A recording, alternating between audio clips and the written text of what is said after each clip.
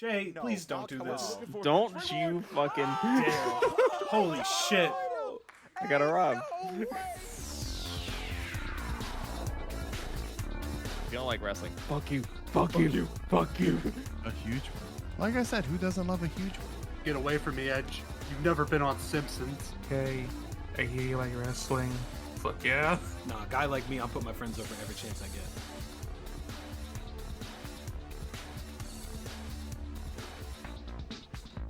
This shit means something to me, man. This shit means something to me. Hi, everybody.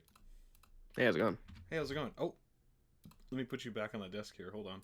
There you are. Oh. Hi, Maddie. Hi, everybody. Hey, how's it going? Welcome in to Hello. the Superkick Show, gamers. How y'all doing tonight? Well met. Well met as Team Travelers. Oh, yeah. Alright, I got the Braun Breaker 80s song that Inez just put up last week. Whoa. This shit's awesome. But I hope everyone's been having a great day. God, we've been doing so much today. Holy moly. I have fucking 3 collabs in a movie over here. Like, I feel like I'm part of fucking What was the movie? community. The movie is my life. Oh. I don't know if I've seen that one. Who's in that? Me. Oh shit, hell yeah. Yeah. It's I been feel like I'm part of community. I'm doing the same bit over and over again. Oh yeah? Yeah, I hear you. Yeah. We're locked in. We're having a good time tonight, though. We're gonna be watching some sweet matches. I don't know where the others are. I don't know. I They thought missed call others- time. I thought others were gonna be here, but I guess not. They missed call time. Yeah. We'll see how people are. I assume shit's going down. People will join when they can. But yeah, no, we are big jamming tonight with some old school ROH tapes. It's gonna be fun. Lear Jack, hey, how's it going? Hello. Oh, I was gonna say, Well Maddie, met. do you want to get in here with the share the screen together so we already can here. share chats? Oh, yeah. Let me do it. Hell yeah. We can share chats until I braid into you.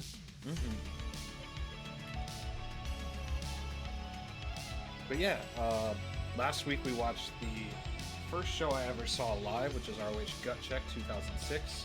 You're watching Dynasty, Lear. Awesome. Did you watch Dynasty yet, Maddie? Yeah. How'd you like it? I thought it was alright. It was good. I didn't care for the finish to the main event, but otherwise it was a good show. No one did. I don't That's think okay. anyone did, yeah. I think the highlight of the night for me was, I think Tony Storm, Megan Bayne was really good. Yeah, it was solid. I really like Anthony Bowens' return. I thought that was a really cool moment. Cool match. I really like Speedball's match. Speedball, oh, that triple threat was fucking nuts. Oh my god. That fucking "we'll be right back" meme, I gotta save that and make that. Yeah, that's just all-timer. We're gonna. I gotta work on that tomorrow. But I'm very excited for tonight, though. This is a absolute banger collection of matches, and one or two kind of silly matches with like banger athletes, big names nowadays. Something that I thought would be a lot of fun. I wanted to try to showcase the stuff I experienced on a more regular basis. And like we did a whole show, but I wanted to show off some matches that were like ones I remember, ones that I can't believe really happened looking back at them in hindsight. Yeah. And some interesting moments that I enjoyed live, and I'm intrigued to see how well they age in a couple cases. But we've just got also just in general a banger 6 matches that I think will be generally really fun to watch. It's going to be a pretty... I think some of the matches are a little long, but I think otherwise it'll flow pretty fast. Yeah, I was gonna say, it seems like some of them are pretty long boys, is what I was reading. A couple of them are The pretty match long. card. Some of them are pretty long, but some of them aren't as bad. Yeah. Hopefully they don't feel as long as they are. I don't think they will be. Although I am tempted to... Damn, there's like one or two where I was like, damn, I'm kind of tempted to change my pick at the last second. Yeah. Damn. I'm tempted to, no, that was gonna be Theater of Violence if I did that. No, that one was gonna be Theater of Violence if I did it, so I could theoretically just save that for another day. Sorry. I'm talking myself out of changing shit up at the last second. Yeah, don't do that. Yeah, that's a bad idea. Yeah. Book myself out I of win, into a but, corner and fuck, out of I another didn't win. corner. Ah, shit. But yeah, no, we Sorry. are. Are you good? I'm fucking just kind of ready to get into it if you are. If I keep vamping for like another minute or so, I should be good. Join the Dark Order. I'm down with start whenever you want. Then, like, No, honestly, that's like, cool. good. I can vamp. Even if I don't have to, I don't have to like see the wrestling to even talk about it. To be honest. So. Nah, you good. I was gonna say, how did you? Oh, it's really good. Since the others aren't here, the show must go on. Since it's live, pal. We're live, pal. Yeah. Yeah. I hear you, Lear. But I will say though, how did you? I don't know. We talked a little about it at the end of the show last night, but what were your overall vibes of what I showed you? For the card, Yeah, just gut check. No, the show we watched I thought it last was week. solid.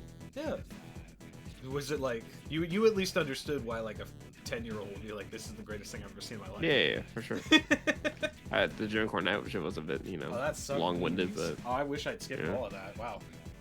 In hindsight, I wish Yeah, wow. we hadn't watched that. But I'm glad we also did, just to know that like, nah, the rose tinted glasses can be pulled off pretty. yeah, this shit is easily. not perfect all the time. You Oh know? no, God no. I remember even as the rose tinted glasses fell off when Mike Bennett debuted, but that's neither here nor there. Yeah, for real. Jesus, I hated that guy so much. that guy stinks. No, I had this like, even as like a teenager, I was like, it was that thing where I was like, you don't really fit in with the vibe of this show very quickly kind of thing. You know what I mean? Where Yeah, he's for not sure. a work rate guy. And I was like, oh, this is like a WWE prospect in Ring of Honor. And I was like, that feels off. This is WWE ID here, just in the middle of a fucking ring. Like, Like, why are you are an odd choice, but whatever. Anyways, the main why thing. are you signed? No, yeah. I like Mike Bennett now. He's fine. Him and Matt Taven It's are very a fun tag team. serviceable now. Yes, real. Yeah, I can't believe they have fucking jobs right now. To be honest with you, They're in ROH.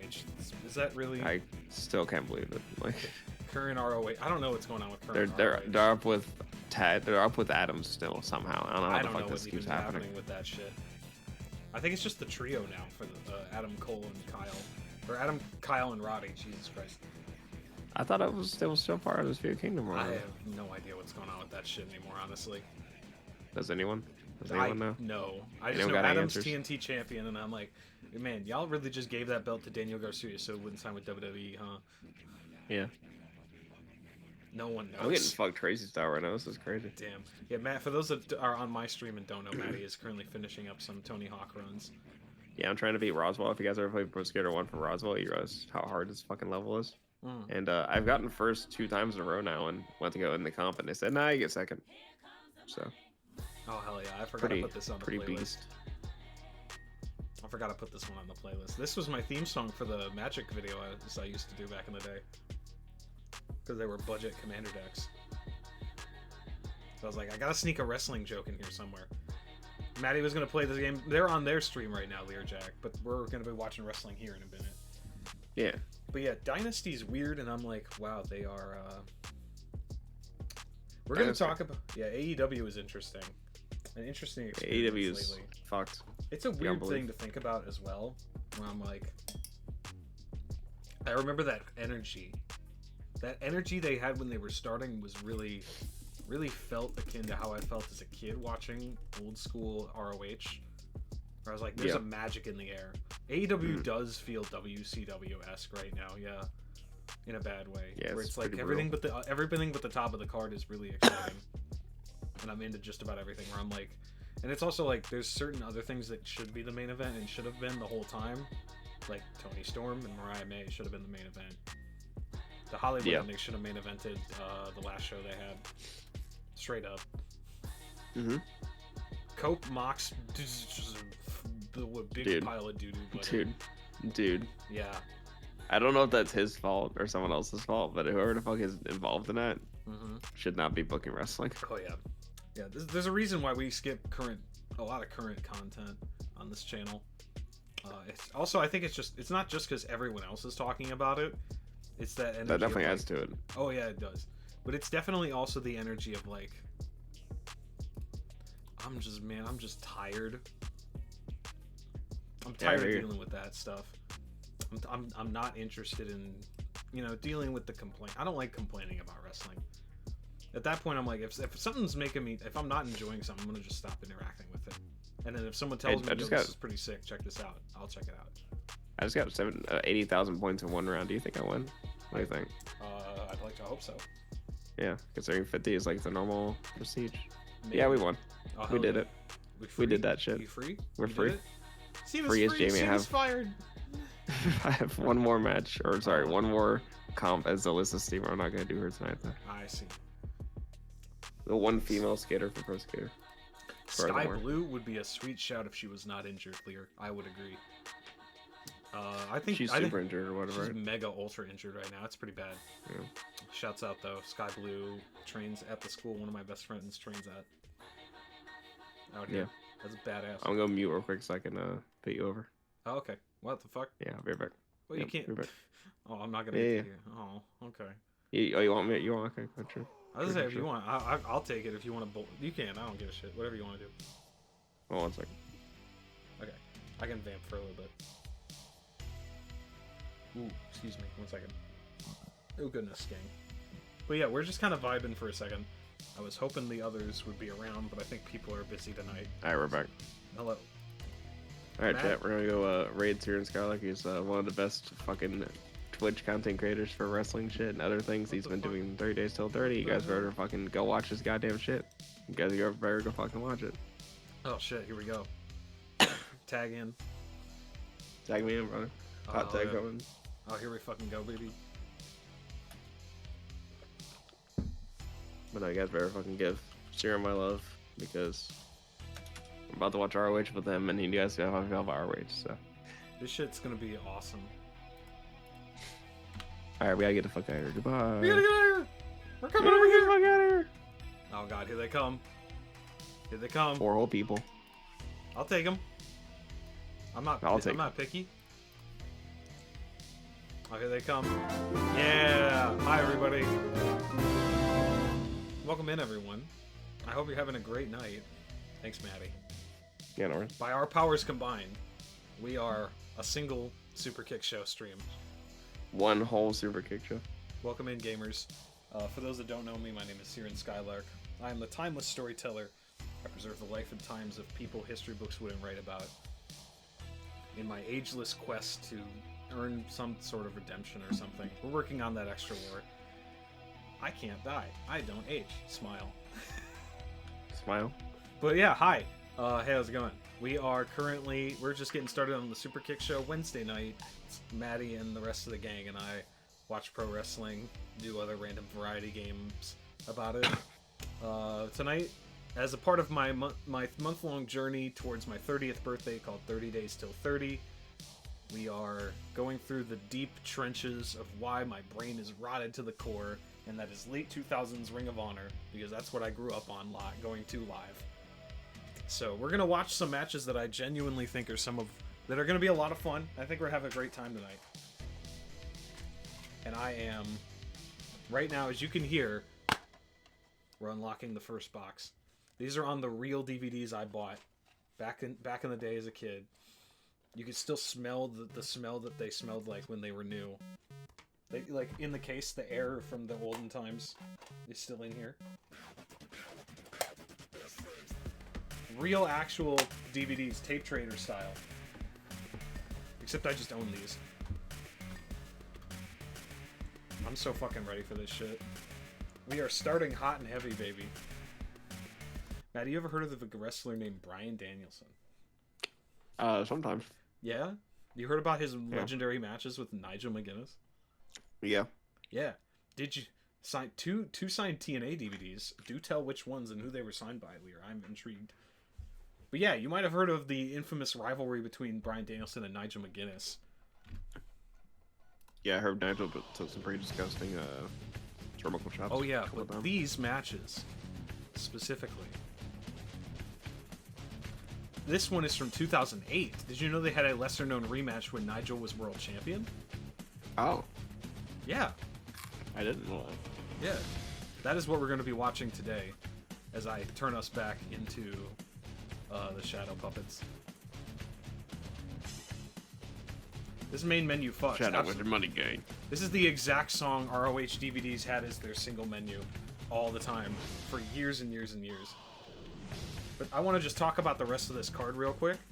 Tag title match in the opener. The Briscoe brothers versus Steen and Generico. Mischief versus Sarah Del Rey. A four-corner survival between Silas Young, Claudio Castagnoli, Sami Callihan, and Alex Payne. Roderick Strong, Brent Albright, and Ace Steel versus Davey Richards, Go Shiozaki, and Chris Hero. Austin Aries and Jimmy Jacobs in an I Quit match. And in our main event, the world title, Nigel McGuinness and Bryan Danielson. Let me know how that audio is, gang. I can't feel. What's that? Oh, right, yeah, let me switch over.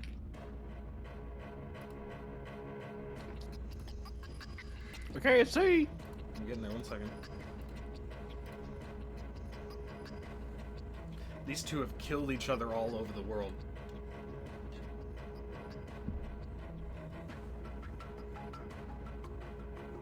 And I think this is one of Bryan's last matches with Nigel before the end of everything. You know, kind of before the signing. Oh, Jesus, that headbutt.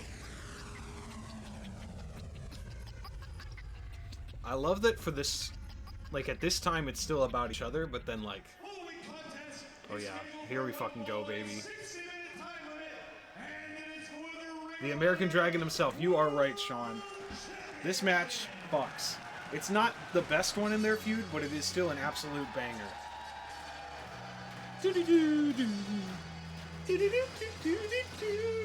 Yeah, that'd be $100,000. What's that? No, this is a $100,000. different version that is not Europe. Oh. You can hear the people still singing it. Him with the long hair too. He's growing the hair out for at WWE. Was this after he got fired? It was either in between or right before he got signed.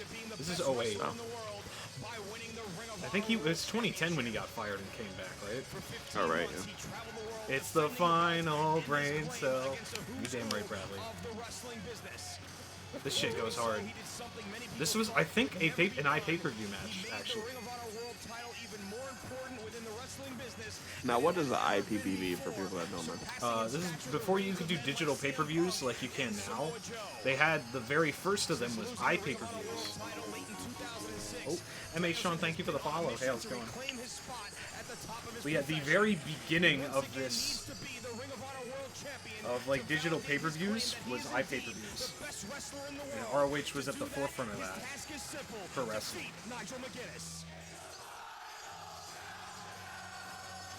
Hell yeah, baby. You can tell this is an iPay-per-view because they got the fucking bleachers in the back there on the camera. They didn't do that very often in the building. And also, Nigel not coming out to Oasis because that's too expensive. And here comes the reigning ROH World Champion, Nigel Here's that motherfucking guy, though. A man who is rapidly closing in on equaling Not gonna lie, there were a couple of years there. as holder of the title. Oh yeah, right. This is right before Nigel ties Bryan for the record Under the grueling on his like length of a single title reign. of defending the belt against a variety of This is like a month challengers, before Nigel hits McGuinness 15 has months as seemingly champ. grown stronger and even more dominant Which is each fucking time insane when he you think steps in about the it. ring But with that's the just like title kind of a on the line. casual thing that they would just Nigel both do. captured the championship from Takeshi Morishima at the ROH Undeniable pay-per-view with his signature jawbreaker lariat. Right, he also put the title on his butt for some reason. This title shot tonight, McGuinness required Danielson to defeat So the fans could eat his everyone ass. Nigel has beaten on pay-per-view, trying to throw roadblocks in the challenger's path. Yeah. to Roadblocks? reclaiming the championship. Yeah, so Danielson Nigel's been feels kind of like his ducking rightful Bryan is. this whole time. Nigel is determined to Right. lead So he made him Chicago, beat still everyone else ROH Nigel had World beaten at this Champion, point. And he prove did. once and for all that he and not Bryan Danielson is truly the best wrestler in the world. Yeah, Nigel, I think Nigel knows that he's struggled to beat Bryan every time. I don't know how much he has, if at all.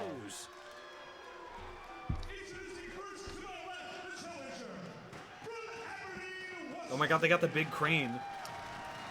forgot about that. They had the crane at this point.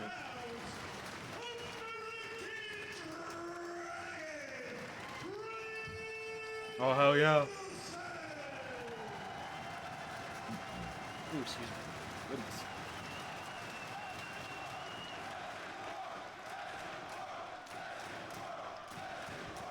I feel like I'm really there Right? What do you mean? at the venue. Yeah, because the audio quality is so stinky. Yeah. Yeah, I'm sorry. Again, for those that have not watched these, this is just how the audio quality is on these DVDs. Pure ROH experience. Mike peeking crazy. Nigel, yeah, I was gonna say, Bobby Cruz's voice sounds better when the audio is peaking. It's the pure Ring of Honor experience. Against the former champion, the American Dragon Bryan Let's fucking go, baby. This is gonna be a good one. Now, which ref is this? Oh, that's Todd Sinclair, senior referee. I can't tell. Why's that? Oh, he's not bald this time, right? He doesn't have the goatee and that was not bald. Yeah, this is his actual look that I forgot about. Oh shit, here they fucking go.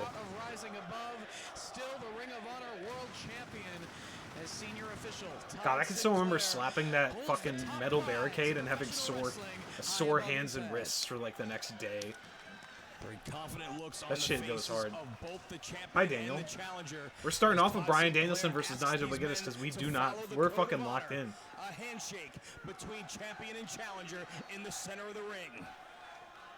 I won't shake his hand. Very hesitant is Nigel McGuinness, but does shake the hand. The code of honor is followed here in Chicago. Hell yeah. And McGuinness has his eye on Danielson, as I'm sure Danielson Let's has fucking his go. eyes on McGuinness in return. And the storied history between these two men. Very different. You remember when we watched Hulk Hogan versus Ultimate Warrior earlier today? Yeah. That's what I was You think like. it's gonna be better than that? I have an odd feeling their Greco-Roman knuckle lock will be more impactful. Oh.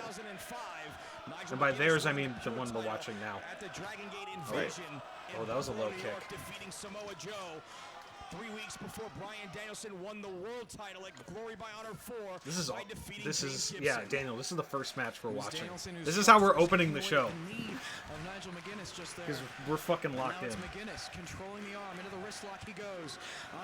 Seriously, I don't want to watch a Kevin C match. What's that? Seriously, I don't want to watch a Kevin C and El Generico tag match. I'd rather watch Bryan Danielson versus Nigel McGuinness. Nigel McGuinness. Yeah.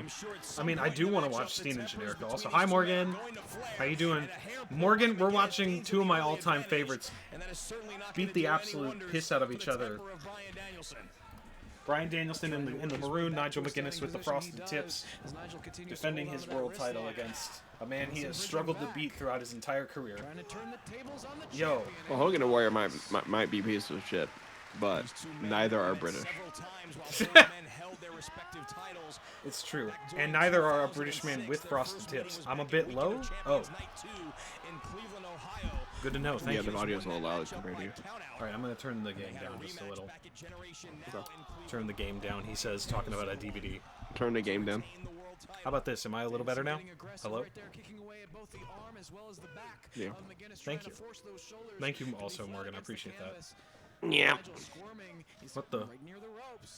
What? What was that? Was me saying yeah. Now you can hear me over the match? Excellent. Yeah, shouts out to Dave Prazak and Lenny Leonard on commentary. Who? Dave Prazak and Lenny Leonard. It's his real actual name, Lenny Leonard. Now you can hear the commentary so I can hear the screaming? Oh, thank you, Lear. That has been instituted here by ROH officials. As long as Danielson remains inside the ring, Nigel can take 20 seconds. Oh yeah, it's a 20 count this time. I should note it is a 20 count for title matches at this era. I forgot about that. Still today, apparently. Till today, yeah, right. I don't know why they did that, but it was like, I guess, a very old school thing. Because 10 counts suck. Yeah, 10 counts do suck.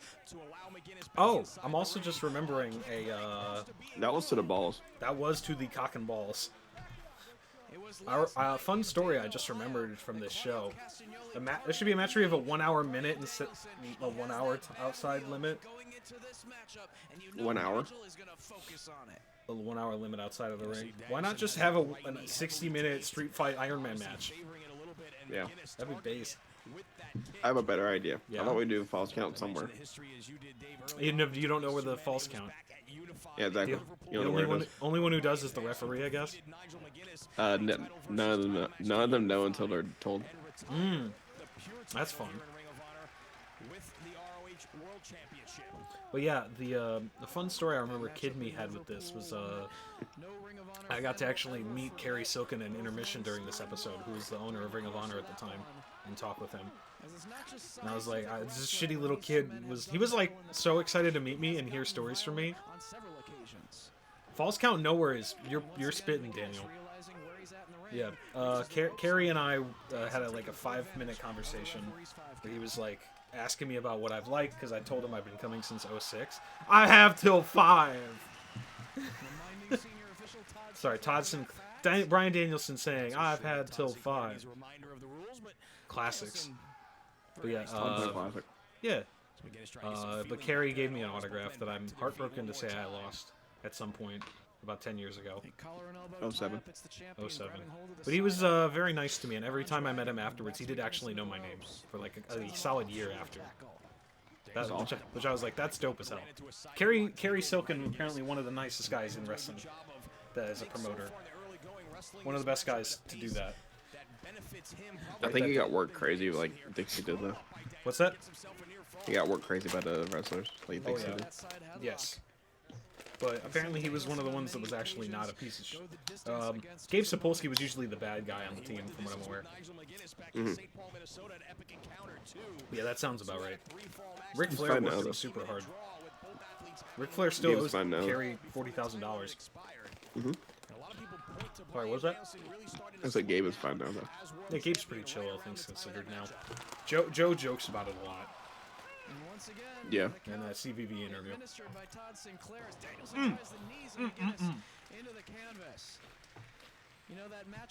That knee spot is always scary to me. Don't like that.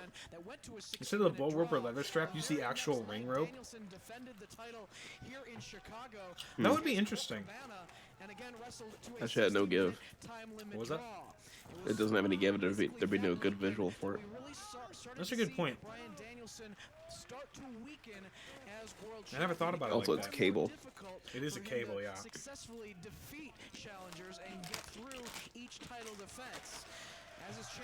Oh shit. Whee! Contrast, we've seen Nigel McGuinness every time that he has stepped foot in the ROH ring to put that belt Very on the classic. line, just rip on that hand. Yeah. Hold that hammerlock, fall back into it. Oh shit. Oh, that looks unpleasant. Although honestly, I could probably use one of those. Need that for real. Honestly, need that for my shoulder. Holy. Maybe Oh not that part. my god. And he's got the... That shit rules. That shit's hyper extended. Oh, absolutely. And he's got his knuckle in his ribs, too, while he's doing that. Yeah. That's fuck crazy. Trying to get like a Kimura-esque little hold there. Ooh, whoa, went for the lariat. Big boot. Guy like Danielson doing Noted. it is crazy. Noted big boot user, Brian Danielson.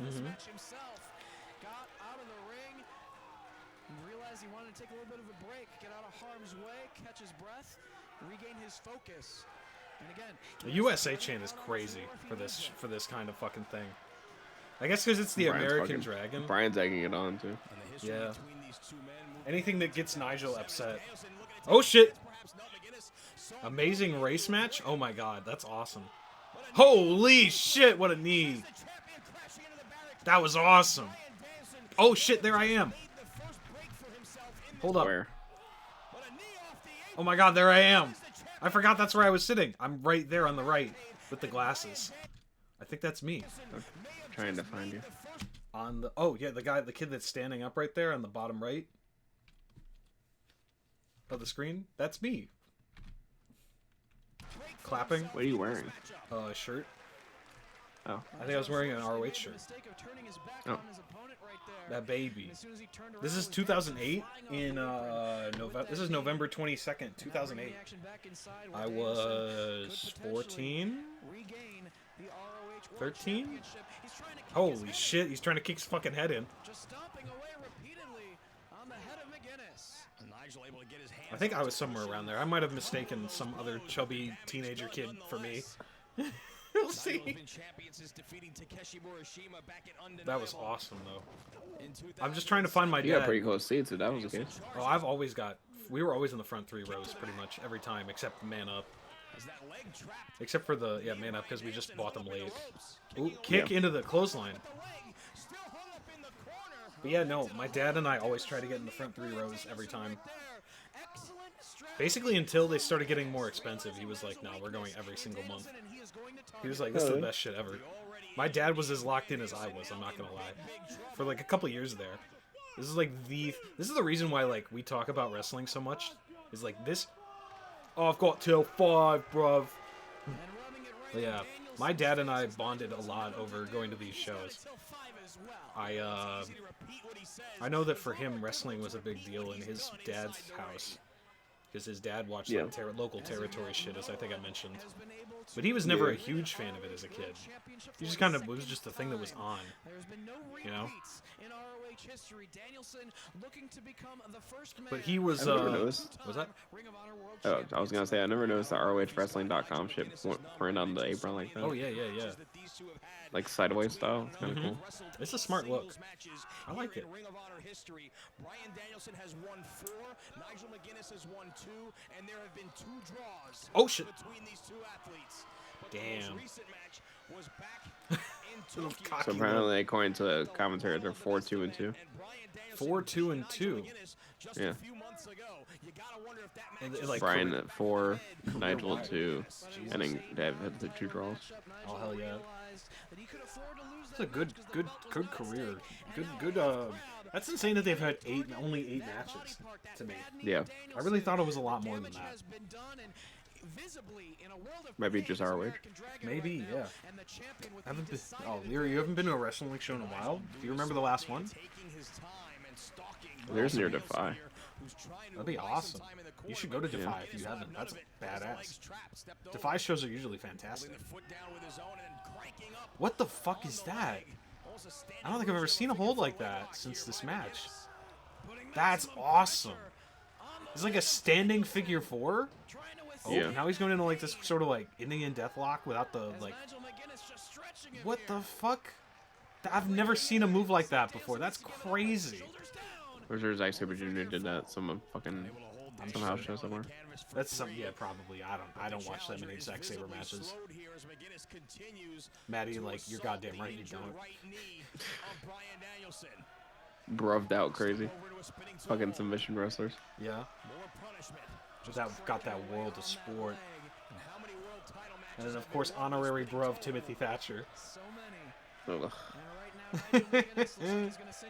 Look, I only laughed because of that DPW show where he stared into your soul. That shit was crazy. That was insane. Damn, actual factual figure 4. Oh my god, also So there's from my standing to actual. also there's my homie in the fucking hat. With the hat? Yeah, the guy in the hat from I mentioned last week. Oh yeah, the construction hat, but not. Yeah, he was a teacher. It's because Cabana used to wear construction hats when he was teaming with CM Punk like that. Mhm. Yeah. Last local show you went to was DOA Pro that had Drexel and Luther. Oh my god, Luther. Luther at the Luther Salt. I love Luther. Danielson nowhere near the ropes to save him. This is I don't know which Bryan Danielson look is your favorite / Daniel Bryan. 30. 30? The fully haired Yeah. out. Haired out crazy. Do you like him with more hair or no hair? More hair or less beard? Okay, yeah. Like this is kind of the happy medium actually then. Yeah, it's like mid lane. Because for me it's like bald or short hair, no beard. I don't like him bald at all. I love the era I grew up with was him as a I think it heel looks like a champ with serial bald. killer. That's I think why I like it so much. Yeah, Looks like a tiny little angry clam digger from the north. yeah. Because that was also the nickname that Nigel would call me. Call him Clam Digger Danielson. Being very careful how I pronounce that. Yeah. Oh shit, Daniel. All right, fuck it. Your favorite is fruit is actually tree cum, Brian. Brian Danielson does just say words like that all the time. Cody Rhodes taught me how fun lying is. But he also just says that shit all the time, apparently, as John Silver has said in interviews. Brian Danielson's the funniest, weirdest man I've ever met. Damn, what a kick. Wasn't there something about him like talking about dick size or whatever? What was it? Oh yeah, yeah. Danielson's got big hog talking. I don't know what I'm talking about. Big hog talk? Big goofy guy apparently. That's my favorite thing I love about wrestling is so many of the best wrestlers in the world are just goofy little guys. Kenny, Okada, Danielson. Yeah. Cody, kind of too. I mean, Cody did fucking Mark Briscoe. Oh, Mark Briscoe is the craziest, goofiest man. I love He's him. apparently the smartest man in the fucking locker room. That doesn't surprise me. He's like a really actual smart dude. I mean, it takes a lot to be able to run a chicken farm and also be a full-time wrestler. Yeah. He knows a lot about agriculture. Mm-hmm. Oh yeah, agriculture is low-key a really incredibly complicated industry. As I am just starting to learn working in the meat industry. Yeah. Shit's crazy. Every time I see Nigel McGuinness like at a different angle, he looks like a different human being. Are you seeing other specific human beings or just different Nigels? Just like different it's an Nigels. AI-generated British wrestler with frosted tips. Like I feel like his face gets more scrunched up as like he's getting like submission on shit. So it looks like a different like head shape. Sorry, please go ahead. I'm sorry. I don't know, you can. I was saying like that the frosted tips and everything, like how his face gets scrunched up and shit. It looks like he's not even like British sometimes. Like it's weird. Mm-hmm. Oh hell yeah. Now he looks the same nowadays. Mm-hmm. Oh yeah. Same guy entirely. Do you think it's just because of the tips that it fucks everything up? I don't know what it is. Because he has like mostly normal hair now. Yeah. Oh yeah, you're like 2 hours from Aberdeen, Lear? That's awesome. Aberdeen, if I remember correctly, Aberdeen's a real nice place. Overall, pretty nice place. Yeah. But yeah, no, what's the word I was gonna say? Oh, there's a little thing. That looks like he came out of a rave, if I had to, like, is it, like, simplify it? Yeah, I kind of see that. Oh, fuck. With the frosted tips and shit. Damn, right, this is the era where he was really doing the cross-face chicken wing a lot more. Big fucking, what's his name guy? Bob Backlund. Bob Backlund guy, Which is fair, because Bryan Danielson probably has never eaten marijuana. That's a fucking lie. Well, Bryan Danielson, the American Dragon. Right. You know what I mean? Daniel Bryan, definitely not. That's a fucking lie, too. Probably. Holy Jesus. Uh-oh. Nigel from behind clips the knee. What a cheap shot. Hey, he turned his back on his opponent, and Nigel McGuinness has proven You tell him, Dave. time and again that he will Tell him, Dave. Let him know.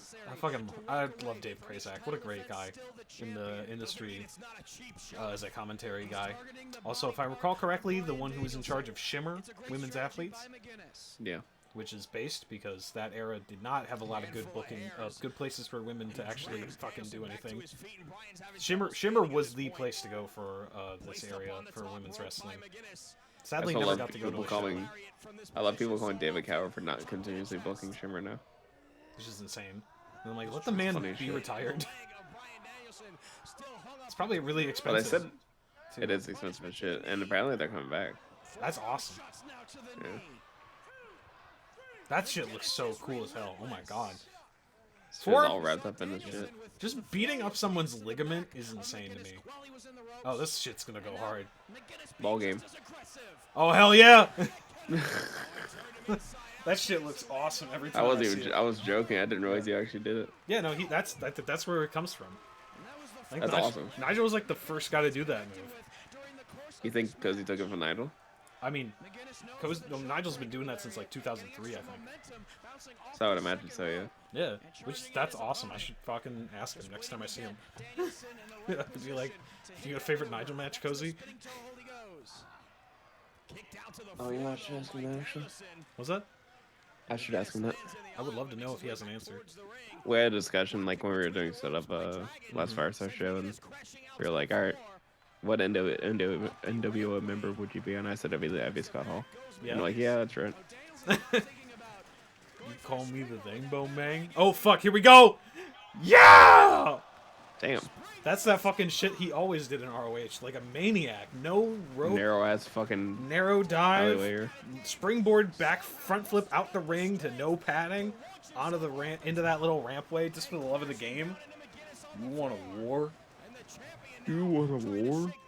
Bryan Danielson's a fucked fucker. I don't know how this man ever. I don't know how this man is like mostly okay. You know what I mean? Yeah. Like the move. Oh yeah, 20 count. Also, friendly reminder. It's the title match.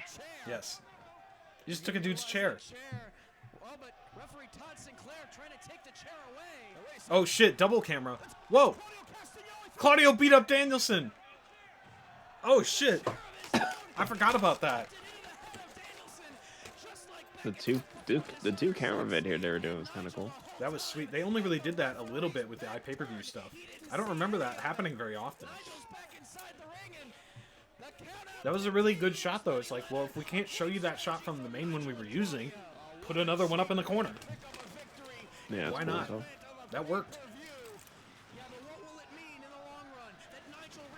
Classic Claudio, though. Or I don't know if Claudio still had hair in this era. Hairman? Haired out crazy?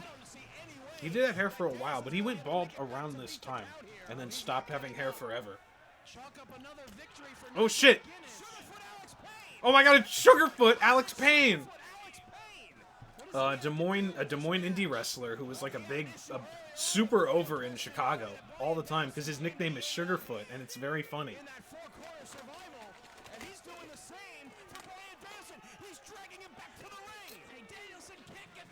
Come on!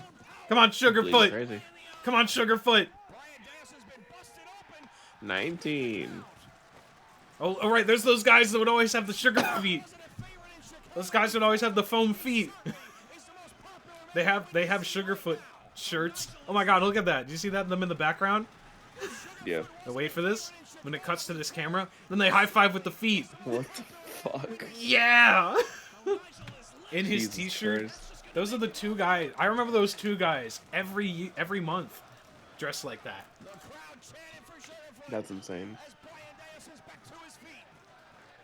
I love the like dedicated fans for like undercard guys. That shit rules. Get the This is a fuck great up. visual. What's that? This is a great visual. Oh yeah. Oh The shit. wide angle shot of the fan just cascading up. Oh yeah. They really knew how to use the wide shots a lot. Look at this. Oh fuck.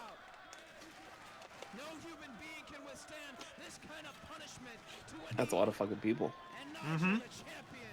This building was pretty hard. This building would sell the fuck out for these shows. But a determined look on the face of Bryan Danielson as he's dragging McGinnis with everything he has towards the ropes. Does he have enough to make it? No. Oh fuck. Back to the center of the ring and really cinching back on the hold. Nigel McGinnis. Holy moly, he is bleeding like crazy. Very worried about the safety of Bryan Danielson at this point. Got himself good on that one. Oh yeah, that's awesome. Mm. Oh nice. McGinnis needs to remain focused on Danielson, perhaps back to the figure four. Outside of exactly this match and the AEW one, have you watched a Danielson McGinnis match before? No. That's fair. As for obvious reasons on a couple of them. I'd say that a lot of it was because of the whole The I was expecting them to do fucking buckle spots every single match. Yeah, not all of them, but they were really, Yeah, they were really stupid, and it's self-admitted after the fact too. Yeah, they really got themselves a good one. Yeah, at the very least, they had the self-awareness to go immediately after the fact. That was the wrong decision. Yeah, which I appreciate. Yeah, they shouldn't have, but at the very least, they figured that out, even if it was too late. At least they reckoned. Yeah. Holy shit! What a leg lariat! He got him fucking clean on that one. That was awesome. I don't think I've seen people do that kind of styled move very often. He did like he went to go step up, but there was nothing to step up to. Yeah. It was almost like a flying enziguri. Kind of, yeah. I wish more people did that. I think Noam Dar used to do one kind of like that for a while. Yeah. But I haven't seen anyone else besides him do that. But he would do it from like... He would do it where it's very clearly like an enziguri.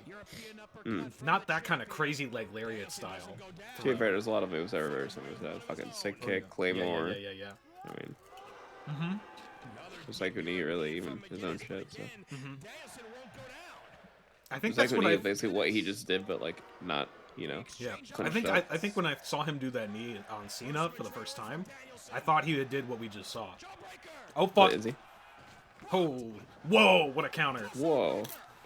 Oh fuck! Look at the people come up for that arm breaker. Let's fucking go, baby! Oh my god! There's the timekeeper Giuseppe. I don't know why that I remember his name was Giuseppe. That's a crazy name. That's why. Yeah. Holy shit! Yo, Dragon style. Let's go. It's a dragon style, baby. Real. Holy shit. Let's fucking go, baby.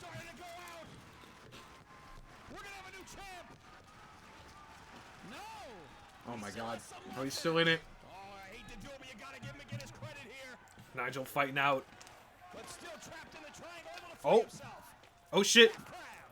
He was locked in on that half grab this match. Small package! Paul's package. Holy shit, that one was so late. He is the master of the Paul's package. Yeah. Also, these guys were the master of fucking late 2 counts. Yeah, real.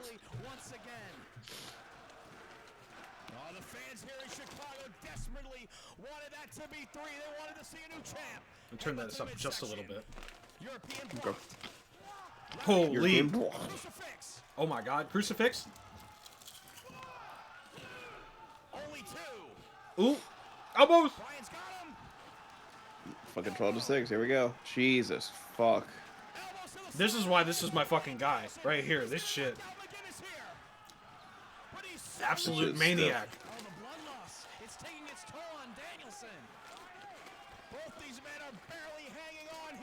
Very sleepy now.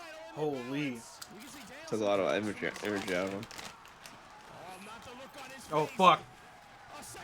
That's a fucking killer instinct, baby. Let's go!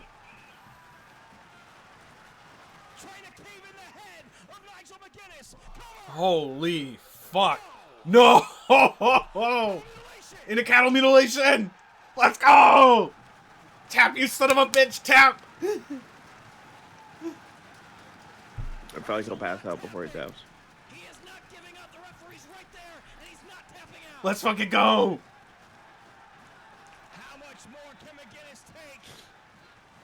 Is he leveraging? I'm not sure. Oh, he's got his feet up in a bridge. Yeah, that was weird. Ooh, Nigel rolling out of it. Oh, I can see my dad.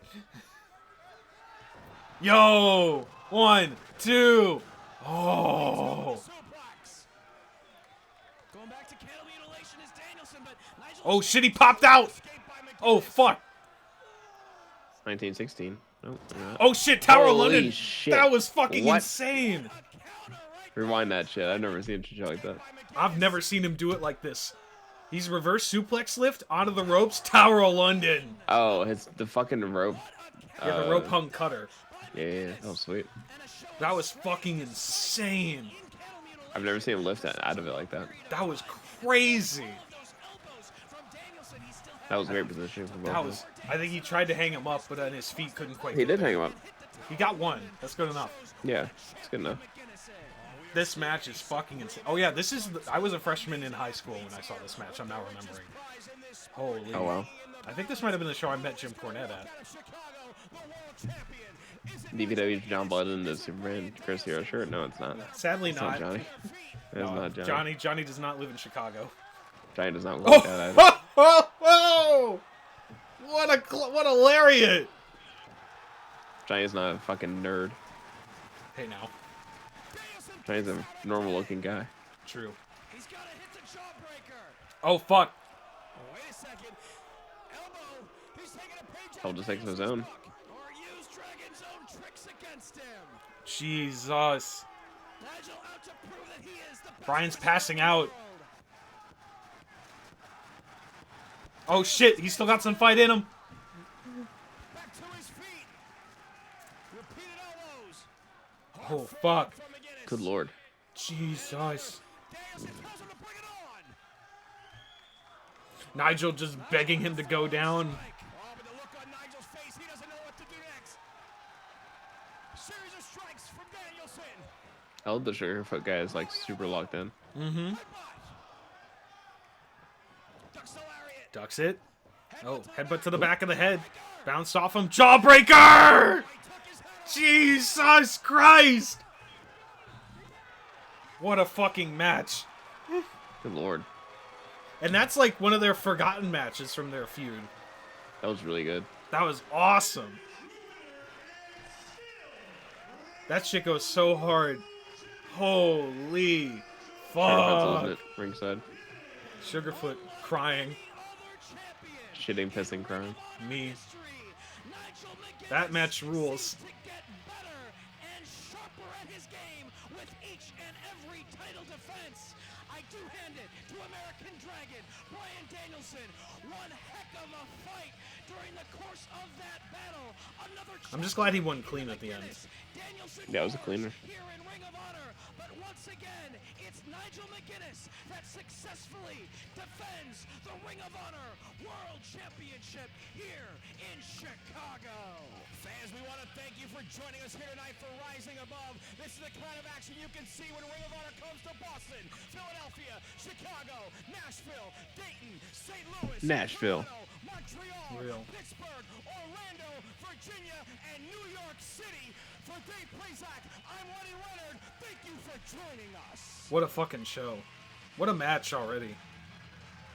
That's how we're fucking starting it off tonight, gamers. Holy moly. What a big homie. What'd you end So, the stream? what's that? What'd you end it? What? Oh, I'm going to the next, I'm just Oh. switching out DVDs. So what'd you fucking think? That was awesome. Yeah? Now I you know. I know, watched a lot of Nigel and D-Bry, so. these guys are fucking locked in. WWF's Bertha Faye was trained by Mildred Burke. Oh, neat. How'd you fucking, these guys, those two absolutely beat the piss out of each other, but that was one of their more tame encounters, if you could fucking believe it. Okay. I can believe that because of the whole fucking buckle spot that Oh, they yeah. did at one point. Even outside of that, those two are Yeah. fucking crazy. What an absolutely unhinged and incredible match. Ads are about to start in the Those are next good. 3 minutes.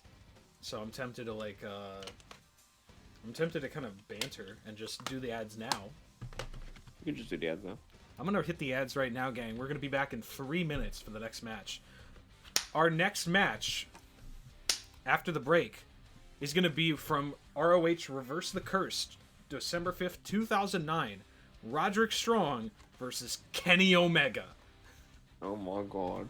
This shit's going to go so hard. I hope y'all stick Oh around. my god. We're gonna be bantering in here for the next like 3 minutes or so. But that's our match after this. I hope y'all are fucking ready. While we're in the ad break, I could talk to you about the rest of this card if you're interested. Sure. Yeah. To open the show, it was Sami Callihan versus Shane Hollister versus Rashi Brown versus unfortunately Joey Ryan. Ugh. But everyone else in that match is pretty sweet. I think. I don't know if Callahan's cool. I think he's still cool, right? I don't know. I don't know anymore. This was also during the start of the HD Net era, which is ROH's first TV deal. This is like at the very beginning of that. Or no, right before that, excuse me. This is like a year before that. But Jim Cornette was back with the company again, and he started a thing called the Pick 6 Contender Series. So the top 6 contenders were ranked in the company, and you could fight each other to go up in the ranks. And so the ranking system. Yes. Always goes well in wrestling. It does not last for very long. At least in this one, it's not like arbitrarily chosen each week like AEW. Right. And this one, it's only if you beat the person above you. So they had like a tournament to determine the top 6 to start, I think, or like a battle royal, something like that. I don't remember the exact rulings because it was not here. But I will tell you, number 1 was Kevin Steen at this time, and he fought Claudio Castagnoli, who was unranked at the time in a Pick 6 series match. There is also the Young Bucks, Matt and Nick Jackson. We're fighting the House of Truth, a tag team. I don't know if you know about the House of Truth, Truth Martini. I do. Yeah, popular the only manager. real thing I know about House of Truth is the fact that I joined LIJ. Yeah, House of Truth was a tag team originally made up of Christian Abel and Josh Raymond, 2 gentlemen I sadly do not know Didn't know very that well. at all. No, yeah, but originally the thing is it's Truth Martini who has the Book of Truth. And he's like this kind of like life coach manager. He did coach Roddy to winning the Ring of Honor World title for the first time, as well as Jay Lethal's incredible TV title and world title win. Yeah, winning the TV title, then winning the world title while TV champion still.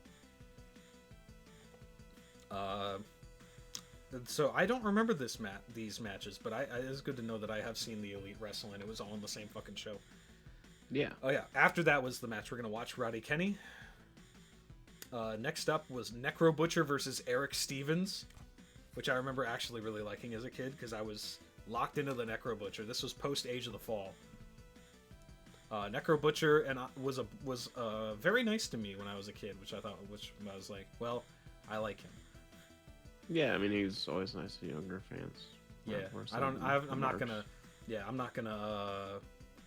gonna say anything about anything he said since, because that's obvious. Yeah, it's whatever. Yeah. Like, Eric Stevens is one of my fucking guys, though. One of the guys I always wished he got in a big push.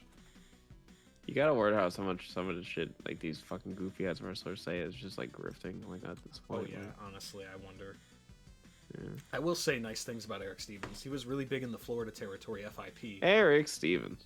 Yeah, he was a huge deal back in the day, but then I think he got hurt really badly in the early 2010s, and then his career kind of got sidelined.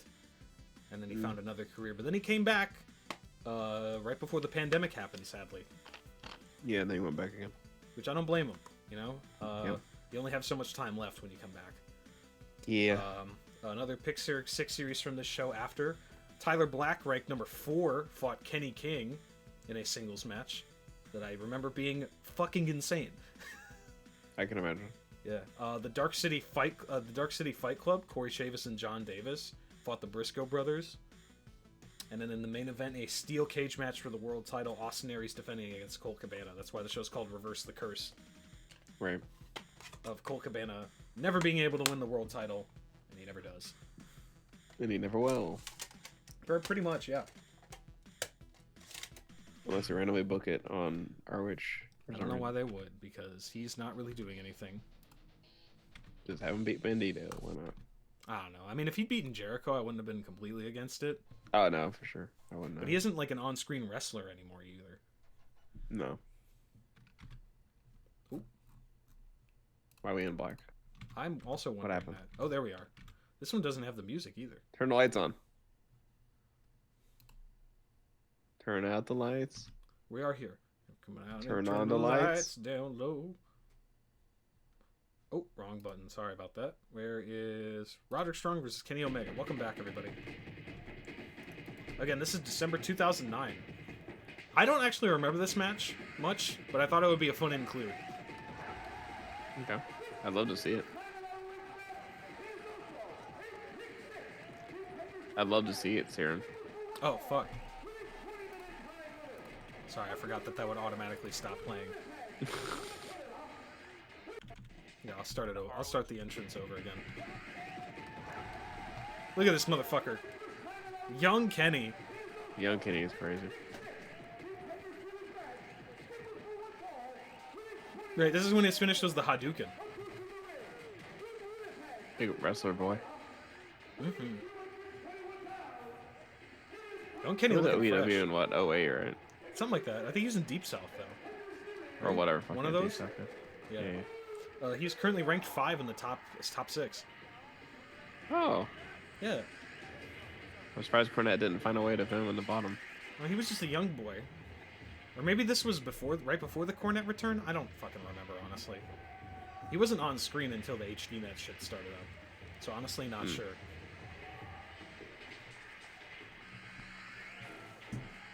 But this was kind of during the era where they had a lot more people coming in that were like not full-time ROH people. They were just getting people that were cool to come in from other companies. So, it was very interesting. Oh, man. Yeah. Here we fucking go, baby.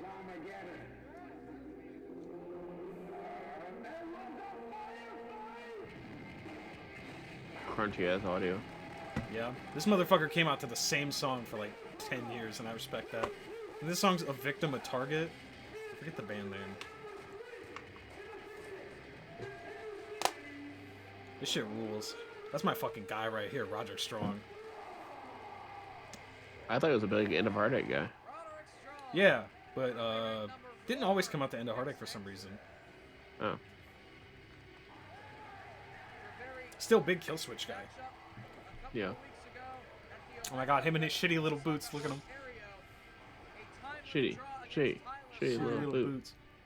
I love Roddy so fucking much. I think he's like one of those guys that I think I slept on as a kid, but always loved watching wrestle. But I don't think Did I his shirt appreciate. just hit every single fucking rung? Yes.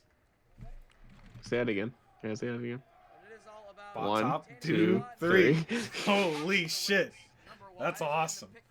This Let's shit go. fucks. This shit fucks. This shit fucks. Oh, hell yeah, baby. Oh, yeah, man. Roderick Strong is the hacksaw Jim Duggan of Ring of Honor is crazy. That is crazy. What the fuck kind of sentence is that? You gonna hit the hoe? This is going to be an interesting one, because I actually do not remember this match at all, and I'm really excited to see it for the first time as an adult. Because it's one of those things where you're like, you know, it's one of those things where you forget. Is the video and audio working fine for you? Yeah, that's good. Okay, cool. I just want to make sure while I'm looking something up real quick. This show was not rated on Cage Match much. Nice. None of these matches have an individual match ranking. He wasn't able to get it done though against Austin Aries in All the ratings are in German, so well, never mind. I don't use Cage Match much, but I do use it as kind of like a general source of vibe checks. You know what I mean? Yeah. At least for ROH stuff, especially, because this is like Oh, Kenny went to entrenched Deep stuff. South in 05. 05? And then God left damn. in 06. Yeah, this is DDT Kenny. Yeah. This is full DDT era. Apparently, WWE has since approached Kenny with contracts in the spring of 2014, 3 times in 2015, and in early 2019. Do you remember the first Kenny Omega match you ever watched? Barry! It's probably some Holy Spanish, shit, man. Barry's Hello. here! Barry! Barry! Here. Hi. Barry. Hello. Hi, Barry. What's Holy up? shit, a young Kenny Omega. Yeah, this is Young Kenny. yeah, we're watching. Yeah, hey, oh my God, Strawberry Moose is here. Oh my god. Oh my God, Oh my god. Oh my god. Barry, I'm gonna hit you with another fucking stream together ping. Let's go. Stream together pings. Can you fucking believe that shit? Look who's here. Yeah, we're watching ROH matches I saw live as a kid from the 2000s. Nice. This is you just missed Bryan Danielson, Nigel McGuinness from 2008. The only one I got to see live because there was one that people think is in Chicago. It was their first pay-per-view called Driven from 2007, but it was actually taped in New York. And every other match on the card was in Chicago. It's a weird fucking thing. But this is from December 2009. Fucking weird, but okay. Yeah. But yeah, hey, how you doing, Barry? What you been up to? I just got done door dashing, so you know, been a good night, Oh hell yeah! I hear you. You and two, now I'm just yeah. relaxing. You and Maddie can just look at each other nodding knowingly. Yeah, nodding sage style. Yeah. Nodding, knowing that I just delivered Maddie's food. Maddie didn't even realize it. No, it's just we both do the same shit. That's Oh, okay, all I was saying. that makes Yeah. sense. Yeah. Oh shit! Right, I forgot about this. I'm looking at the Driven card and I'm like, damn, I forgot about this card. I should have probably shown 1 or 2 of these matches too. Yeah, that'd be good. Oh, there's a Nigel versus Chris Hero grudge match on here. Oh, Mm. damn. I forgot I love about- Chris Hero. There was Matt Sydal versus Claudio Castagnoli. Okay. Okay. Takeshi Morishima versus Jimmy Rave for the world title. Probably a 6-minute squash match. That sounds awesome. Yeah. Oh, there was a 5-minute squash where Adam Pearce came out bitching and moaning, wanting a title match. The Morishima came out, beat him in 4 minutes. Absolutely sweet. dog walked him, and then dropped Shane Hagedorn straight on his neck That's with a fucking backdrop awesome. driver. Morishima was the fucking guy. I don't have any matches of his because I didn't really see many of them. But Takeshi Morishima was fucking sweet. I didn't really get him because I was angry that Homicide wasn't world champion by the time I saw him for the first time, more than anything. Woo! What a chop!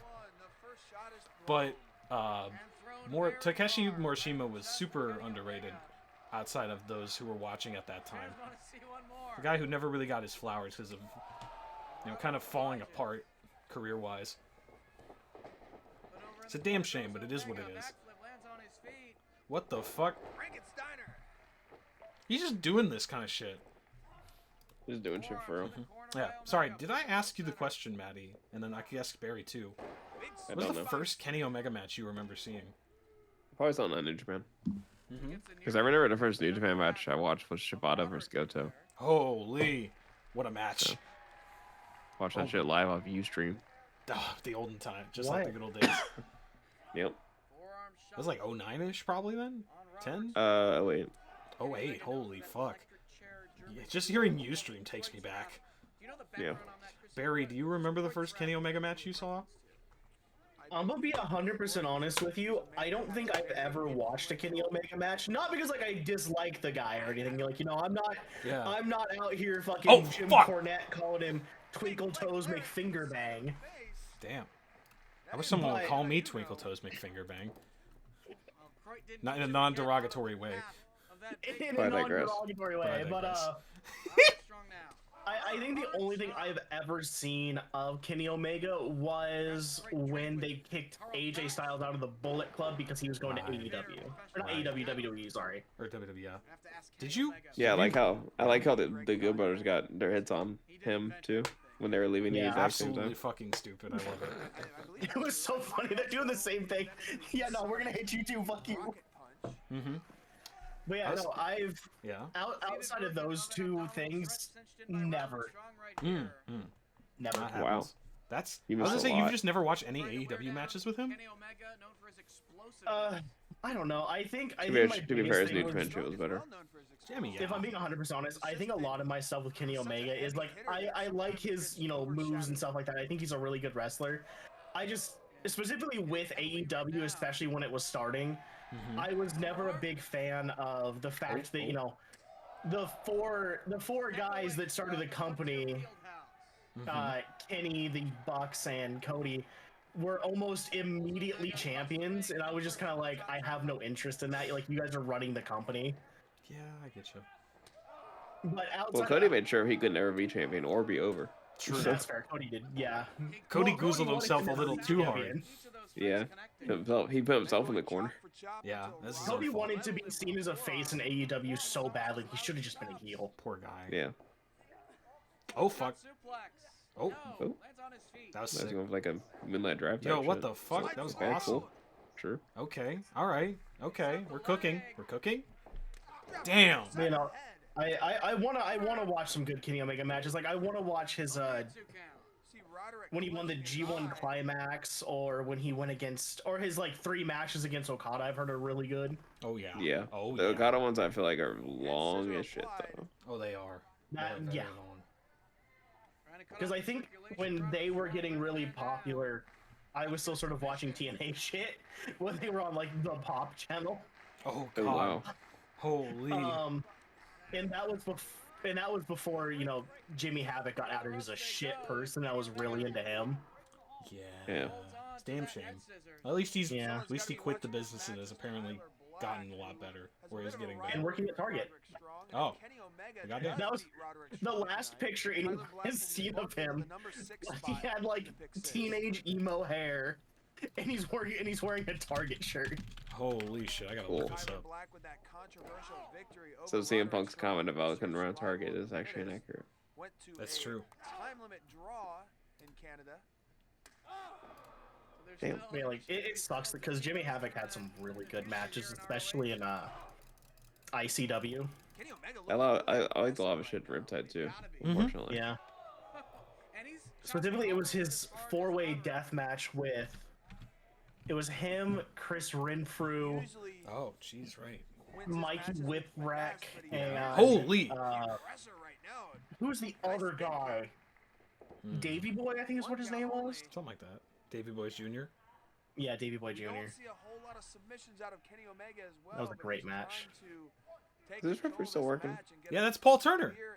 Yeah, I was about to say. He's Yeah. young Paul Recognize Turner. him. Look at him. Senior AEW Recognize official. Paul. He also, I liked him the most because he would throw 2 counts with the horns as a kid, when I was a kid. What do you mean?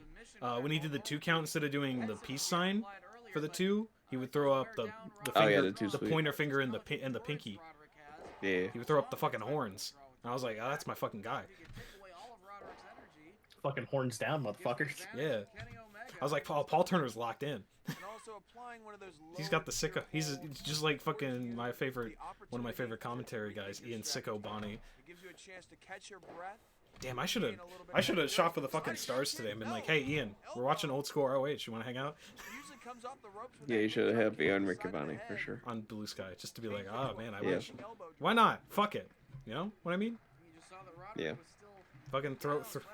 I know you're like, yes, Ciron, he will definitely listen to you. That is a great idea. Most definitely. Look.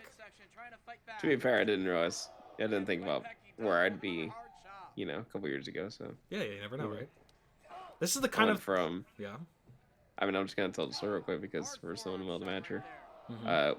Went from the finals of Kevin Koo versus Calvin Tank for the DPW national title, and Tank puts the fucking belt on me and cuts his first promo. To me filming a DPW national title match. So It's awesome. yeah. That's fucking prophetic. Calvin Tankman knew, I guess. That's why you and do you Tankman are besties. He knew. Maybe I And don't put know. it on you as a I just blessing. I told Cozy I was like I have a lot of history with that title. It's Yeah. kind of cool. It's pretty dope. But yeah, that's the thing. I mean, who would have thought we would have? Even if it wasn't for knowing you, I would have never thought I would have like. People would be like kind of vibing with us in general, Yeah. which is sick as fuck. Oh, on the buckle. Yeah. Here we go. Yo, that's awesome. What is he cooking up here? Can you just figure out his moves there? Holy Oh, shit! okay, true. That was awesome. Just to the fucking head, you know.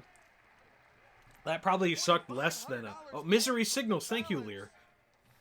I'm sorry, I did not notice until just now. Oh, okay. Misery Signals is a great band. Especially if you That like was the cool. Kill Switch Engage vibe of music. Oh, Yeah. I think it's... Yeah, he used this because they would have... This is the era where they actually started having real songs that weren't... They tried to have versions of songs that were less expensive. Mm-hmm. It's Makes not sense. quite HDNet era, which is like next year or two, where they like try to have, where they actually have like TV appropriate songs. Holy, what a scoop slam! God damn, what a scoop slam, or snap scoop slam, whatever. Snap slam. Yeah, Power Thank snack. power snack. I love snacks. Flapjack. Oh fuck! Good pancake. Damn, I was so excited. I thought he was gonna start doing the run of the train, but he doesn't do that yet. Oh shit. Woo! God, Roderick Strong is one of my favorite people of all time in this. They're going fucking nuts, dude. What's that? They're going nuts. Yeah. Roddy's matches, I think were all. The older I've gotten, the more I've thought back on the guys that are my favorites from this era, And I think Roddy has sneakily gotten higher and higher the more I think about it. You know what I mean? He's really good. He's so fucking... really good, He's been good the whole time. All the time. He's just gotten better. It's kind of fucked up he's not like a top guy somewhere. He was for a little bit. A little bit, yeah. He was their national champion. That's true, but they didn't really do fucking anything with that. All I know is I remember seeing him with that belt. That's all I It was care about. awesome. I saw that belt in person. Yeah, DPW. That was sick. Yeah. Him versus Fuminori Abe. That what a fucking... I love that's how they got him with like, we'll give you the craziest motherfucker we can get you, and he's like, you goddamn right. Say less. Yeah. Abe apparently is having another match for their Japan show. Oh, hell yeah. Yeah. Going for the dragon. One Right. of the two. Oh, fuck. Oh shit. You see the women's tag they announced? No, I did not. What was it? Masha Slamovich and somebody versus some other Joshi team. Oh, shit. Hell yeah. So they got Masha back from That's together. fucking awesome. DPW, the ultimate unifier of wrestling companies. Yeah, honestly. Everyone steals the top stars of DPW. Masha Slamovich and Clean Amanita versus Mike Nita. Oh, that's a based match. Yeah. Masha Slamovich does rule here. I agree. Yeah, she's sweet. Agreed. Fucking awesome. Yo, that's sick as hell. Nearly knocking him out of the ring. He's hanging on. I can't tell if the crowd's like not into it or it's like shitty audio. It's Hard a to little, tell. little of both. I think they Might be worn know out. Roddy, but they don't know. Yeah, this is like this is the fourth match of the card, right after a Young Bucks match too. Oh yeah, they're probably cooked then for sure. Mm-hmm. That's also I don't Young think Bucks they probably know. blow up the crowd. They also don't know Kenny that much probably at this point. Oh, they will know Kenny within the year. Yes. They will know Kenny. Oh fuck, here he goes. They will know Kenny very well. Oh shit, he doing the triangle moonsault like Coda. Yep. Jesus. Golden Lover style. That That's was Golden Lover sick. style, brother. Golden Lovers. That was fucking awesome. Yeah, this match is pretty good. Look at all these wrestling fans. This is like the quietest I've seen a crowd for this so far. Going back. I mean, they're not like popping off for everything at all times usually. Yeah. Chicago crowds are usually either white hot or chillin' and respectful, from what I remember. That's how it was at the I'm sure it'll get hot for the finishing stretch. Oh, so. absolutely. Holy! Holy! He got both feet to the base of the spine.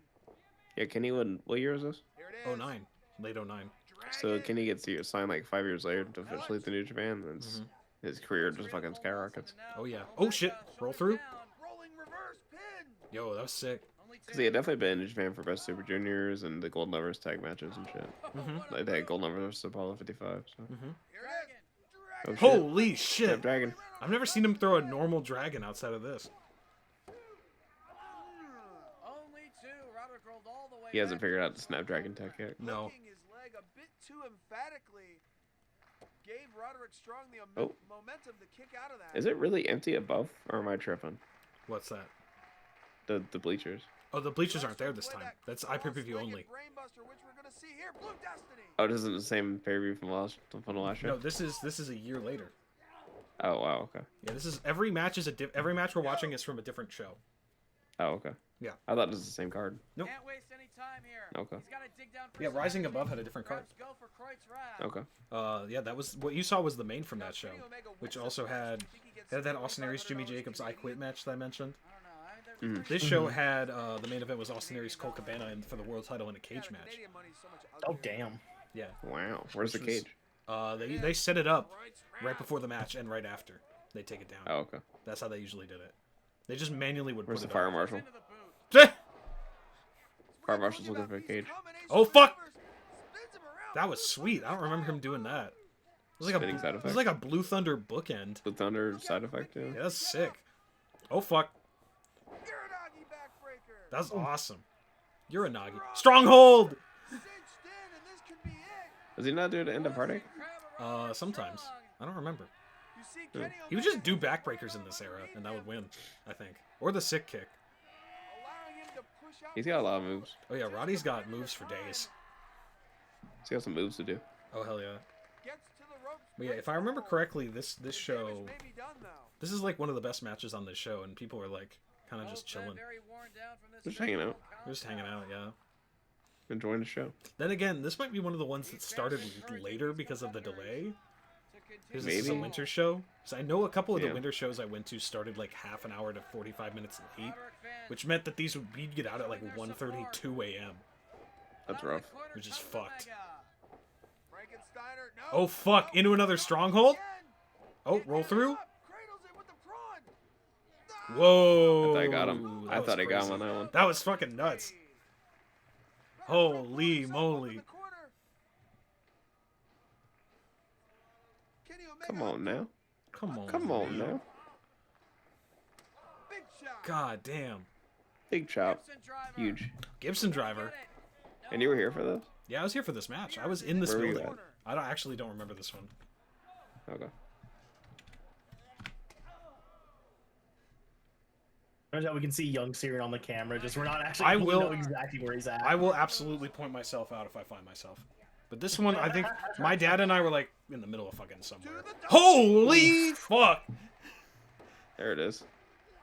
Oh, What No. we're looking for there. That was fucking insane. When he ran into the corner, I didn't know he ever did like his slam into backbreaker like that. Oh yeah, no, he's done that a 'Cause few I times. recognize that slam. That's like Yeah, almost yeah, the yeah. Olympic slam, but not. That shit was crazy. and here Oh fuck, poison Rana! Poison Rana. of the skull Wake up, Grad. Poison Rana just got hit. Get the fuck up. Oh. Get the fuck up. You just did a Look at poison those people Rana. in- Look at people invite just fucking chilling. Oh right, if you won, you got 2,500 extra bucks. Whoa. Like, ain't no fucking way. Not in 2009. No, I'm kind of with you on that one. I don't know. Gamba in my wrestling? Money gimmicks never work in wrestling for like prizes. Gamba? Mm-hmm. You remember Vince's money gimmick? Yeah, I do. unfortunately. God. They're real can't phone remember. calls. They're very real phone calls. Yeah, they're totally real phone calls that were people No, those- getting money 100%. Some of those were pretty real. Really? Oh yeah. Yeah, some were cheap, some worked. Apparently. Oh fuck. Oh shit. God damn sick Sick kick. kick. Flipped out of it. That's it. What? What? Holy. Gotta do end of heartache, I guess. Oh, gut buster. Or double knee guts. Or Gibson driver. Gibson driver. Right, use the Gibson driver. Right. I don't remember why I used. Okay, the audio's now got clearer. What's that? So it was the audio was muted. Oh. Roderick Strong Huh. maintains his position Yeah, the audio is a little quieter for this one. and is gonna go Yeah, listen to it. You can hear it popping in and out. after this That's because I guess because If the you go back commentary real track quick. is muting it. Yeah. Listen to the end real Yeah. quick.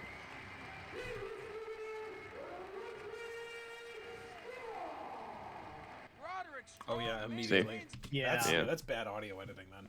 Yeah. But still, that was a fun match. That was Yeah. sweet. Yeah, here, also let Young me, Kenny.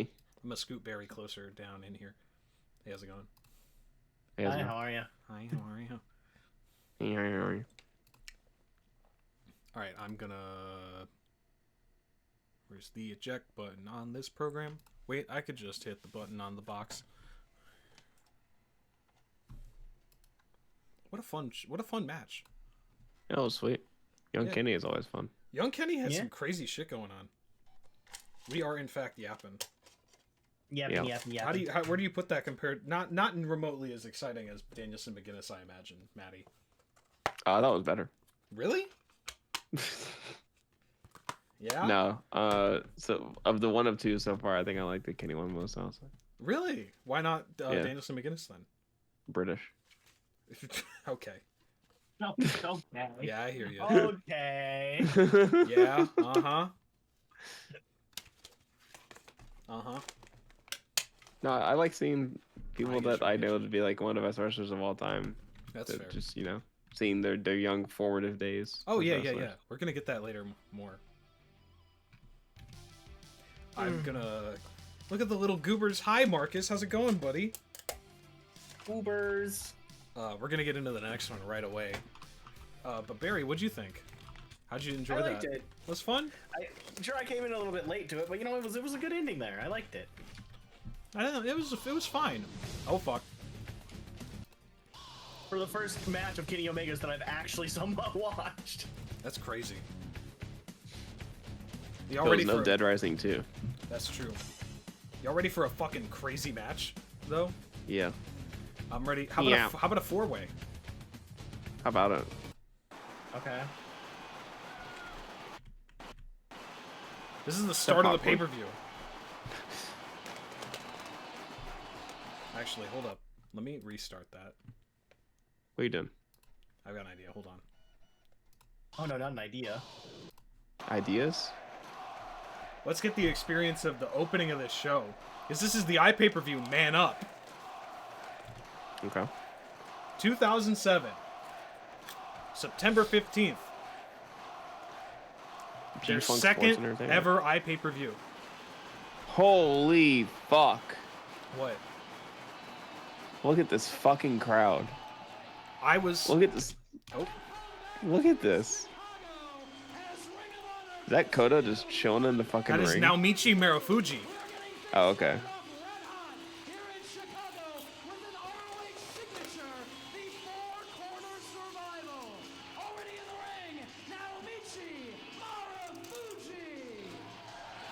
I forgot how much Naomichi and Koda had like similar haircuts back then. Hell yeah. Often tips. Nigel, the fucking GOAT. There's my fucking guys, Dave Prazak and Lenny Leonard.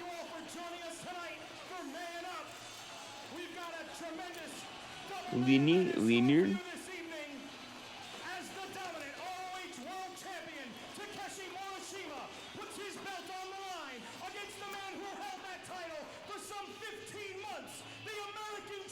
Nigel, like, what the fuck? Now I'm going to be watching that main event very closely because my dream of holding that title is not dead. It starts right here in this ring tonight. Oh, hell yeah. What title is that about? World title. Morishima versus Danielson, the rematch. After Morishima broke Danielson's eye off its socket. Oh shit. Detached his fucking retina. I've got 3 very tough opponents, but believe you me, I love Nigel so much. I can beat them because I'm Nigel I can beat McGuinness. him. Say the line, Nigel. I'm in it to win it. That's my fucking guy right there, baby.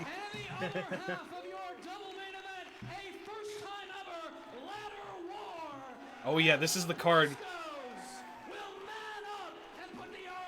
Oh. Whoa.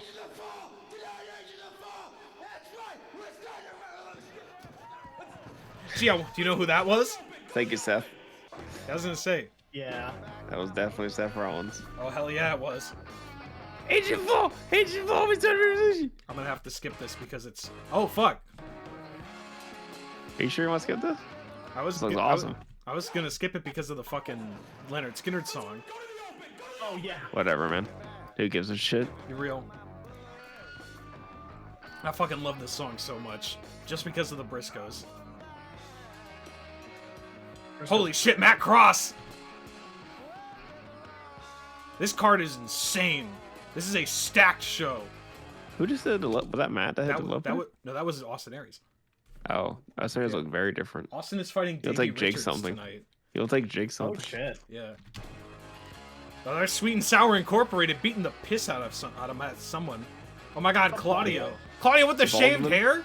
Not quite bald, but shaved. Almost there. There was Eric Stevens with the mohawk. This is one of the best This is one of my favorite shows of all time. Hey! It's Claudio! Right now, I want to give out a warning. Chris Hero, in this match, I'm coming straight for you. And Larry Sweeney, I So will it's- get my hands on you. Claudio has been feuding with Chris Hero and all I of was about to Sweet say and it's- Sour Incorporated. It's Hiro, Marufuji, Nigel, and Claudio. Yes. And getting the world title contention. I fucking love Claudio. Oh, this is my fucking guy right here. Okay, but I need to also just take a moment to shout out the late great Alex Wybrow, known professionally as Larry Sweeney. I would argue the greatest manager in indie wrestling in this decade. If he had not sadly, tragically taken his own life, I think he would have been legitimately one of the biggest stars in the history of the industry. So there's Sweet and Sour Incorporated. Oh. Listen up! Stop the sweet and sour presses! Because Larry Sweeney bought low and sold high! That tryout is going to Vince! I'm making a lot of money and smiling like the cat who just ate the canary! Oh yeah, Matt Sydal was also in Sweet and Sour, and this show was his last match before WWE. Okay. Accompanied by Super Agent Larry Sweeney from Metropolis. So I will say that I can see where JP Lehman got some inspiration from Larry Sweeney. I love Larry so fucking much. Sweet and Sour Incorporated is here. Shut up right now. And you know Shut up right now. I'm gonna double the win column. The winners first. Also, there's Tank Toland with him, that big guy. Yeah. You might know him as one half of the Dicks. Oh. Oh God. Yeah, he was one of those guys. And then the other fella in the tracksuit. I'll talk about. Yeah, I was about to say, quit pausing Larry. There's Let Sarah. Larry talk. Sorry. Even if the crowd won't let him. Give him a hug. It's okay, buddy. It is your privilege to listen to me, Larry Sweeney, and my melodious voice as I present to you the greatest athlete in Ring of Honor, making his pay-per-view here tonight, Chris Hero.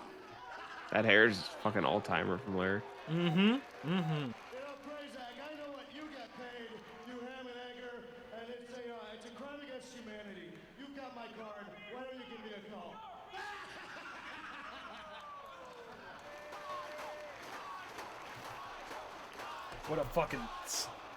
What a star. What a star manager.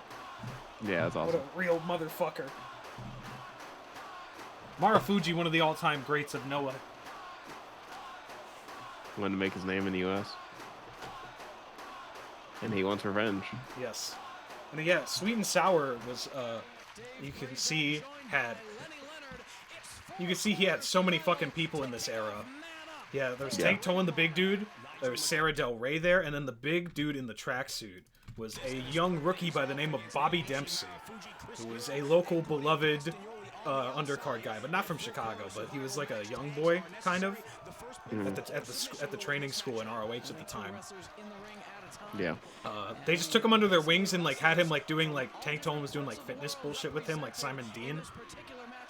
Now, what would people know Sarah Del Rey for doing right now? She trains all of the women at the WWE Performance Center. Sarah Del And Rey, hasn't trained them arguably, since 2012. yeah, arguably the greatest women's wrestler in independent wrestling history. Sarah Del Rey. Yeah. Yeah, she's been training since 2012. She is And has wild. kept her job Oh yeah, since. yeah. She's the most long. I think she's the longest tenured person in the PC for trainers. I think Matt Bloom might be close. Actually, no, I think Bloom was 2014, so yeah. Oh right. No, I think she's the longest at the moment. Which is insane to say, Yeah. because everyone else had like a cup of coffee elsewhere, or Vince Scott threw them out for some stupid reason. Yeah. I know Lindsay Dorado was a trainer for a little bit. Oh, that's cool. Which might still be. Yeah. That's insane. That's insane. But yeah, Four Corner Survival, old school. It's a 4-man match, but it's tags in and out. Cool. Yeah, I think that's it. I don't think it's elimination. But I don't remember, so we'll find out together. Adventure. Yeah. Have you watched any 4 of these guys wrestle before, Barry? Well, obviously Claudio, right? Because WWE. True. And Chris Hero could do NXT for a while. Is fucking Cassius Ohno. Cassius, I yeah, don't know. Cassius Ohno. I loved him in NXT. He was so fucking good. He deserved so much better. I agree. He's just doing flips. But if Having we're a being great time. honest, it was because I'm kind of gonna throw this out here. I think Chris Hero didn't do good in WWE just because of his weight. And I hate saying that, but that was most likely what it was. As he does all this shit in front of us. This is awesome. Lyoko, hello! Hey, how's it going? I mean That emote's so cute, oh my god. Fair. He was much bigger. He was Kashi Sono. Yes, That was the 'cause of, second time around, yeah. That was because of a lymph node issue. Yeah, he had a Yeah. lymph node problem. Yeah. But no, I loved him as Kashi Sono. He deserves so much better. That fucking knockout punch was so good. Bobby's gonna get in there. I thought that was Dusty for a second, I'll be honest with you. That looks like Dusty. I didn't see the full face, so I just saw the hair. I was like, that's Dusty right there. Mm-hmm. For the hair, yeah. Don't be mean to Bobby Dempsey. That's my fucking guy. I cannot overstate how over Is he Bobby related Dempsey. to Bull Dempsey? No. Okay. Same gimmicks, funny enough, of Oh, big okay. guy getting thinner slowly. Also, True. we are, you know, you see right where the top of the logo is? Yeah. Straight behind and then a little, like, no, it's actually probably right where his necklace is where we were sitting. My Okay. dad and I are super deep in the back rows there. You will see us on this card when we watch the Ladder War in a couple weeks.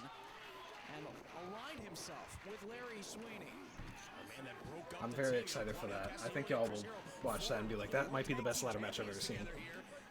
Hell yeah. That's gonna be in my Superkick 6 for fucking sure. I don't mind saying that. It's my favorite, one of the best matches I've ever seen live. It was also ROH's first ever ladder match. Whoa. Yeah. But holy shit, it's spooky ooky. Remember, if you actually watch much Ring of Honor, Lyoko? I hear you. I know a lot of people haven't watched this era, especially.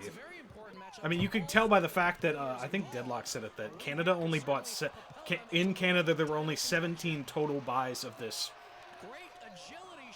pay-per-view, which is fucked 17.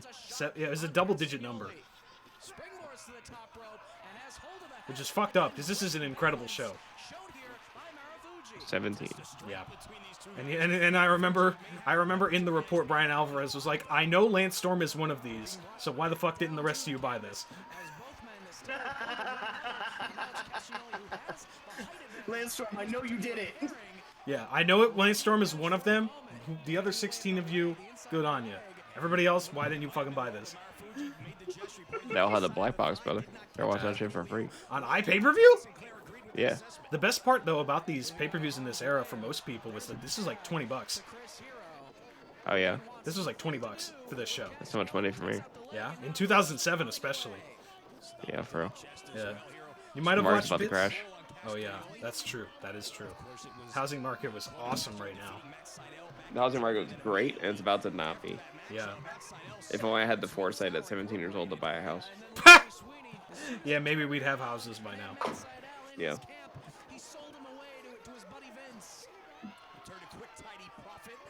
It's been events. Oops, my fault. It's been events fucking preference. Yeah, it's insane that they're just like, yeah, no, Matt Sydal signed with WWE, but without literally saying it. So later on, Sold him to his buddy Vince, is what they literally said. Yeah. Later on, he fights Delirious. They applied and that it's Larry like- Sweeney just sold Matt Sydal like human trafficking. Yeah, it's kind of fucked up that they're just saying it like that. Mhm. But yeah, no, this is, I just wanted to throw this on because the energy at the top of that is fucking awesome. You know?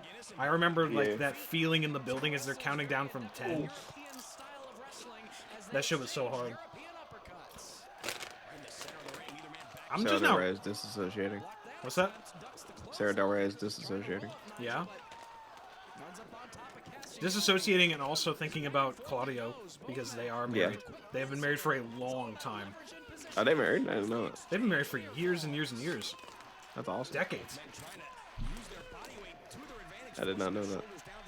Yeah, that's a shoot ski. Is that how Claudio's like a natural assistant? I think so, actually. Oh. Cool. Longest time as a kid, I would remember watching matches with Ray in them, but slowly worked harder with how much. Yeah, they've been partners since 2011. Wow. Sorry, I was reading your chat. That's all good.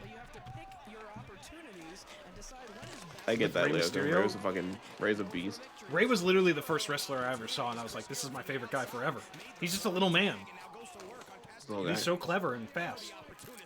Just a little dude who just does things. Yeah. No, Grande Americano. we didn't talk about it too much last week, but the cruiserweight division in WWE, as neutered as it was at the time, is why I loved wrestling so much. And then when I went to Ring of Honor, I was like, oh my god, it's just the cruiserweight division, but everyone's a cruiserweight. Even the big guys move like the cruiserweights. I was like, holy shit, wrestling kicks ass. But yeah, that's why I love Ring of Honor so much as a kid. I love the cruiserweight division. Oh shit, big boy. Exactly, Lyoko. Ray was awesome. Hey, Barry, I don't know if I've asked. Do you remember what was the thing that hooked you? What? In wrestling? In wrestling? Yeah, what was the thing that hooked you? That's a good question. I don't fucking know. God. I'm gonna be honest, I don't know what it was. Who showed you wrestling then? So, funny thing about that. Uh-oh. I was home alone one night. My parents were out to dinner, and like my sister was asleep, and I was babysitting at the time. And I was just in my parents' room because we didn't have like a TV in the main living room or anything like that at the time. Okay. So I'm in there, I'm just on the bed, and I'm flipping through the channels. I find wrestling. I think it was might have been Monday Night Raw. Okay. And just something about, I don't know if it was the characters or like the way that wrestling looks so fucking real, even though it is, you know, scripted and predetermined, right? Yeah. Oh. And Marufuji's got an idea. He's got an idea. But yeah, I don't know what necessarily at the time. Perfect. But that was sick. I know that when I started getting into wrestling, Kofi Kingston was the guy. And that was when he had the fucking Jamaican gimmick. Oh yeah. Fucking. And now everyone's like, Nigel, do a dive. And he's like, I don't know about that one, Chief. You're a pussy. Yeah, I was gonna say, Nigel normally doesn't do dives. He's a suicida type dude. Uh-oh. Oh, fuck. Oh? Oh, shit, here we fucking go. No fucking shot. Whoa! Holy shit, into the crowd! He just killed a fan. Hell yeah. That's true ROH.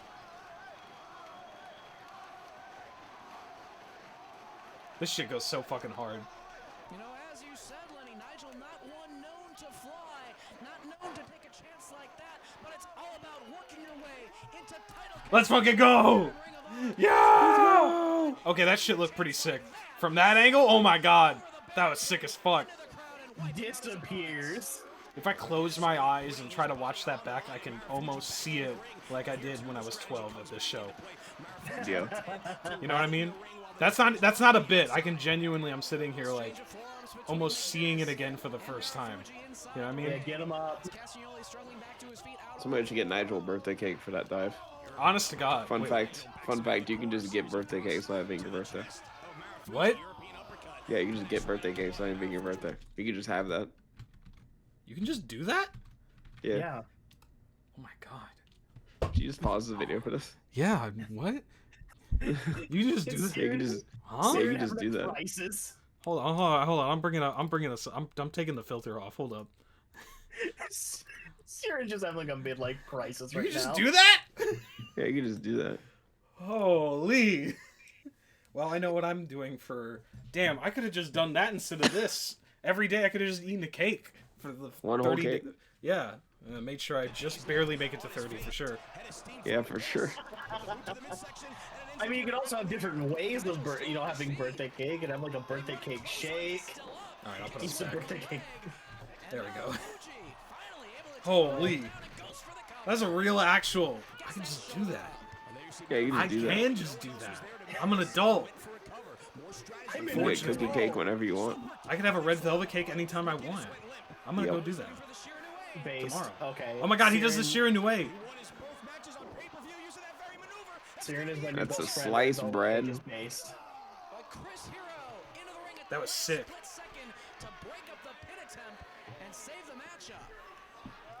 I was gonna say, Maddie, have you? Oh fuck, cravat time. Have I what? I was gonna say, have you watched much Marufuji ever? Yeah. I was gonna say, do you remember what's the Marufuji match you remember the most? Because I don't remember many. Even though I've seen him, I saw him a couple times at ROH. The most memorable match I remember of Marufuji being in A was the G1, and B was the tag match with him and Ibushi versus the Briscoes. That sounds amazing. I posted it in the suggestions thing already. I totally forgot about that. I'm so sorry. We'll watch that.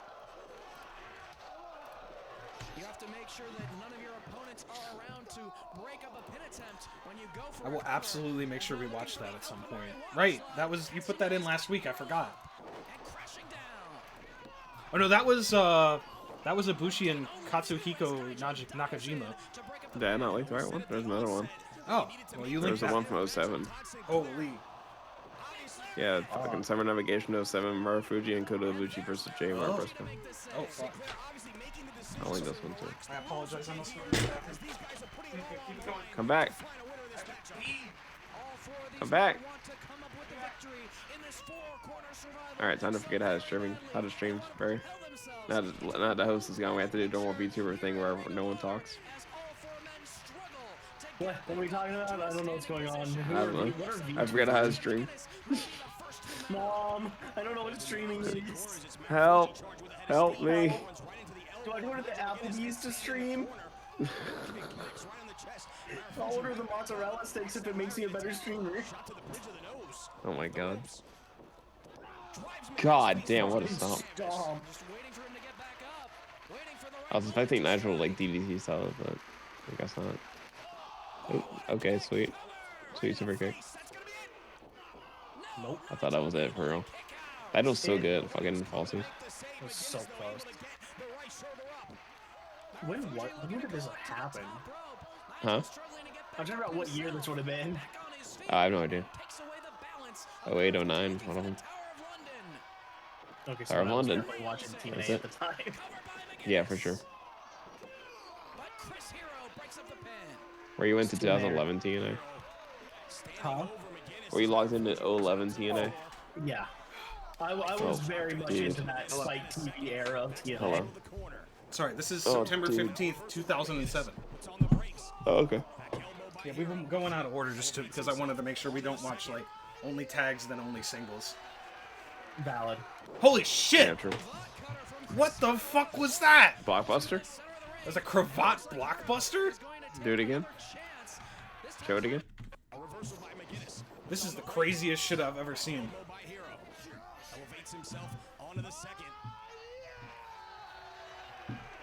Yeah, cravat blockbuster. Holy shit, that's insane.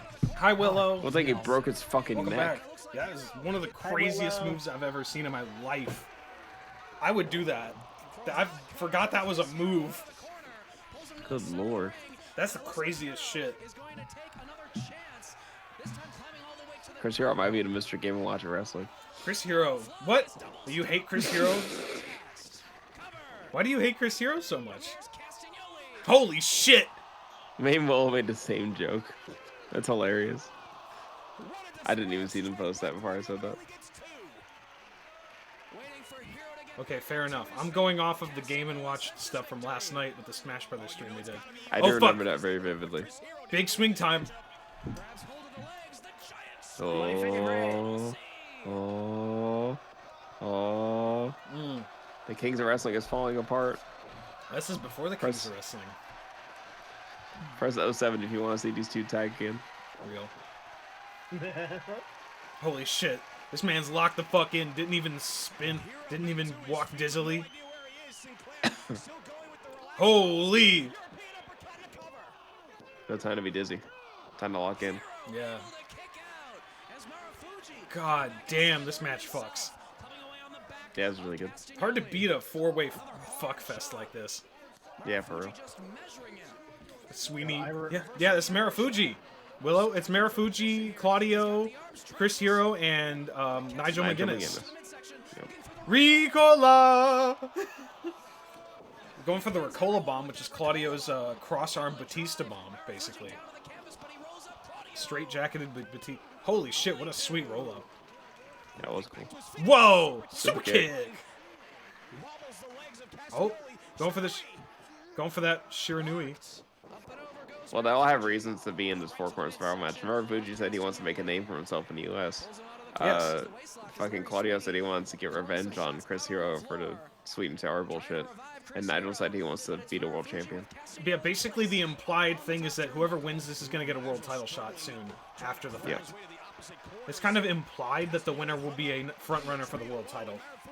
Holy shit, he's going to go coast to coast? The long way. This is also the opening match of ROH's second ever iPay-per-view Man Up. This is not elimination. Madam! Madam! Holy shit! Ball game. Let's go! Oh, he ducked it. Oh, he just did one in the back for the fun. For the love of the game. Lariat! Nigel's just gonna lariat the fuck out of everybody. Springboard Ball style! game. This is not elimination, it's first fall. What the fuck? That shit was incredible. Ricola. Yo, that move fucks so hard. High. That was high. High. Oh, he hit up. He broke up the count. That was a high fucking Ricola bomb.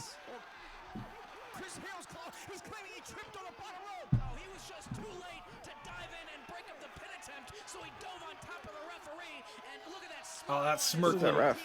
Todd Sinclair. He looks so different. Right? Oh my god. Keep Oh, that rolling elbow. Oh, there it is. Here we fucking go. Bicycle kick. God. Bicycle. He hit him with a bicycle. Yeah, Julio used to do a sick bicycle kick. He just doesn't do it much after he joined WWE. Oh, springboard European. Yo, into the jawbreaker. Yeah! Let's fucking go. Yes! And because of this win, this is why he beats Morishima for the world title like 3 months later. Spoilers. That was awesome. That was a sweet match. fucking incredible match. That was really good shit. You curious about the rest of the Man Up pay-per-view at all? Sure. You want to hear the card? Yeah. I'm cool. Right after this, Rocky Romero versus Matt Cross. Davey Richards versus Austin Aries. Roderick Strong versus Eric Stevens. Then the world title match, Morishima versus Danielson, and then the ladder match for the tag titles. That does sound good. Briscoes versus Steen and Generico.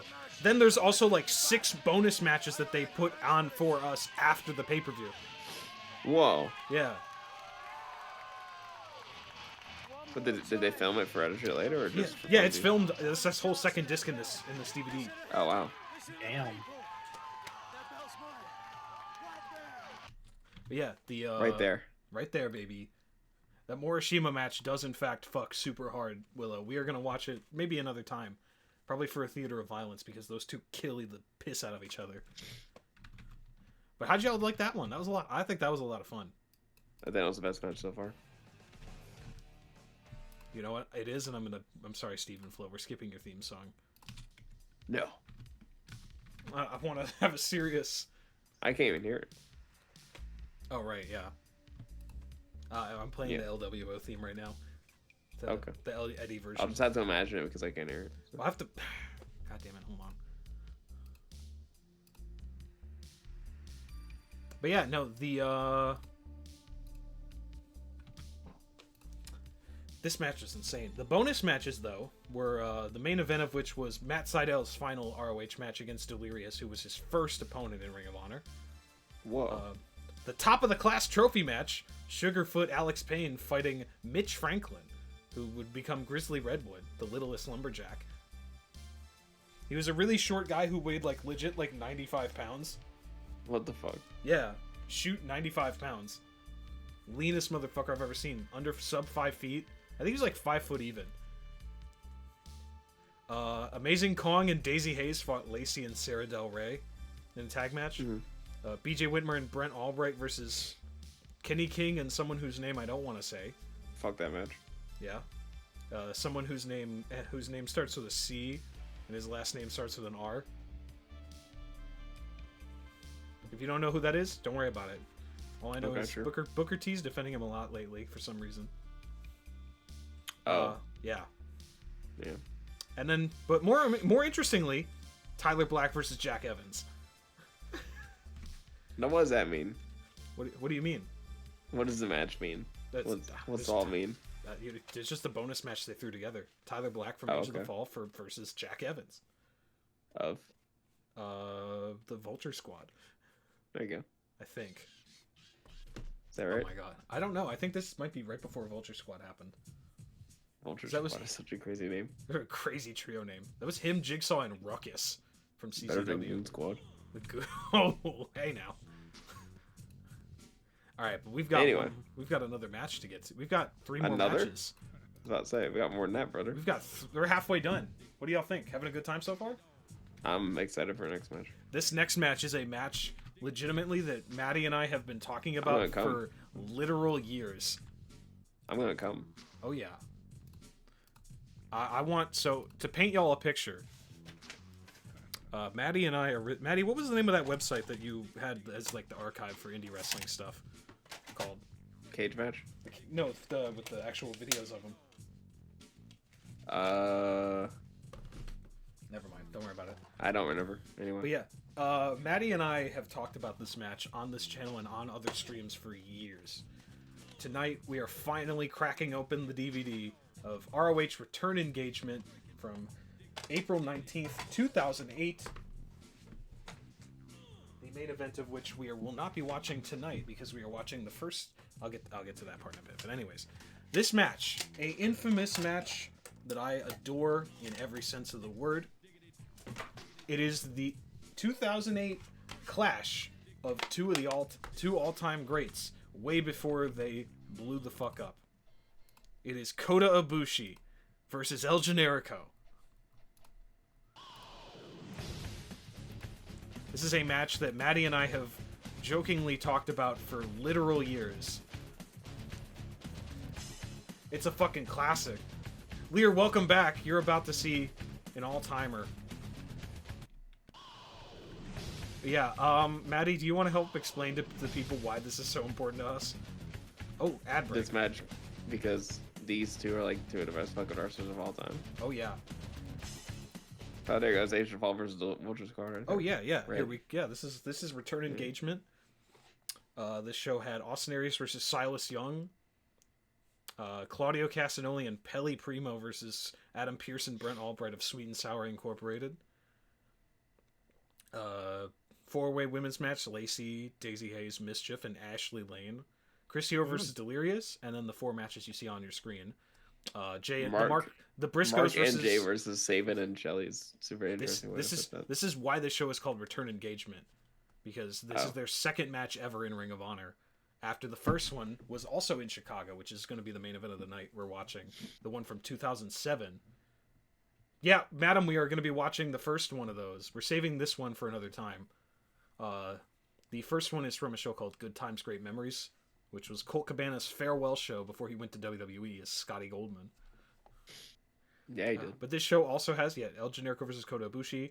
Age of the Fall, which was... I'll get to that actually a second. Vulture Squad was Jack Evans, Ruckus, and Jigsaw, who's a masked wrestler. Versus Age of the Fall, which was Tyler Black, Joey Matthews, and Zach Gowen. You know, the one-legged wrestler, Zach Gowen? Yeah, Zach Gowen was in here for a cup of coffee. And then the main event, Nigel McGuinness defending the Ring of Honor World title against Kevin Steen in a fantastic match. Absolutely insane banger. But Generico versus Ibushi is an all-timer. And I really want to 2 of the best wrestlers of all time. Way before they blew the fuck up. I'm so excited. This is what Bushi was. That's when when Generico and Ibushi were working on their DDT shit for a long time. Yeah, no, this was during Kota's first excursion from DDT. So this is 2000. This is like early 2008. This is the final match of his excursion. Yeah, he had fought Generico, I think, 4 times on this excursion in multiple companies. There is one from Chikara that blew the hell up. I was about to say the Fatal 4-Way. Yeah, the Fatal 4-Way with the Bucks. Yeah. There's another one where he fights Claudio, I think, at another company. But the big one here was this match specifically. And I'm just waiting politely for the ads to break so everyone does not miss a single second. but I am. Hooray! This is a match that you and I have Yay. talked about watching on this show. I think, or I'll get to that in a second. But yeah, I'm so fucking happy we're finally watching this match together. This is literal years in the making. You want to know a funny story? Oh yeah. I never watched it. You've never watched this one? Right. Not this one. Which one was the one that you I watched? watched their DDT shit. You watched their DDT matches, right? Welcome back, everyone, Yeah. from the ad break.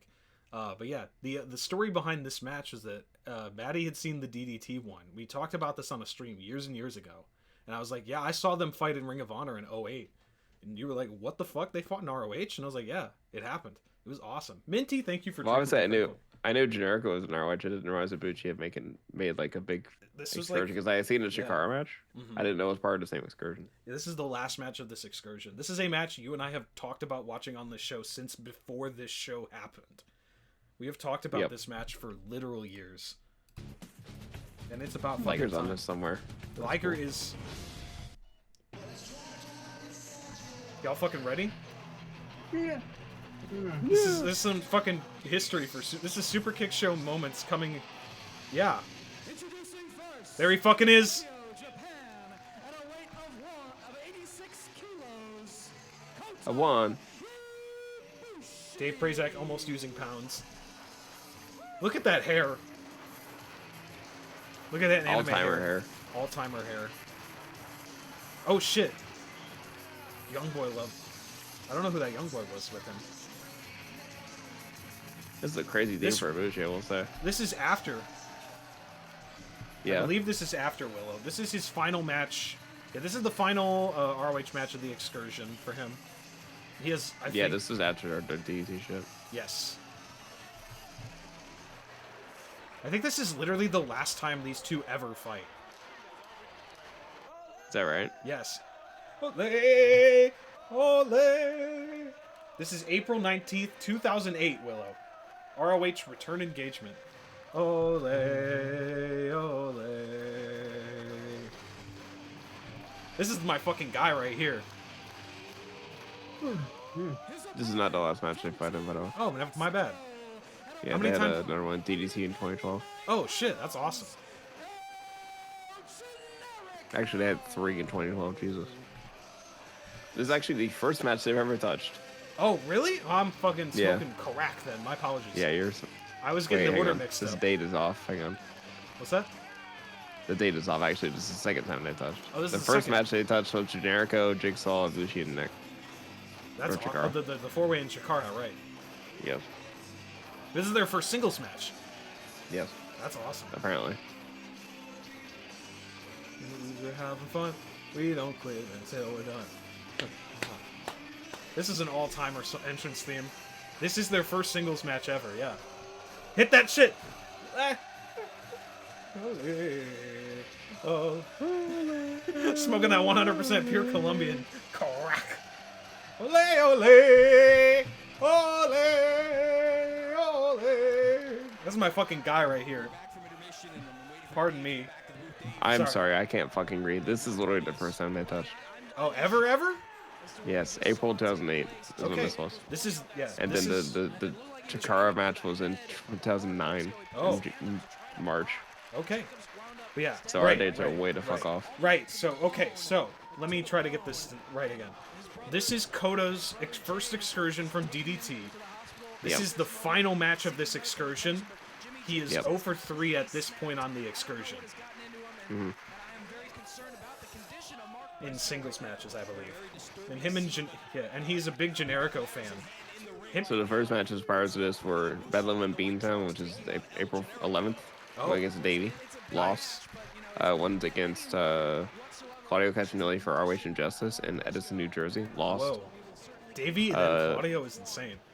Yeah, and then went to the 18th of April, the Briscoes versus Austin Aries and Kota Ibushi. Lost. The night before this, probably in Dayton, Ohio. Yes, right.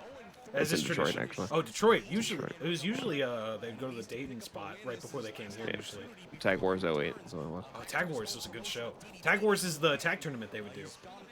Yep. And then the next match was this one. Awesome. But yeah, Kota's the fucking man in this. These guys are both super young. This is Steen and Generico are still a tag team at this point. They're just big chillin'. They're just besties still. Everything's cool. Kota Ibushi's still just getting started. What was that? I said, and then they weren't. Oh yeah. And then they weren't. Yeah. What an I don't know why, just my brain just started thinking of like the way you were talking about Generico and Steve. Just my brain was just like, this sounds like a movie. Oh yeah. Two best friends just big chilling, and then all of a sudden they weren't. Oh yeah. This summer. Coming this summer. Oh yeah. I'm so happy we're finally fucking watching this right now. Oh my god. This big dumb goofy smile on my face watching this.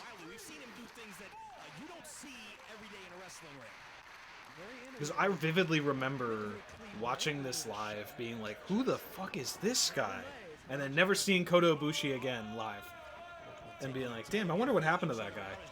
And then hearing about shit going on. Well, of course, he had to go on to have 2 tag matches in front of me. And then, you know. Kota Ibushi just doing shit for the love of the game. And I patted on the back for the beginning of CWC because he was just chilling there. Yes. And I was in front row, so. Oh, Greco-Roman knuckle lock.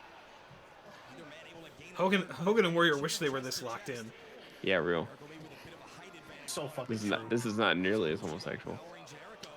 Which is fun because one of these is literally a part of a tag team called the Golden Lovers. Yeah.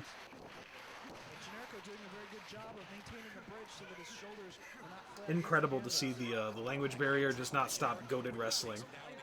Hi, Bradley. How can you? Yeah, you'd love Spanish, the love of a Mexican legend like El Generico versus Japanese upstart at the time like Kota Ibushi. Well, it's interesting that a lot of Japanese wrestlers seem to learn Spanish for us that they learn English. Yeah, I guess Spanish. Like is Naito, for example. Oh yeah, Spanish is just way easier to learn, I guess. Which is strange. I mean, English is a fucking stupid language. That's true. So they. Generico, noted Spanish speaker, obviously. I do love that. Okay, breaking the bit. I do love that the Generico's first language is supposed to be Spanish, but he only speaks it in broken Spanish. That's fine. Yeah. I speak in broken English. You're real. We all do. Our brains are broken beyond repair. Jesus Christ. God damn, dude. I know, that shit hurt. Mm-hmm. Do you remember the first Kota match you ever saw? Shit. Honestly, no. That's fair. I just remember saying, wow, this guy's fucking awesome. Yeah. I'll just say, how about Generico then? I didn't watch Generico. Oh, right, yeah. No reason I knew about Generico. Well, actually, I watched him, but it was like after. After you knew about Sammy. He went off into the ditch and got killed. Who? Yes. Anyway. Big fan of his Sami Zayn. Yeah, right. No, I remember the final battle promos Final battle being matches. posted. Yeah. So. Yo, holy. Honestly, I think probably the first Bushi match I watched was him versus him and Kenny versus Apollo 55. Oh, goddamn. First Kota match. He also went into Super Juniors, which I definitely watched. Right. In 09. Oh, yeah. New Jack, do you remember that tag match? I'd love to know. I'm always fascinated to see what catches when people catch big stars before they're big. I definitely remember watching him and Devitt. Yeah. For Super Juniors. That sounds awesome. Yep.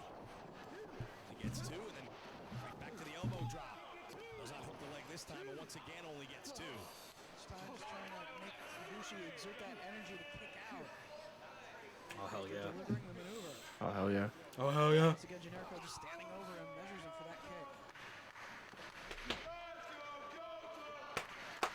Let's go Kota, champ. Oh yeah. Not sure what match it was, but it was the Golden Lovers. Ah, oh yeah. Makes sense. And then, and Ibushi had a match against Omega. Oh, it was like a 2 or 3 falls that I somehow I remember watching from 08 DDT. God damn. That's when they were locked in. Yeah.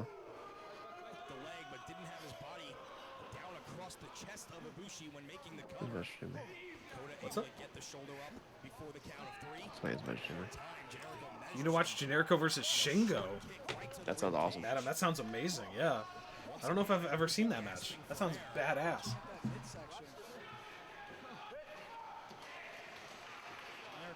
I would love to watch that. Holy shit. Godly. Holy. Dos. Dos. How you say one more time in Spanish? Uno más. Uno más. Oh, it was an Evolve. What? Shingo was an Evolve? I don't know about that. That sounds like a Dragon Gate show. What Dragon the Gate fuck? That does sound like Dragon Gate USA, but either way, that sounds based. There is a Dragon Gate USA match I did want to watch from a while ago. I think it was John Moxley versus Jimmy Jacobs. Yeah. Where it's like Jimmy's like trying to tell Moxley to not go down the path he went. He's like kind of like on the fringe kind of guy. Mm-hmm. And then John Moxley's just like, fuck you, and is like gonna stab him with a fork in the head or some shit. So whatever John Moxley just does. Yeah, I was about to say as you do. Classic John Moxley. Generico's mask always throws you because you think for a second he's got his nose busted open. It's just the red under the nose fabric messing with. You know what, Lear? Goon? Hi, Goon. Sorry. Brain fart. You and Lear have the same green font for your name. Sorry. Yeah. Brain fart. The zeros in the names fucked me up for a second. Goon, I hear you, and honestly, now that you say it, that makes a lot of sense. Whoa. Also, that was a sick split-legged moonsault. He toe touched that shit. That was awesome. I think Generico has like an away mask, right? Like a white one. I think he does, yeah.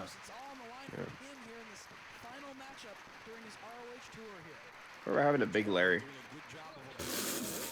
I don't know, he probably got stuck in Hemingford or some shit.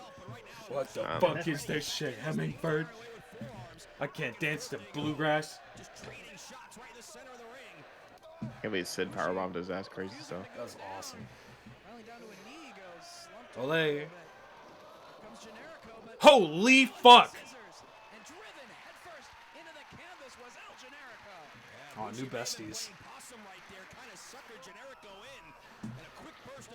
This is fucking there you go. sweet. Yep. New friends. New best friends. Yippee! Yep. Oh, went for the boot. Well, for Yakuza. That was, oh, holy fuck. That's how you do a fucking single leg Larry right there. You're goddamn right. That was an absolutely snug Rana, yeah. Yep. Ooh, tilt-a-whirl into the backbreaker. Peach to Bowser. What? Peach to Bowser. Oh my god, right. The Smash Brothers tournament Peach last to night. fucking tilt-a-whirl backbreaker last night. This is for those that weren't watching we played Smash Brothers Melee last night, and we were like, holy fuck. Dude. What the fuck? Hold the fucking phone. You gotta hit me with that one more time, Mr. Ibushi. What the fuck? That's some From standing position. That Loki wishes he could do that shit so real. fluidly. Holy fuck. Time for the triangle boy. Whee! Oh, holy shit! You just saw Kenny do it, but Kota could do it so much more fluidly in this era. Yeah. Different kind of cat in this era, Kota Ibushi. Still is now. Like honestly. It's insane how much he can do, even absolutely fucked. Yeah, I think ultra fucked up crazy stuff. Mm-hmm.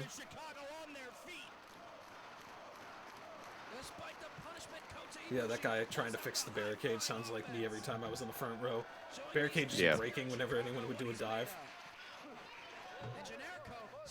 I mean, it's better than that time my friend almost got rolling front kick by Davey Richards. I think I mentioned that last week.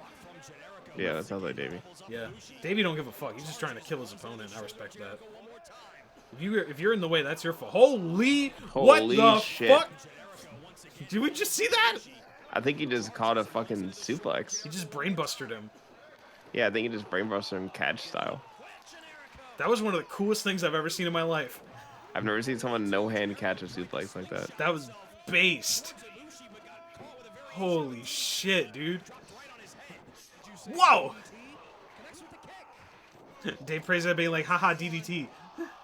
Yo, that was sick as fuck. DDT. Ah. Thank you, Mr. Prasek. But holy shit.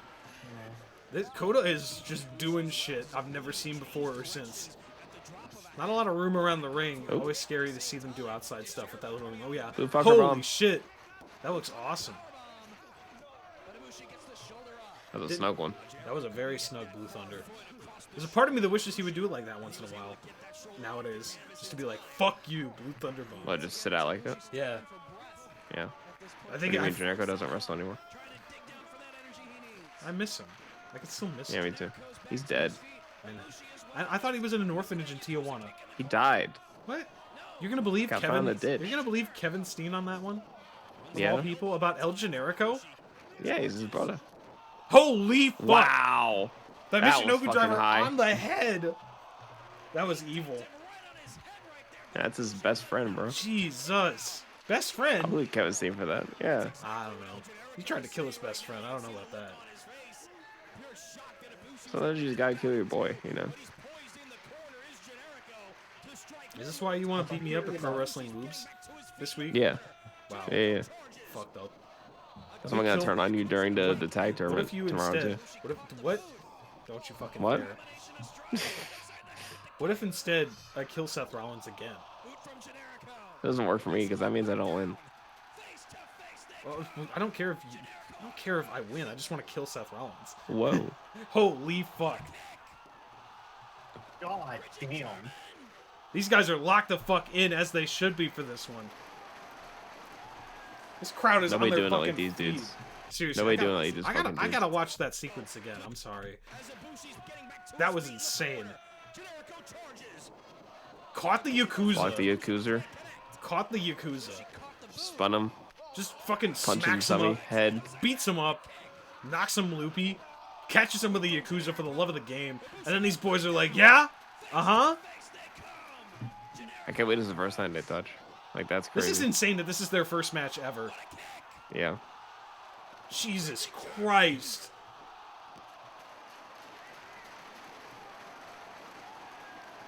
Holy. Damn. If I'm like a Dusty, like in TNA this time, or like even Yeah. if I had any power, fucking Triple H, Yeah. I'd be pulling up the phone instantaneously and get Ibushi in the fucking roster. I'm getting like, both of these guys on my rosters yesterday. Yeah, for real. That Lenny Leonard is spitting. Oh, fuck! Oh, shit, here we fucking go. Brainbuster! Box it. Just trying to get that Blocking turnbuckle brainbuster.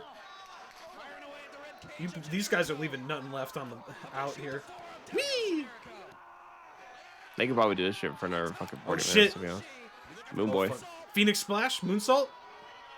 Feeny. Holy Nope, shit, double moonsault! Double Andrade. That's where Andrade got from. I forgot about that. That was insane. I totally forgot that's where Andrade pulled that from. Yep.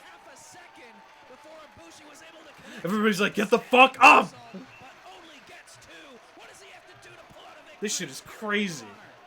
It's what I said about his ability to change directions like he stops on a dime. The selling is just beautiful. Mwah. These fans to their feet as these two That was Jericho's awesome. dragging himself up like a fucking limp noodle into the An corner. exceptionally rare that was awesome. An exceptionally rare that was awesome chant from ROH. Holy Yakuza Jesus! with all the velocity in the fucking world. Oh my God! What's he thinking here? Big splash! Big splash. No. Oh my God! That was an insane hang time. Somebody's yelling, kick out, kick out. Mm-hmm. Couldn't tell who it was. I'm not sure. Brainbuster? Float over. Reverse it. What the fuck? He just land that? What a spin kick. Just land on his feet from that? Lear, I'll have to watch that later on. You can keep that to yourself there. Yeah, I'll watch that after the stream. Yeah. I already watched Jim Cornette promo on this fucking show. I'm good. Oh shit! Whoa, what the Whoa. fuck? That was insane. Barely let him feed. Jesus. Jesus. Go for the Yakuza in the corner again. Turnbuckle brainbuster. Glassy-eyed look on the face of Ibushi as Generico goes for the brainbuster for a third time. Can he hit it? Dude. Yeah. Generico with the arm of Ibushi, trying to get him in position. Well, he's fighting. Off again, trying his best. Oh shit. What's he cooking up here? Oh my god. What the fuck? No way. No way! Oh my god! Oh my god. Holy. No fucking way. Jesus. Float through. Time for Phoenix. Phoenix Splash! Whoa. What the hell? That was With all the amazing. velocity of the fucking world. Awesome. Jesus. That What was a match. amazing. Holy. God damn. That's fucking wrestling right there. Mm-hmm. So a pretty good match, right? Very fucking good. Like I said, this is one of the best matches I've ever seen live. That shit had some zing on it, I agree. Yeah, he was like doing toe touch with it.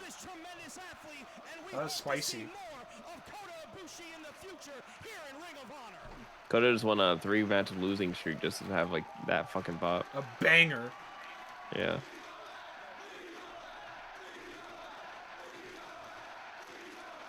And he would eventually. Please come back chant is awesome. 3 3/4? Are you kidding me? That should be 4. That's actually insane. That should be 4 1/4. I would probably give that 4 1/4 or 4.5. If wrestling could be like this again, yeah. I mean, wrestling's kind of like it. Oh, really? I didn't. Was that not? He did the actually. ring? I don't think Jericho actually got rated at all. It never actually got rated. Back when David didn't give a shit about the Indies, he was too busy bitching about ROH. Yeah. Or TNA rather. If you are curious, though, this has an 8. For some reason, this only has an 8.1 on Cage Match, which I'm like, that's stupid. Yeah, it's dumb.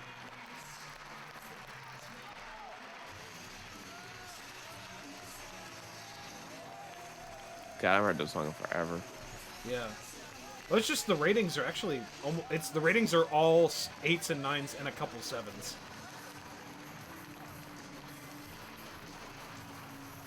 I think an 8's a solid rating actually for this. Now that I think about it, it's a 4-star. That's 4 stars.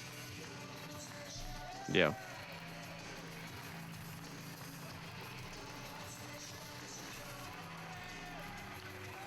Banger. Oh.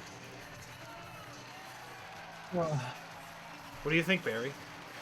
Very good. 10 out of 10. Would watch again.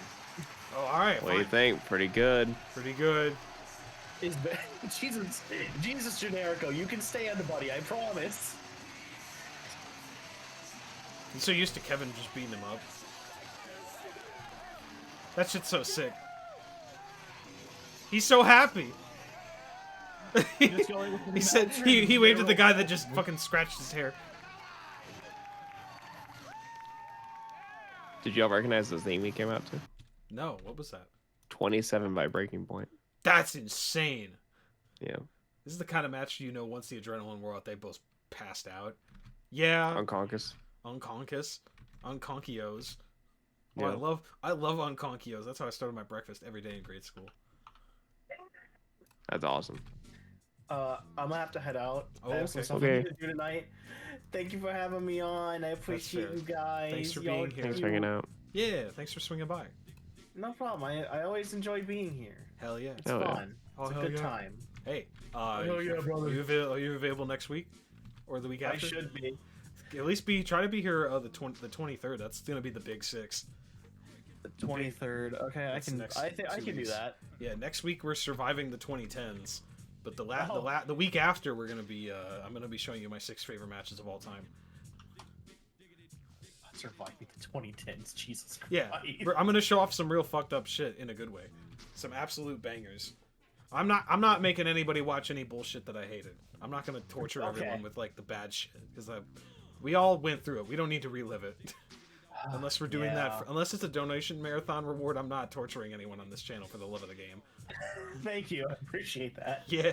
But anywho, thank you, Barry. I'm gonna. No problem. You guys have a great rest of your night and have fun with the You too. last few matches here. I'll see you guys hopefully next week. Bye bye. Yeah. Okay. We'll see you later. Bye. Goodbye. All right, Maddie. Did Yeah. that live up to the hype? Huh? Oh yeah, for sure. 100%. 100%. 1000%. I was just looking up. 27 was on the same album as the One of the Kind song for RVD. Oh shit! What? Right. Yeah. Right. I forgot Track about number that 2 is 27. One of the Kind was originally not going to be on the album. Apparently, that due to it being popular in WWE, they added it later That's on. awesome. So, 2001 album. All right. I recognize 27 from a different game though. I can't remember what game it is. I don't know either. Yeah. I bet if maybe there's some comments on a YouTube video of it that might have the answer. Burnout? I don't know. Burnout makes sense. Maybe Burnout. Yeah. That sounds right. That sounds like it would Yeah. make sense. All right, I got 2 more matches to go. You got it? You got enough Okay. for 2 matches in you? Yeah. All right, sick. Next up, we're going to be watching a match from the Homecoming 2. It was Colt Cabana's return to ROH in Chicago. Oh, dude. Yeah? Right after Scotty Goldman. Yeah? What do you mean? The We're Colt Cabana return. Yeah, It's we're- so funny. Which is funny because we're going to be watching his last show, the show that was supposed to be his last after this. Oh, but, okay, sure. Yeah. This show has some great matches, such as Egotistico Fantastico versus Rashi Brown, the Dark City Fight Club versus the Phoenix Twins, Chris Hero versus Tyler Black, 2 out of 3 Falls, the American Wolves versus Kevin Steen and Jay Briscoe, because El Jesus. Generico and Mark Briscoe were injured, so they were like, Oh, okay. I guess we can be a tag team. I guess the main we can event was- coexist. Yeah, the main event was Jerry Lynn versus Colt Cabana for the world title. But the match we're watching is a match that it was infamous in this home, and is the one match my dad required we watch for 2000's ROH peak experience. My dad specifically... Papa Skylark said to watch this. Papa Skylark specifically requested exactly this match. Okay. And what match is that? This match is a 3-way between Claudio Castagnoli, Jimmy Jacobs, and Roderick Strong. That is... You will understand very quickly why. Looked it up. Oh, Shingo versus Generico is a PWG show. That I does see. sound like a PWG. That does sound like a PWG match. I would love to watch that, though.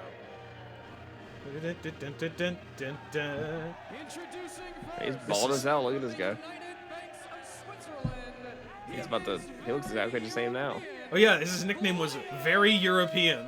I believe he kept that same nickname in the WWE. True. I love this motherfucker. God, he's bald as shit. He looks Holy. like if Christopher Daniels ate Christopher Daniels. He looks like this now. Yeah, this is 2009, It's fucked up. right? Hey! So this match is infamous in my home. He does look like Aiden English a little bit, yeah. Everyone's doing the kept the hey. same he kept these same fucking boots. I definitely remember wearing these in WWE. Everyone's saying the hey thing he used to do, but he's really upset about it because he's a bad guy. Yeah. So, to piss him off, people keep doing this for every move he does. Oh, right. Scream warning. Age of the Falls gimmick and theme song was just screaming for a while. Luckily, this is Cool. right after that. Yeah, their original theme song was just a woman screaming. His opponent, representing the age of the And look, it's Jimmy Jacobs with an eye patch. This guy got one eye. I think I wrestle with one eye. So, we'll get into this a little bit once everyone's out here. But, yeah, this is when Jimmy Jacobs was leading the Age of the Fall, which is a big heel stable that debuted at the end of Man Up in that ladder war. Okay. God, I haven't Was heard that this song when in years. Tyler Black rushed? That was, rushed that was whatever. yeah, Tyler Black's ROH debut. That was his debut, was getting rushed and then getting taken down. Rushing that, but then unmasked at the end of the show. Okay. With Necro Butcher. It was both of their ROH debuts, I believe. Necro might have done Cool. stuff with Joe. I don't remember. And then yeah. But yeah, this match is infamous for the crowd. So every move Claudio does in this match, everyone says, "Hey!" Oh, his head hurt. Every move Roddy does, they do the woo because he chops, and because Jimmy's wearing the eye patch, every move they do for him is people saying "Arr." Okay. And that's it. My dad, to this day, he says, I have never laughed more at a wrestling show than this match right here. Unintentionally the best comedy match of all time. And I want to know if this is fun for people that were not in the building. So that's why I put this on here. Alright. I'm excited to see if this is... I remember this being a great match. Like, bits aside, this is a great three-way. I mean, there's at least 2 of 3 competent wrestlers here. Jimmy's alright. I think he's a great hardcore match guy. Typically. I don't know much about Jimmy, I'll be honest. Jimmy was solid. I think Jimmy was always a solid hand, but he was... Oh yeah, you see? There it is right there. It's already starting. Hey! And then when he does this little kick... Arr! They're already locked in. The crowd... They're just torturing Claudio. I do miss the Money Trunks. Money Trunks are goated. Boo. That was rude. That was rude. Yeah.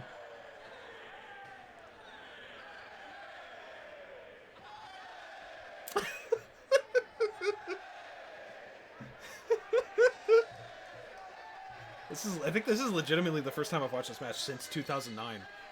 Referee Todd Sinclair calls for the opening bell. Three-way matchup between Jimmy Jacobs, Roderick Strong, and Double C, Claudio Castagnoli. He's very European. Very European. He's the most money-making man. He's very European, though he does still make a lot of money. But there's a good look at the 2 injured competitors coming into this three-way matchup. The first fall does win it. Jimmy Jacobs sporting the eye patch after the injury to the eye suffered at the hands of Delirious with Jimmy Jacobs' own railroad spike. Oh god, right, yeah. Someone stabbed him with the railroad spike, which was Jimmy's gimmick weapon. Wow. Yeah, Jimmy would stab people with the railroad spike. It's pretty gross. Big railroad guy? Yeah. Like trains? Yeah. You remember, this is almost as fun as when he killed the beach ball? Fans wooing with every chop that Roderick throws. As they should. The ROH ambassador, Ric Flair, taught him how to throw the chop. Well, right, this is also during ROH the... ambassador. Holy shit. This is in, like, the few months when he was a thing. Before he stole money from Kerry Silkin. By not showing That's up crazy. for appearances. That's fucking crazy. Yeah. Here we fucking go. I don't remember why he turned heel at this time, either. Claudio is one of those fucking... Arr. I think Jimmy looks like a pirate, apparently. He does look like a pirate, though, right? Yeah. Absolutely, that man is a pirate. With that hair? How are you gonna fuck him? Yeah. For real, how are you gonna fuck over Kerry Silkin? That's fucked up. This crowd is locked the fuck in. Delirious right in the head. Well, that was an accident, though. Yeah, so you say. But even though he only has 50% of his vision here this evening, Jimmy Jacobs, you can't count him out one bit. He won his match last night in Dayton with only one eye. All right, now it's You know what? I think if we did this at DPW, they'd probably kill us. Mm-hmm.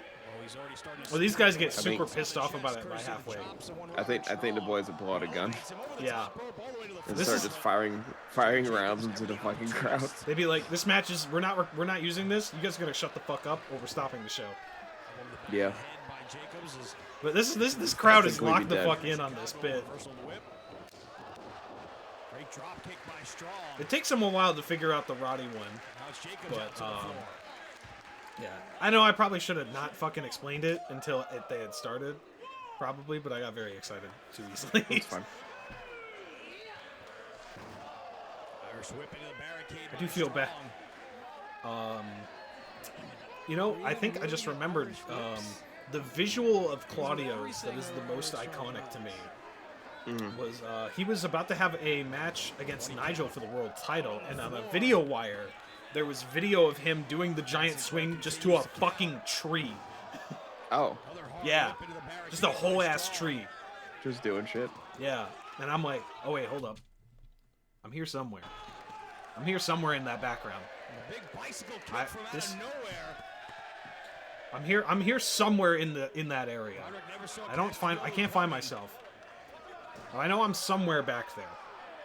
Dissension between Cassioli and Jacobs. I know for a fact you will see me in the next one. Excellent use of free will. I agree, Marcus. Roderick Strong back in. I gotta wonder if it's even smart for him to be in the ring tonight after what took place during last night's main event. Right, they're counting for each fucking referee count too. Each of the 3 count. Claudio said they need to get signed now, actually. The new hear shit again. The crowd actually 50-50ing it pretty well there, with a hey and an R. Yeah, Claudio quit. I think Claudio's in WWE like a year later, max, right? Yeah. If not even months from now. He's This fucking. is probably the breaking point This for is him. the exact moment he was like, "I'm fucking so over this shit." Yeah, I fucking hate the indies. Get me the fuck out of here now. I don't care if I get paid less. Yeah, yeah, I hear you, brother.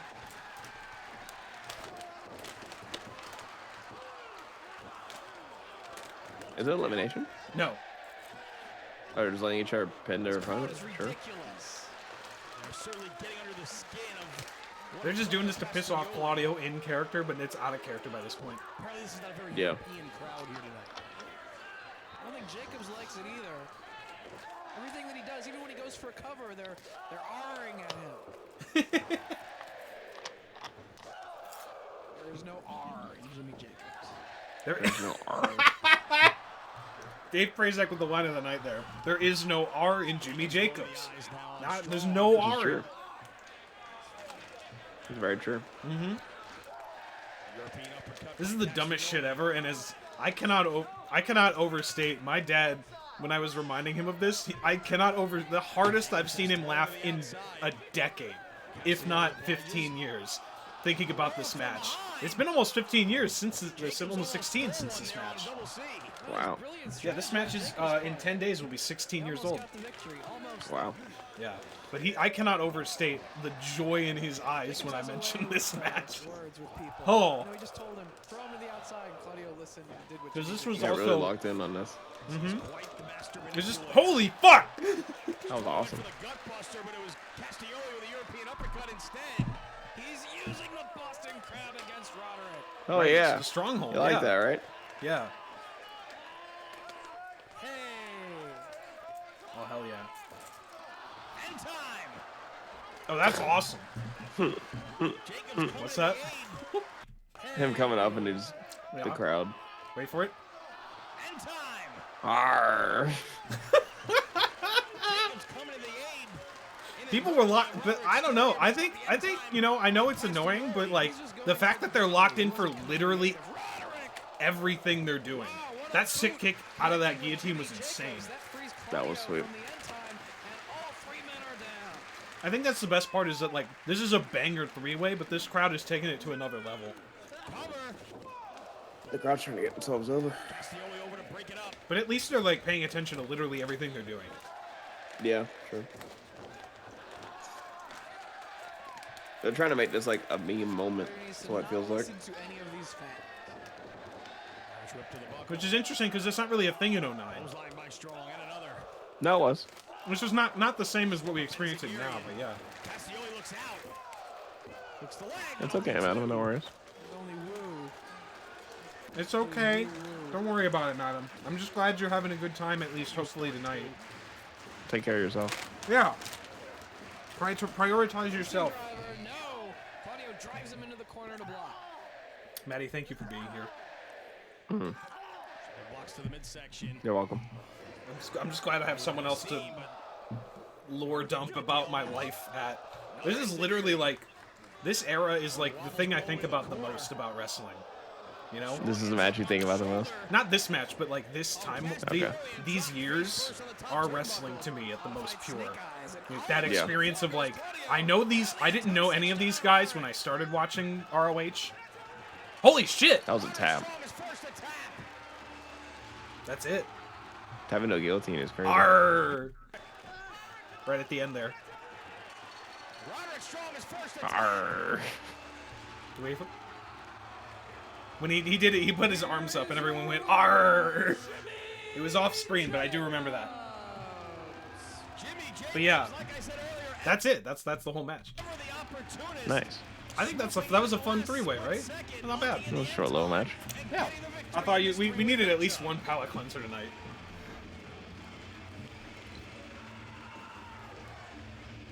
Hold on, I'm trying to look. I'm doing my best to dig through there. Claudio's like, I'm about to fucking jump the rails and beat the bricks off all you motherfuckers. Yeah, for real. This was my birthday match though. This show. Hell yeah. It was like 3 days before my birthday. Oh god, is Jimmy getting acknowledged on mic? Yep. Oh Christ. I don't actually know what's going on here. Do we want to watch this, or do you want to stop right here? No, I'll just watch it, whatever.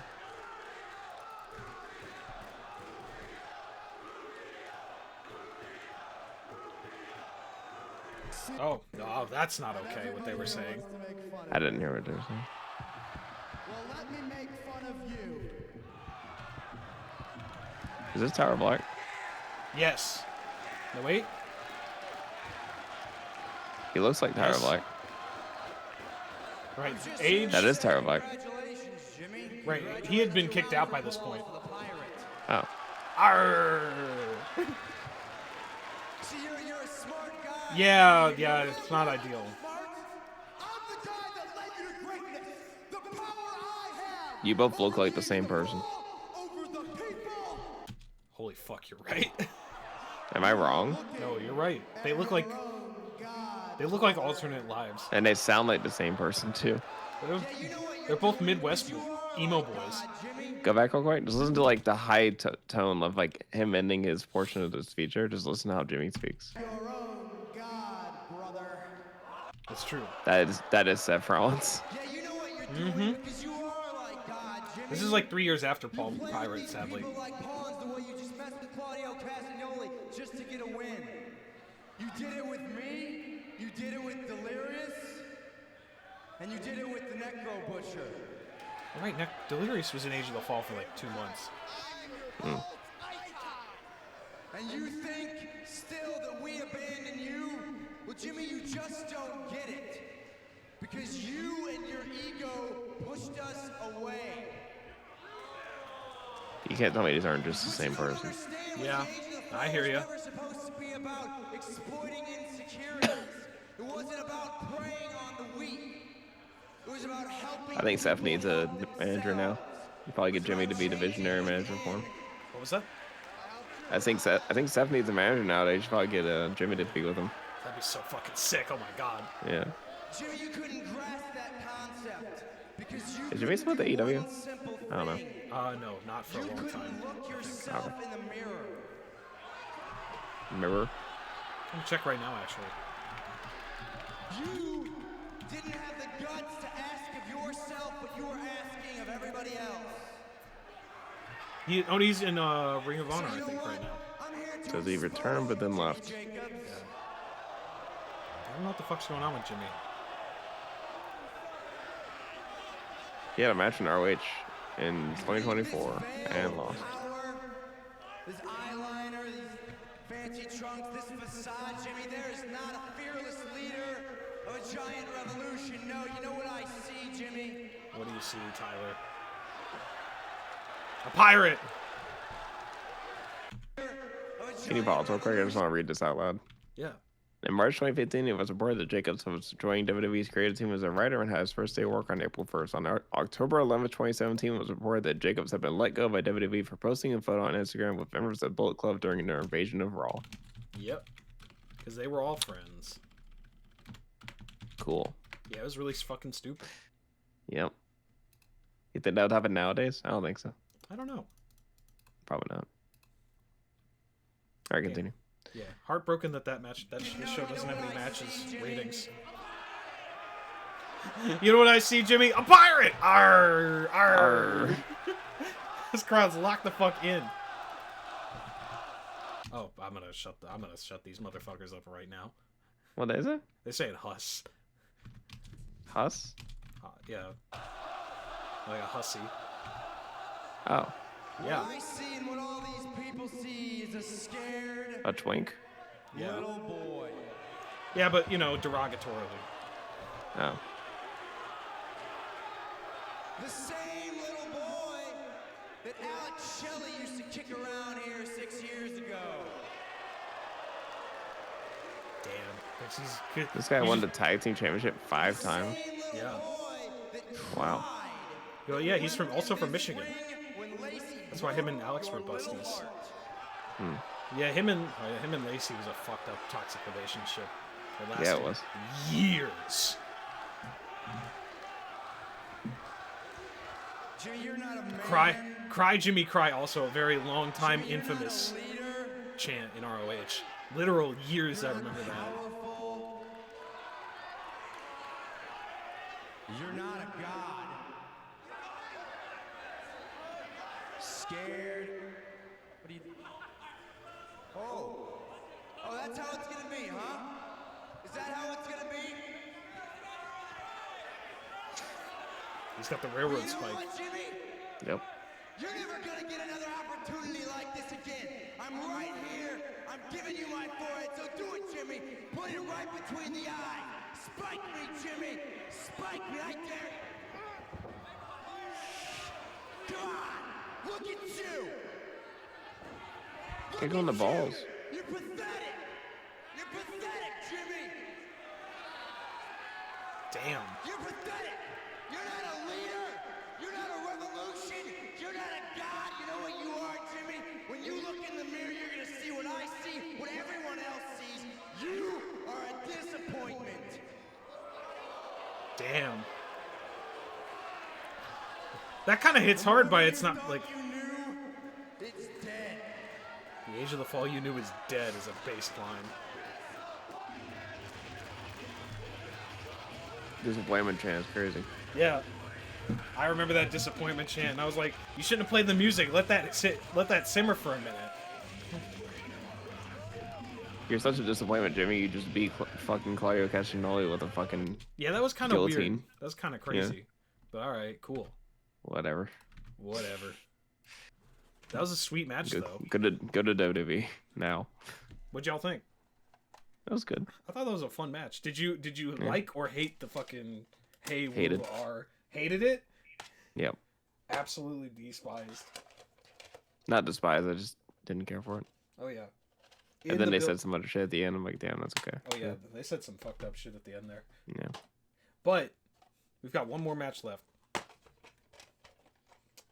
From Good Times, Great Memories, which was on my birthday, April 28th, 2007. This show had some insane matches on it. To name a few, Rocky Romero versus Austin Aries, Homicide versus Brent Albright versus Jimmy Rave versus BJ Whitmer. It insanely fucking... Oh, hold up. This match had, as well, Takeshi Morishima versus Shingo for the world title, which we have watched on this channel already. I believe you remember that one, right? Maybe? Yeah, that was, we watched that as a super early one. That was the one where I was not recording your audio, but you were recording Oh, your yeah. audio. Yeah. There was also Roderick Strong versus Jack Evans, which sounds like a base match. The main event was Colt Cabana and Adam Pearce in Colt's allegedly final match. But the match... I think that was the one Double Superkick show I was actually streaming for. Yes. But we are going to watch one of the all-time greatest tag team matches in ROH history. The Motor City Machine Guns versus the Briscoe Brothers. So I said Alex Shelley and Chris Sabin? Yes. for the tag titles. No name, just Yep. Alex saving Chris Shelley. This might be the Murder City Machine Guns, actually. Yeah, I guess I just have no name. This is 07. This might be pre-name. But this match is insane. I remember this like it was yesterday. One of the craziest matches I've ever seen live. Their tag team debut was August 25th, 2006. Wow. Yeah. So this is only like 10... This is like not even a year into them being a tag team. Still haven't thought of a name, though. What was that? Still haven't thought of a name. Yeah, still haven't thought of a name. Short hair Shelley. They debuted in TNA this month. April 2007. Short hair Shelley's kind of crazy. The name they originally used was the Murder City Machine Guns. Murder City. Here we fucking go, baby. Did you write what I said about Shelley? What's that? Short hair Shelley's kind of cursed. It is kind of cursed. I think my dad and I have thought about this long and hard. What is our favorite Briscoe look? It's like if you take out the Confederate flag, it's them coming out with the hoodies up, with the face mask, with the tag belts around their neck, with Jay with the belt around his neck. Is goated. Pretty beast look. That's a beast look right here. Upside down style. Yeah. Oh, that was probably not intentional. Yeah, that's fine. It looks sick as fuck though, actually. Yeah. This is the best tag team of all time. Straight up. I'm gonna say it. I'm gonna hold on to that for the rest of my life. This is the best got tag that team. 8 Mile swagger going on right now. Real. There's my fucking boy, Mark Briscoe. Also, you can see... Actually, I'm gonna show it right now. You'll see it real quick as we switch cameras from Jay to Mark. As they fade and turn around, you'll see... Celebrating his 12th birthday... It's me, baby! Where? Right there, right behind Mark, right next to the guy with the hat. You see the kid? You see that kid with the Cabanarama bandana? That's me, baby, with the WWECW T-shirt that I bought. I could not see it. You have to go back. I couldn't see it. You can't really see it here. You'll see it later. I assure you. There is a better shot later. Okay. But here, we're gonna hold up. We gotta go back for the fucking. We gotta go back for the fucking streamers. God damn, there's a lot of streamers. Hell yeah, the Briscoe brothers. The fucking guys right here. The greatest tag team in wrestling history. And I fucking mean that when I say it.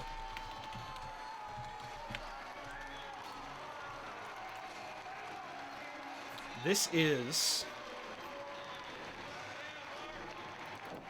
I'm trying to find how many tag team... What number reign this is out of 13.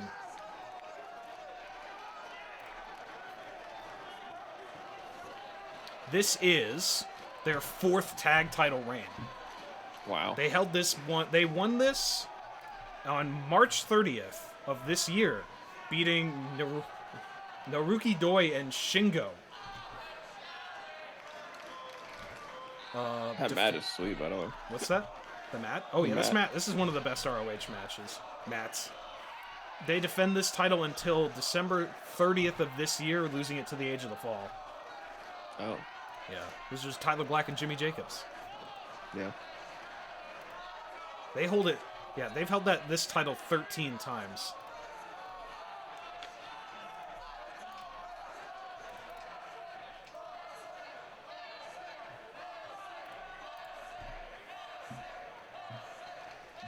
This is it. Let's fucking look. Let's lock in, baby. Alright. Alright, who you... Oh, yeah, right.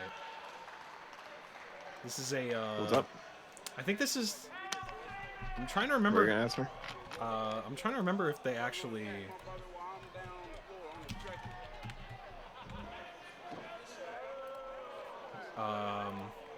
in Ring of Honor, this is their first time fighting. No, this is their first time fighting. I don't know if ever, but at least in Ring of Honor. This is the first time. Well, these guys were just barely a team, so this might actually be their first. And this is the first ever match these two had. These four had together. Excuse me. The second time they had it was that return engagement show we just watched earlier with Kota Ibushi El Generico. Both of those matches have a 9.0 or higher on Cage Match. Wow. Yeah, this has a 9.24. That's crazy. Yeah. This is that good of a match, apparently. Looked tremendous last night. Did the Briscoes going through 3 tag teams in Ultimate Endurance, but they are certainly One motherfucker gave this a 5.0, and I just want to talk to him. I just want to talk to him. Motherfucker, 2.5 star. I'm gonna whoever you are, I want you to know that you have a problem and need to go see. You should get launched into the stratosphere. You should stop watching wrestling. You are objectively wrong. Real. Wound up attacking Jay Briscoe at the end of that segment, and the titles are on the line here. And let's be honest, Sabin and I could definitely tell you do this in post. What was that? They do this commentary in post for sure. Oh yeah, they've never done. ROH almost never did commentary live. Why? Just because they didn't have a place for them in this building, among most places. Which I'm like, timekeeper? You couldn't just no. Yeah, I know. I guess maybe the audio of echoing would have been too loud with the music. That shit's easy as hell to fix. Mark Briscoe is the GOAT. Yeah. Who's a WWE? Oh yeah, they probably are a WWE only viewer. I love WWE. I tolerate WWE. Obviously, the Briscoes, the very best here in Ring of Honor, as they do hold the belts. All right. But you know, Chris Sabin and my favorite wrestler right there for sure. Who? Chris Sabin? Oh hell yeah. Oh yeah, for sure. In Japan, and you know the Briscoe brothers won the GHC Junior Tag Team Championships when they went to compete for. Oh my god! Holy shit! They're talking about the no match. Oh my god! What's that? They just talked about it. Oh my god! Nice. Yeah. Yeah, these guys were traveling the world in this reign. They held this belt for 9 months straight. Yep. Going everywhere with these tag titles. Well, apparently they won the GHC titles too, so they were double champs. Oh yeah, they were locked the fuck in. Also, I found out. Damn, I'm gonna just shut the fuck up about that guy though. The guy who rated this match 5.0, 5,700 ratings on Cage Match. I'm like, whatever, man. Yeah, I know. It's a big risk for Mark Briscoe. I don't trust Cage Match for much. Other than it's good for a it is an important amalgamate. It's a resource and it's an amalgamation of information. That's about it. Yes. I don't worry about the matches or most of the ratings, honestly.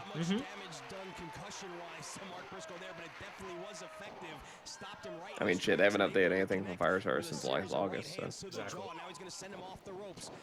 It sounds like we need to do some work. I ain't doing that. Yeah, real. Oh hell yeah. Scoop and a slam. Mark Briscoe just fucking built different. I'm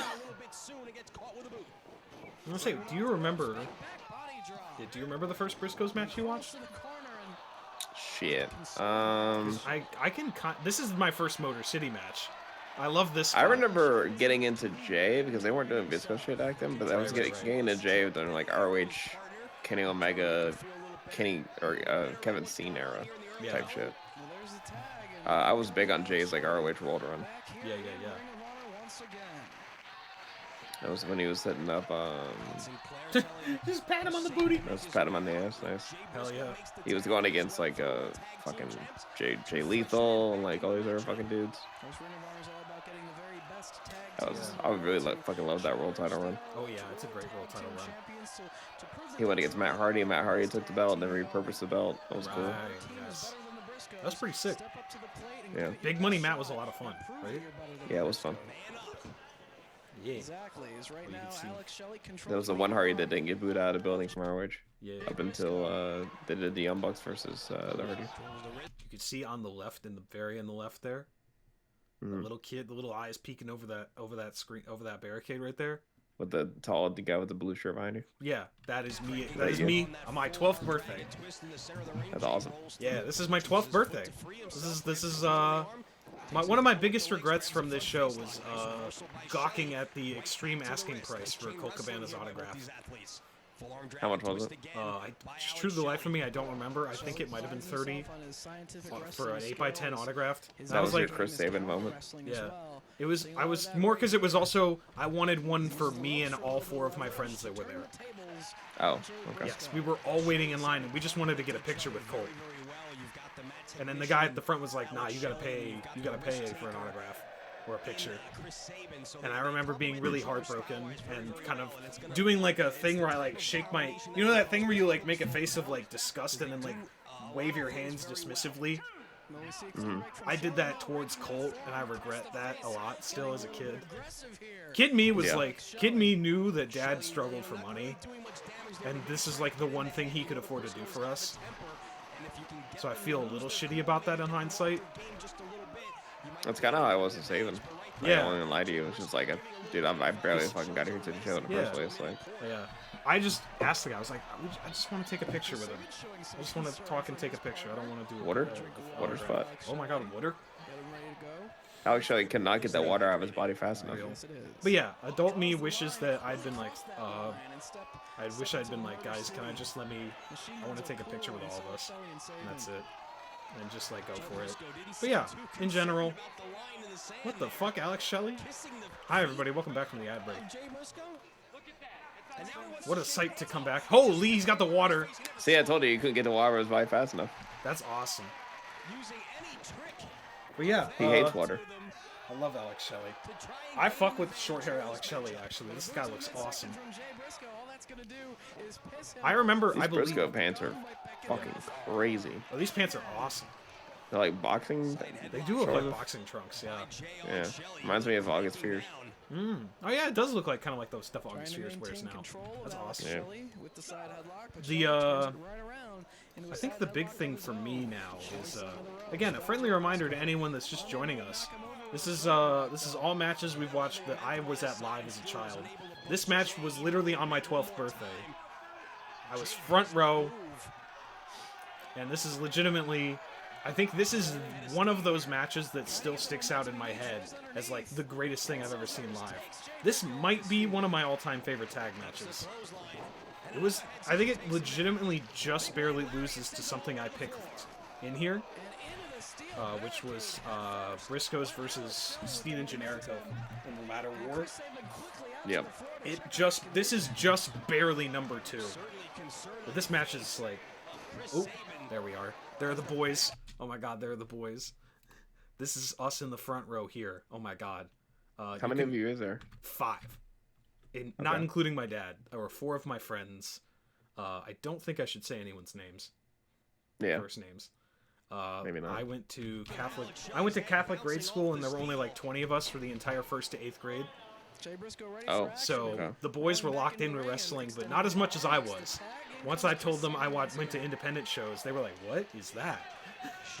And then I invited the 4 that I was coolest with, 2 of which were only kind of into wrestling, and the other 2 were pretty locked in to WWE at the time. And they would come with us, and they would be like, "All right, when are we going?" Some of them would. I remember the Monday after, they'd be like, "Dude, that ROH show was so sick." And then like they'd be like, "Yeah, sorry, I will point myself out when it's a little easier, because I think there is a barricade spot." Yeah, but me and my 4 homies and my dad. And then yeah, it's a lot of fun. I went to these every month that they were in town for about 5 years, if not 6 years actually, about 5-6 years. And then just money got too tight, and I had aspirations of going to college at one point. Yeah. And then that just didn't happen. But you know how it is. And then also just we kind of got not as interested in the product during like 2011, 2012. Just kind of, you know how it is, right? Was that HDNet era? That was deep HDNet era. Yeah, no way.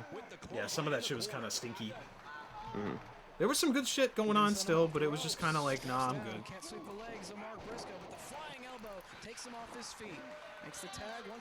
How have we not seen International yet today? I just realized that. Yeah, we haven't. The fuck? Holy. I've seen a lot of drop downs and all, like, Oh, yeah. fucking elbow drops and shit, but like, Yeah. But I'm, yeah, this is the kind of shit that, like, I think it's the fact that I was so locked in every month. They weren't always with there, but it was always me and my dad, and maybe one other person. But it was always me and my dad would go every month. They were in town. yeah, Because why the fuck wouldn't you? right. It was like every, like, 3-ish months, I think, probably. Yo, what the fuck? That was sick. Me and a couple pals are huge car nerds, and my dad sprung one year to take us to Roll the Wheels. That's awesome. I went to one of those auto shows just because I knew Rey Mysterio was going to do a signing. And I was like, this is the lamest 3 hours of my life. And then we missed out on the line, and we couldn't go see Rey. The line got too big, and we got there too late. But, still, in hindsight, I was like, nah, this is pretty cool. I just didn't know yet. Holy fuck. Jesus. Yeah, can we get a replay on that? Oh, yeah. Hold on. Sorry, I'll shut up. Golly. Jesus! Good lord. Here, let me see. You can see people like do that like wince where you like look away. That shit was nuts. Yeah, that's tough. God damn.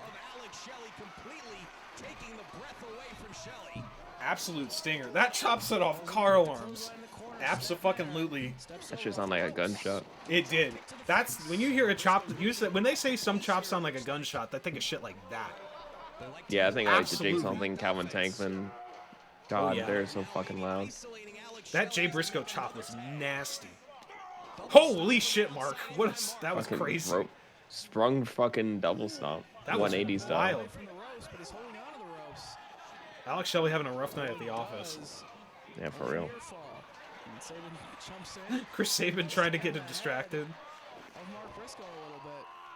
Can you believe that Who's his Sabin and ref? Shelley had been that's Todd Sinclair. What the fuck? He looks different again. Yeah, I hear you. But looking different. Is this a bit or no? Actually, he does kind of changes up a little bit. He changed up a lot. Yeah. The Goes most from like no goatee, fucking long hair, and then back to fucking bald again, then back Oh, and yeah. forth. I'm like, Oh, what yeah. the fuck is happening? this shit's crazy. Has the head trapped. Shelley looking to There make is one more match that we are not watching that we were Yeah. gonna watch last week, exactly where he was, but then finally gets his which was Yeah. Joe versus Danielson in the cage. to free that I himself mentioned. momentarily. Which I am saving for. I'm gonna save it because I have an idea for. Back Shelley to the ropes I guess and I should sends him off. keep my ideas to myself for May. And just let y'all fucking cook.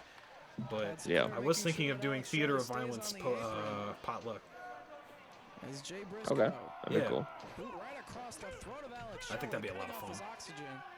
Yeah, what Sabin did We'll just have us bring the most fucked fucker matches you can think of. cover after that double team. Okay. We'll just get the Todd Sinclair bricks tied beat up off in the of them. corner, wouldn't have been there to make the count. I'll be like, all right, let me bring a good cage match. Tags from the Briscoes. Again, God making damn. Alex Shelley exert that energy to kick out. Able to get two, But the thing that's fucked up to me is like this match is like pick Shelley back up. Back to Shelley the and ropes. Sabin had not been teaming for not even a year at this point. Slide Russian leg sweep by These guys are just that crazy good. I mean, they ain't shit on the Briscoes now, I'll be honest. No, true. Not at this point. No, not yet. But this is a sweet match so far. Here comes Chris Yeah. Sabin finally. The Briscoes hit this fucking tag team combination a little bit ago. It was like 6 minutes Holy! deep. I was like, god damn. Okay, that was Sick crazy. as fuck. Oh my god. I remember watching this match and being like, my mind is blown. Very quick work on that combination, but can't keep him down. But he did get Alex Shelley tagged out of the match. Shelley trying to regain his bearings out on the floor now. As is Sabin going to work on Mark Briscoe. Mark tried to fire away with a headbutt. That was quickly stopped by Sabin as he sent him head first in the turnbuckle. Oh man. Climbs up. You guys arms trap boys doing that? Oh, uh-oh. Oh, that's gross. Just rubbing his saliva all over Yeah. the face. That's nasty, dude. Briscoe. Yeah, Mark, hit them with that redneck kung fu, man. Let's go. Briscoe, you don't want to do that. Chris Sabin, that's real fucked up of you to do that, man. Are you gonna put your spit on me, man? That's real nasty. I'm gonna beat you up like That's my Mark Briscoe. Thank you. Pulling him out of the corner is Thank Chris you. Sabin. Is that good? Driving the elbow across Yeah, that's the good. back of the Does that do head. it for you? Chad, That is was, this funny? that was something enough for me. Risk What's that? another head That was some southern enough for me. Southern as Sandy Fork, Delaware can be. Yeah. Now they gave him a name. Cool. Murder City, baby. Yeah, they just said Murder City Machine Guns on commentary, but that's not what they were called on the inside. I guess not. Whatever. That shit was awesome. Yeah! I gotta imagine holding a camera like that. No pistol grip is gonna be annoying as shit. What's that? I gotta imagine holding a camera like that cameraman is. No pistol grip is annoying as shit. Oh, yeah. For hours on end? Yeah, look how his hands are. Yeah, that's fucked. You think ROH had money to make their cameramen be comfy? No. All that money's going to the people they brought in. For sure. And to Ric Flair. Yep. Oh, okay. Goddamn, all right. Whee! Lion Salt. Luther Salt. Whatever you want. Call him whatever you want. Call it whatever you want. It's fine. Come on. Come on, man. Come on now. It's crazy how long it took these guys to get to WWE. Has control of the head. Calls for the boot from Chris Sabin and drives the face of Mark Briscoe into his partner in the God, I wish that that Warner Media fucking employee didn't fuck over Jay for the longest. Right. Yeah. You know about that, right?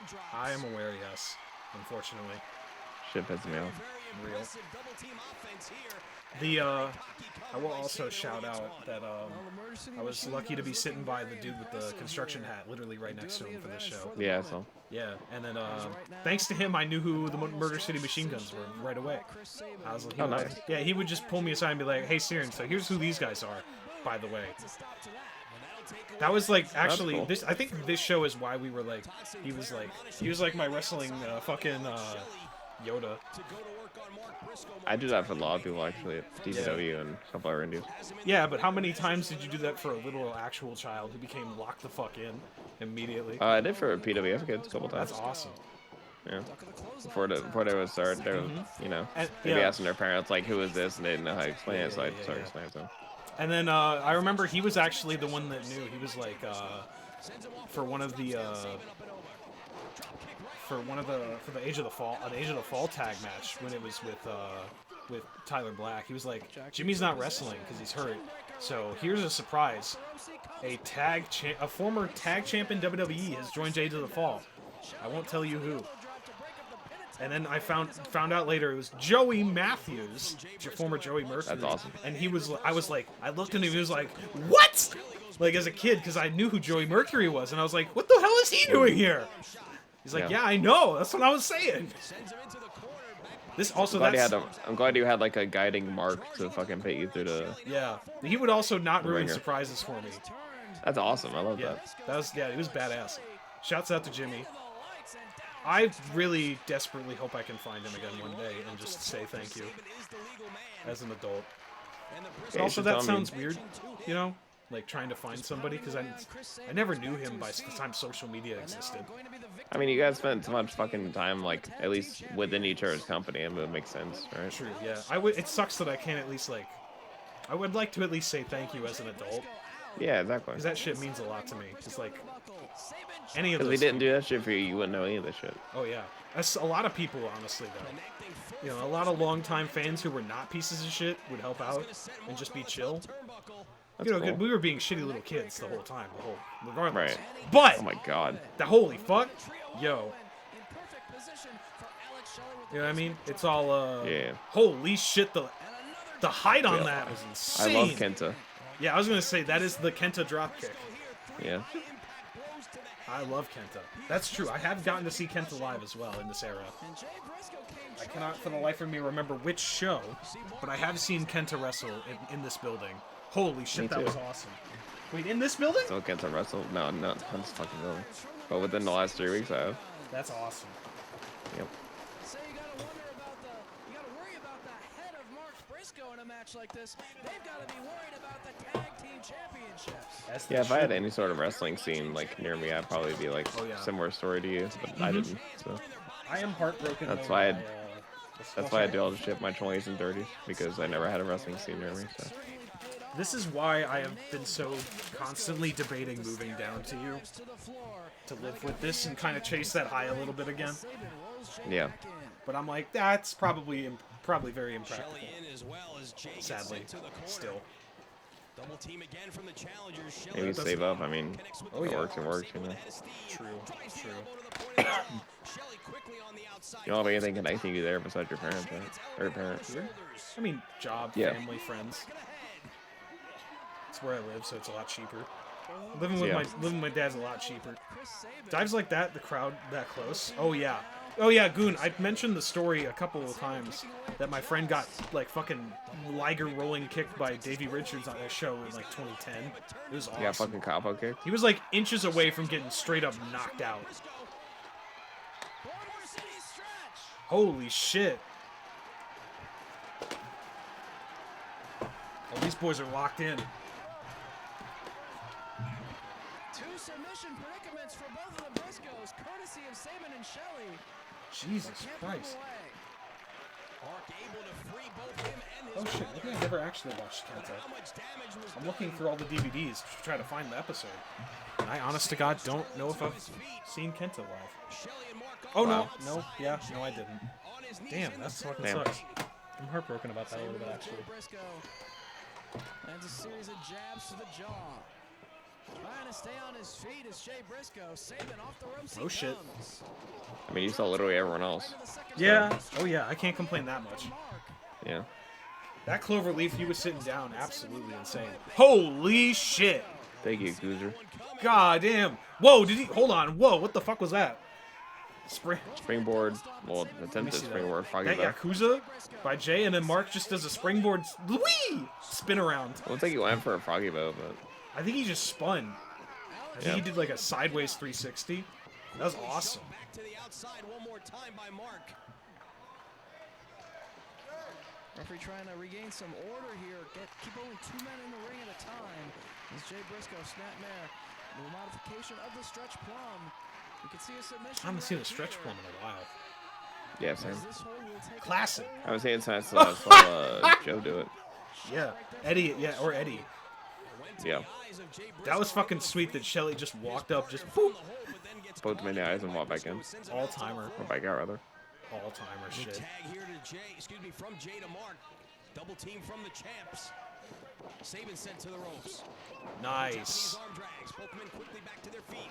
Leg drop, double stop. Elbow drop. Also, shouts out to my dad for dealing with us.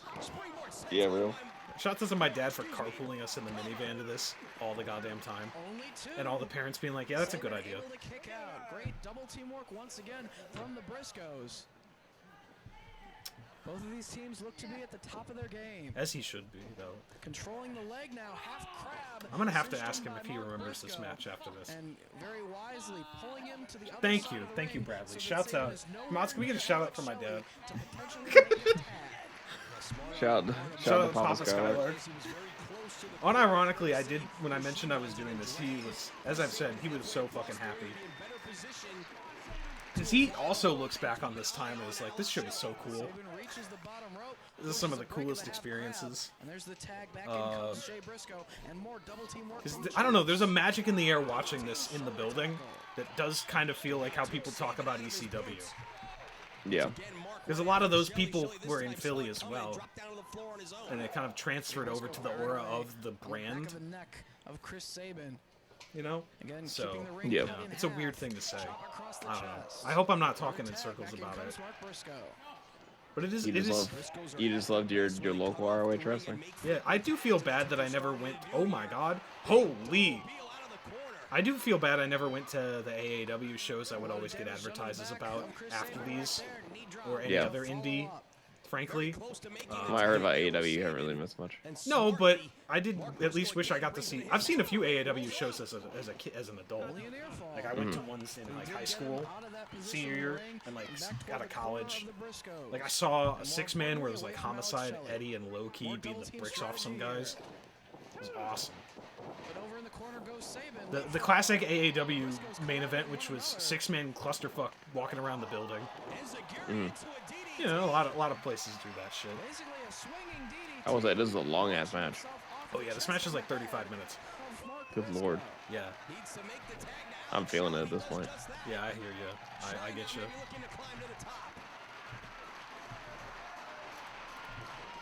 Whoa. I'll reverse it. God damn. Shit, I thought that was it.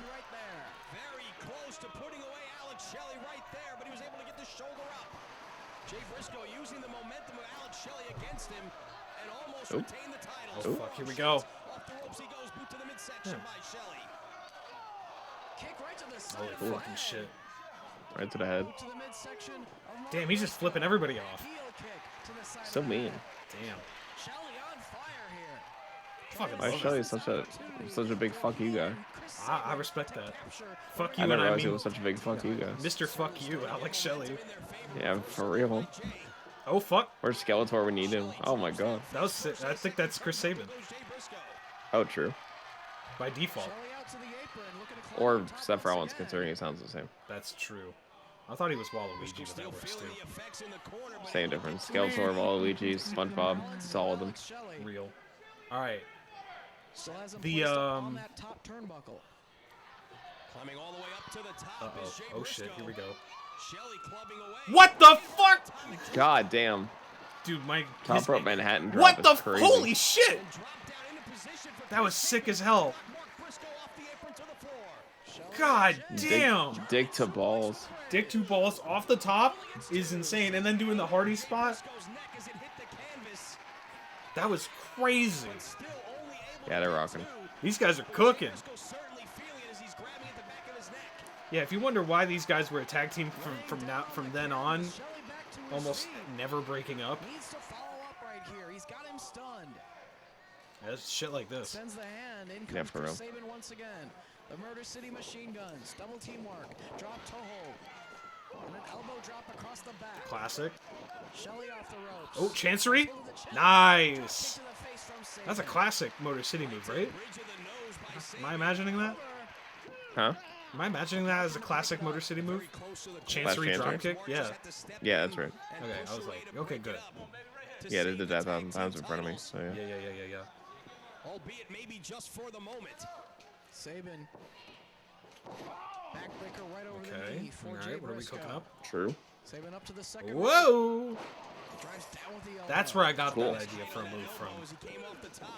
As a I've seen kid, that move from like several other wrestlers. I wanted to do that, but like instead of an elbow, I would just like float and then like spin my body in a corkscrew around, like barrel, like you know, like kind of spin around. Barrel roll. Yeah, barrel roll into a splash. Cool. Yeah, but then I was like, wow, I can't do anything. Takes one bump. I'm dead. Yeah, gets concussed once, never again. Never wrestling. I never tried. Never wrestling. Is that what stopped you? You got concussed? When the car accident. Halloween 2023. Well, that's when I finally gave up. I mean, I've been out of shape my whole life. Oh. That's I when get concussed like on a daily basis. I didn't realize it was an issue. Oh, well, it's I got pretty bad brain fog for a couple months. Oh, okay. It's pretty bad. But yeah, I mean that's kind of the whole point of this this thing is experience like the last 30 years of my life again. Holy shit, face to balls. Oh yeah, it is kind of Starship Pain, but instead of the split leg, it's like kind of hang time. Holy shit, redneck kung it's not fu. moonsault either. Oh yeah. Oh my god. Look at him. He's redneck kung fuing. Let's go.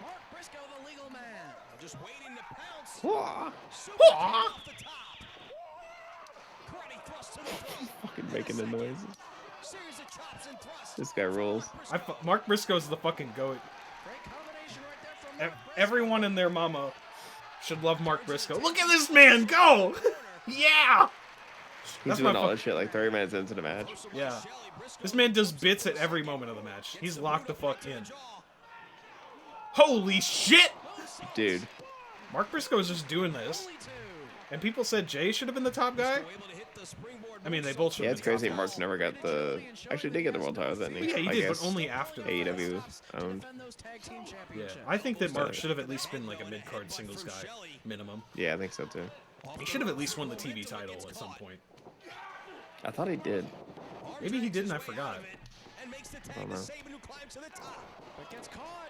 Got him. Oh fuck. You're not. Oh, Oh, shit. Jesus. Never mind. Hold on. Let me run that back again. That was fucking insane. I want to make sure I caught that right. Caught him mid-air. Exploder. Banger. That's essentially an exploder, yeah. Damn. Oh god, Shelly. That bump did not sound pleasant.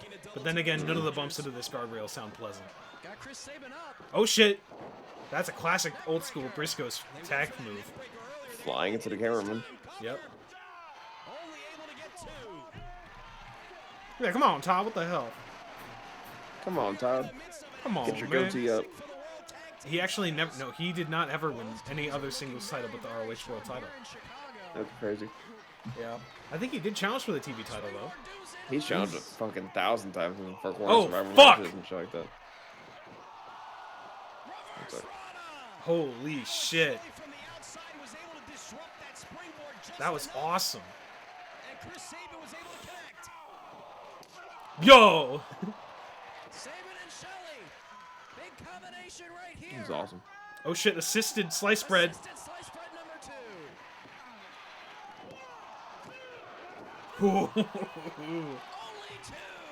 Classic. God, that shit hits. This match is insane. Is this just for nothing? This is for the tag titles. Oh, okay, never mind. I was gonna say. This is the tag titles. Oh my god, are they gonna do the Golden Lover spot? What the fuck? He just gave Shelly a bulldog? Yeah. That was awesome. That's one of the I've craziest never moves seen him I've do ever. that shit. That was one of the weirdest moves I've ever seen in my life.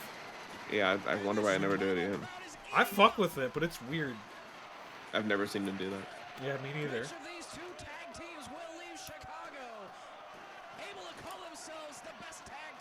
There's me. I'm standing up. There's me, little shitty little Ciron standing up. Lock the fuck in. I am on another plane of existence right now. At 12 years old. Bulldog. Yeah, it was leg like drop. Bulldog live drop. Yeah. Oh shit! Stun gun. Stun gun. What the fuck? Good lord. Holy shit! Wow! Catch. God damn! What a good catch.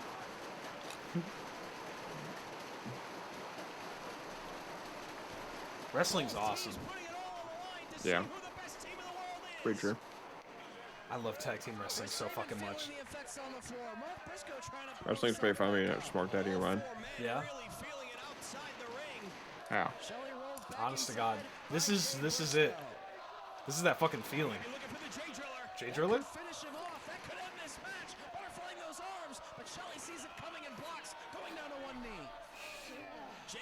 But I feel it coming too. Mm-hmm. Oh. Oh fuck. Oh. Whoa! What a kick! What the fuck? What? Holy shit! Military DVD? Froggy Bow? Froggy Bow. What the fuck? What? Right! He used to do a shooting star. I forgot Mark used to do a shooting star. Oh my god. He did that shit 10 toes down. If you watch that shooting star again, watch how he does it. Like, Yeah. watch his, like, feet on the rope. Yeah? Feet on the ropes, flat up. Whoa. That was tight. That is a Yep. tight shooting star. There's a reason he doesn't do that one anymore. Holy Yeah, that shit's fuck. rough. That was scary. That was awesome. He hit that shit clean as hell. No bounce. No bounce. Just jumped. Just jumped. Mark's built different. Jesus Christ. I haven't watched this in so long. I forgot Mark used to do a shooting star press. Holy shit. That was awesome.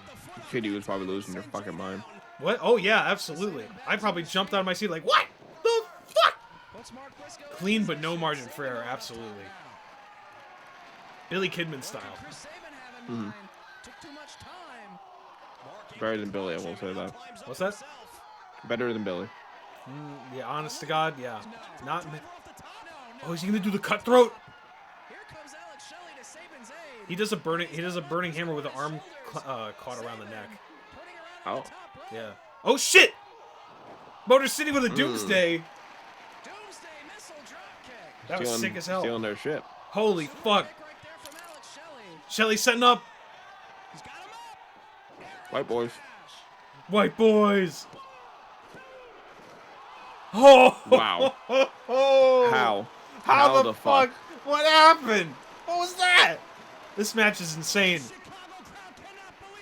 I thought Lenny Leonard was about to say, this shit is fucking crazy, instead of this Chicago crowd. Oh, shell shock. Bray Wyatt just made up a new move. Yep. This crowd. 2 and 19/20ths, yeah. Late 2 counts are a lot. The title matches in ROH had so many good late 2 counts. Dude, they're fucking rocking. Yeah, I hear you. Slice boys. These white boys are cooking. Cutthroat driver! Got him!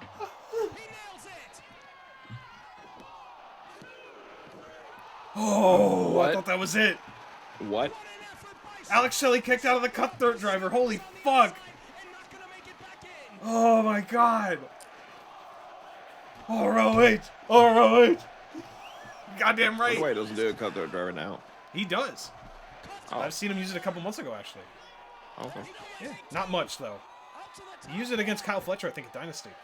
Cutthroat leg Yeah. trap! Oh What my the god. fuck? Holy shit. 1. Yeah, I was locked in That's for it. that finish. That shit ruled. I'm slamming with both hands. Do you see that shit? Let me see that Look again. at that shitty little kid in the background standing up. 1, 2, 3. Yeah! Oh my god. Yeah, slapping with both hands. I'm fucking locked in. Because Goddamn. both of my tiny hands combines into one adult-sized hand. It's worth of slapping. I learned that very quickly. Yeah!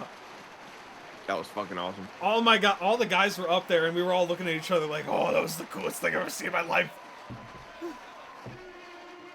What a How can match. you not? That match is amazing.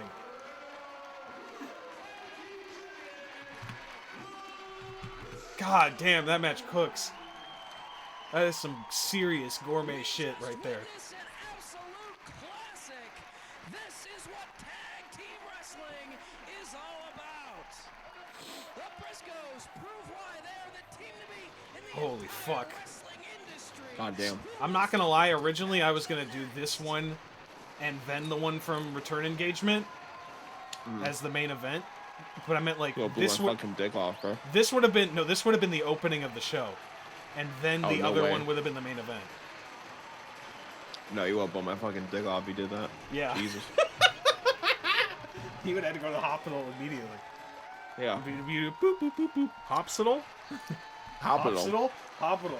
I watched Briscoes vs. Motor City twice, and they'd be like, "Say no more, fam. We'll be right there." So that's one of the best matches I've ever seen in my life. That was fucking But wicked. I think we bookmarked this show perfectly. Danielson McGuinness was all killer, no filler. And this match is one of the best tag matches of all time.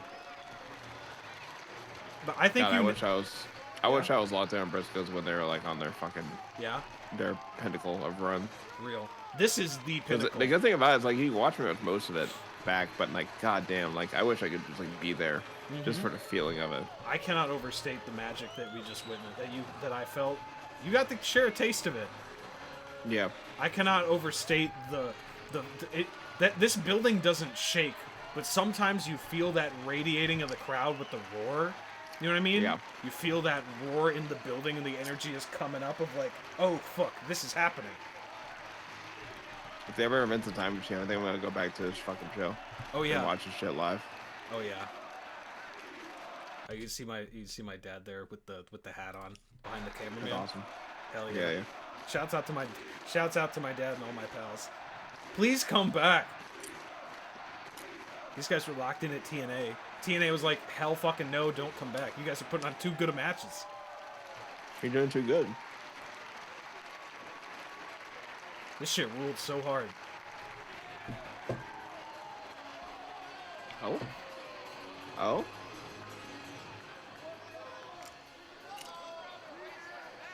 Yeah! That's the Ring of Honor way, baby. Yep, True put it honor. on.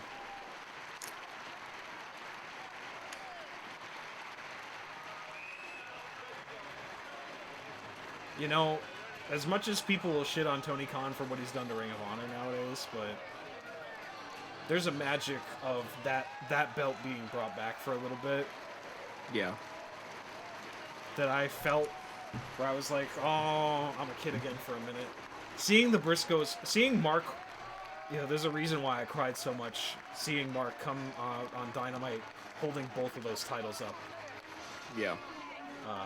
Yeah, that's, having, yeah, this is that one of those matches that I think about of why I say Jay and Mark are the best tag team of all time. Yeah, I think that might be the best ever. I don't know who the fuck's beating that. If you got a better tag team match, send it to me right the fuck now. Real. A guy like me is building the time machine and having Mark Briscoe and fucking Jay Whistler versus the Top Shooters. But that's me. Oh my god. If only. Yeah. But we've gotten a lot of good shit in the meantime to go through. We haven't even scratched the surface. I have so many more Briscoes matches on just these DVDs alone that we could watch. Yeah, they love Chicago. Huh? They love Chicago. ROH, yeah. We were one of their biggest markets. No, I mean like the Briscoes love the Briscoes fucking love Chicago. wrestling in Chicago, yeah. Yeah. Here, I'm gonna just there we go, that'll work. What a fucking show. Goddamn. So I take it everyone had a good time with that last one. What do you think? Pretty good. I think everybody had a great time. I'd like to argue. Yeah, I think so. I assume that'll be your favorite of the night. Oh yeah. And what else comes close? I mean, after singles that? wise, I think Generico and Ibushi got. That was awesome. Very, very, very close. That was really fucking good. But I will argue Danielson McGuinness was also really, really good. A lot of fun. Okay. I hear. But you liked Roddy Kenny way more, right? Mm-hmm. I thought it was pretty good. Better than I remember. The Four Corners was really fun too. That Four Corners was killer. That crowd was so fucking hot for it too. Yeah. But and then the three-way was a fun, silly little match that you probably would have been like live in the moment, might have enjoyed, or thought, I hate all of you motherfuckers so much. Yeah. Yeah. The no middle ground. Fucking the chanting is like the with the 1 yeah, 2 yeah, 3 yeah. Oh, that was people the try to do it worst. sometimes DPW, and I had to shut that shit down every single time. I'd like to argue that is objectively worse in every possible way. Because at least Claudio's thing was, this was his catchphrase, and now we're doing it to him because he's an asshole. Yeah. And then the other shit. I mean, honestly, tell me to pick between all these 6 matches. Just like tell me to pick like my favorite child. Also. Yeah, honestly, I feel you. But this is why and now you understand why I'm so vehemently in love with these DVDs in this era, because there's a magic in the air in the building. Every time I was there. Yeah. And I missed that shit a lot. But you know, we can't go back. That's the whole point. That's kind of what I've been trying to experience with this whole month, is reliving and re-experiencing a lot of things for the first time over my life. You know, as most people will know, you know, sometimes you forget a lot of that shit when you experience it after the fact. And also just like, I experienced a lot of not great shit in the last 30 years. So a lot of it's kind of just gone. But I have I have the physical memory of them here.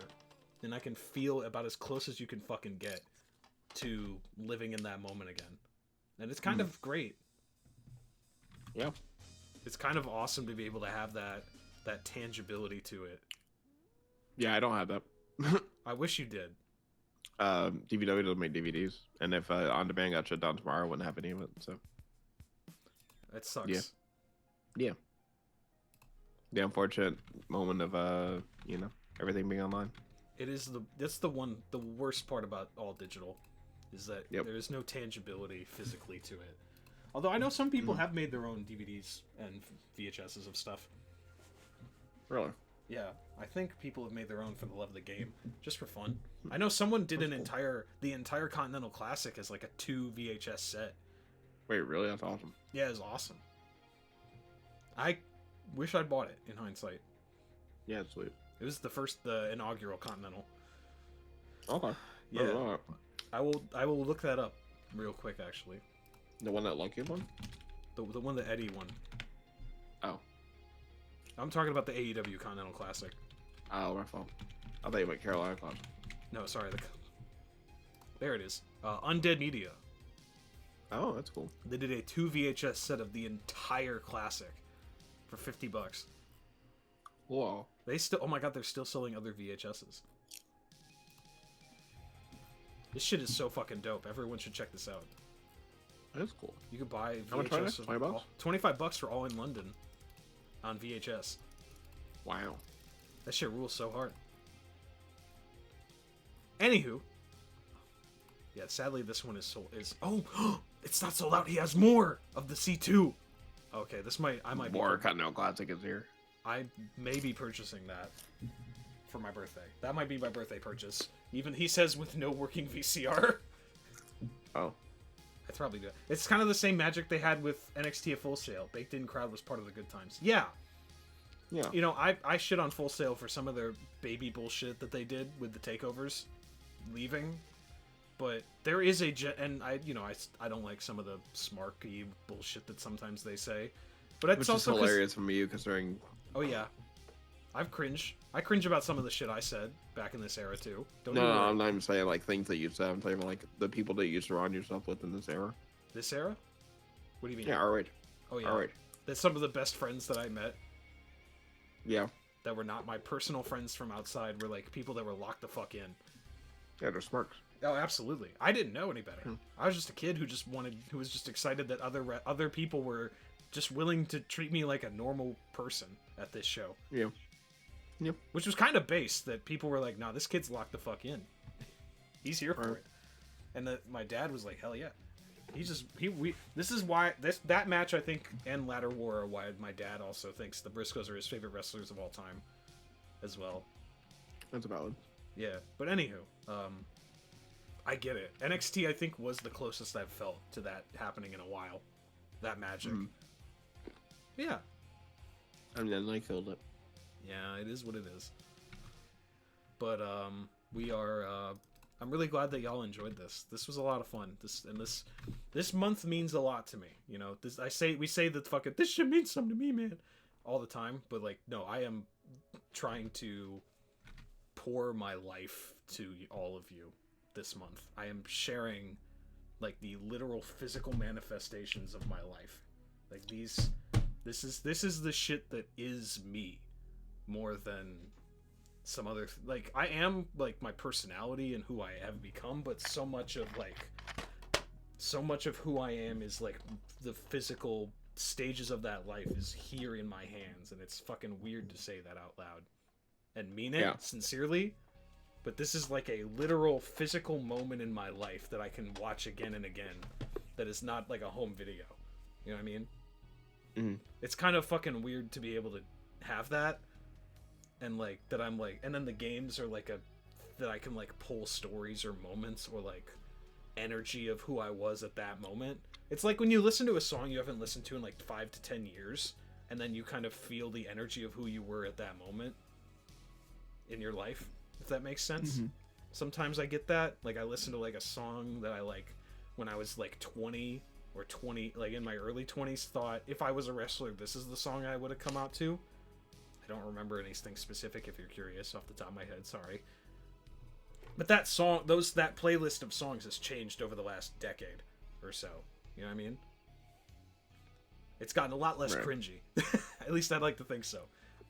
I'm not trying to do like a 2.5 minute intro like I was when I was a kid. That shit is funny as fuck though. Oh yeah. I will say. I had a dog shit gimmick as a kid. You know what? Yeah. Are you interested in me bearing my cringe to the world? Or do you not, not care? I just don't want to hold you if you're actually burnt out.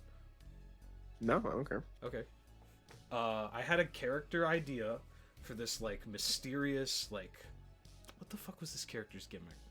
I'm trying to remember. It was like I think this could have like assassin-y character. Maybe? I don't remember. It was this weird like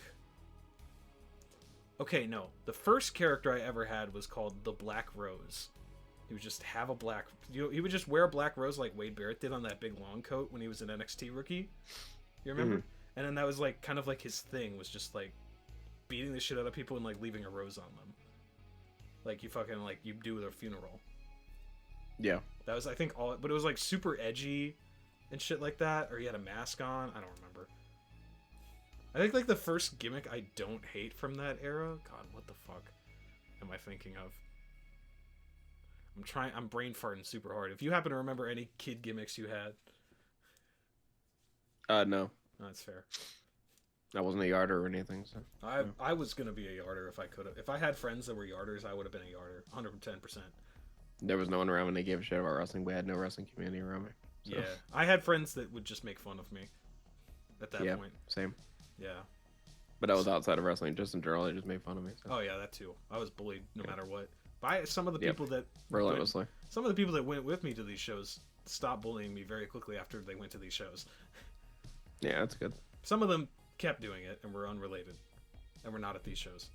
But I got in school suspension a good amount of times for a lot of fights I did because a lot of people love trying to fuck with me. So I did not fight back, but I did grab steel chairs, threatening to fight back a lot. I definitely choked some people out. I made some dumb things, but I was, it is what it is. Yeah. But I know there is that kind of cringe of it, but I think that's where it's kind of nice to. There's good of like being able to go back and like think about the music I thought of at that time or any of that energy, and be able to look now back at these and know that I made it out okay. I'm not like where I want to be in life perfectly, but I made it out. Yeah, me too. Everyone can. We all do. I feel the same way. Yeah, it's like, it's cool to have these. And there's like moments and things I wish I'd done differently in that. Like I wish I was at Money in the Bank 2011. I wish I had been there. I wish I had been at All In. I wish I had been at the AEW All Out when Danielson came out the Final Countdown for that strap match with Ricky Starks. Because I do kind of wish I'd been in the building for Final Countdown Danielson at least one more time. But but watching these back, it's chasing that high. Yeah. But it's also chasing the youth. I think that's one of the things I've tried to learn. I tried to relearn doing this whole month-long thing, is that we have this and we lived it, and now we continue. But now we can do other cool shit like this. I could have never imagined as a kid that I would be here right now doing this, because this is far beyond what I ever possibly thought I could ever achieve as a person. Yeah, we didn't have tech for that shit. Oh yeah, in high school TV class, I had a public access channel at the high school TV that I went to. My high school had is public school, so we had a TV channel, public access. Yeah. And I did a ton of gaming stuff. I did game review show. I did a gaming talk show. I did a gaming game show in my senior year. It's called Game Face. Get your game face on, gamers.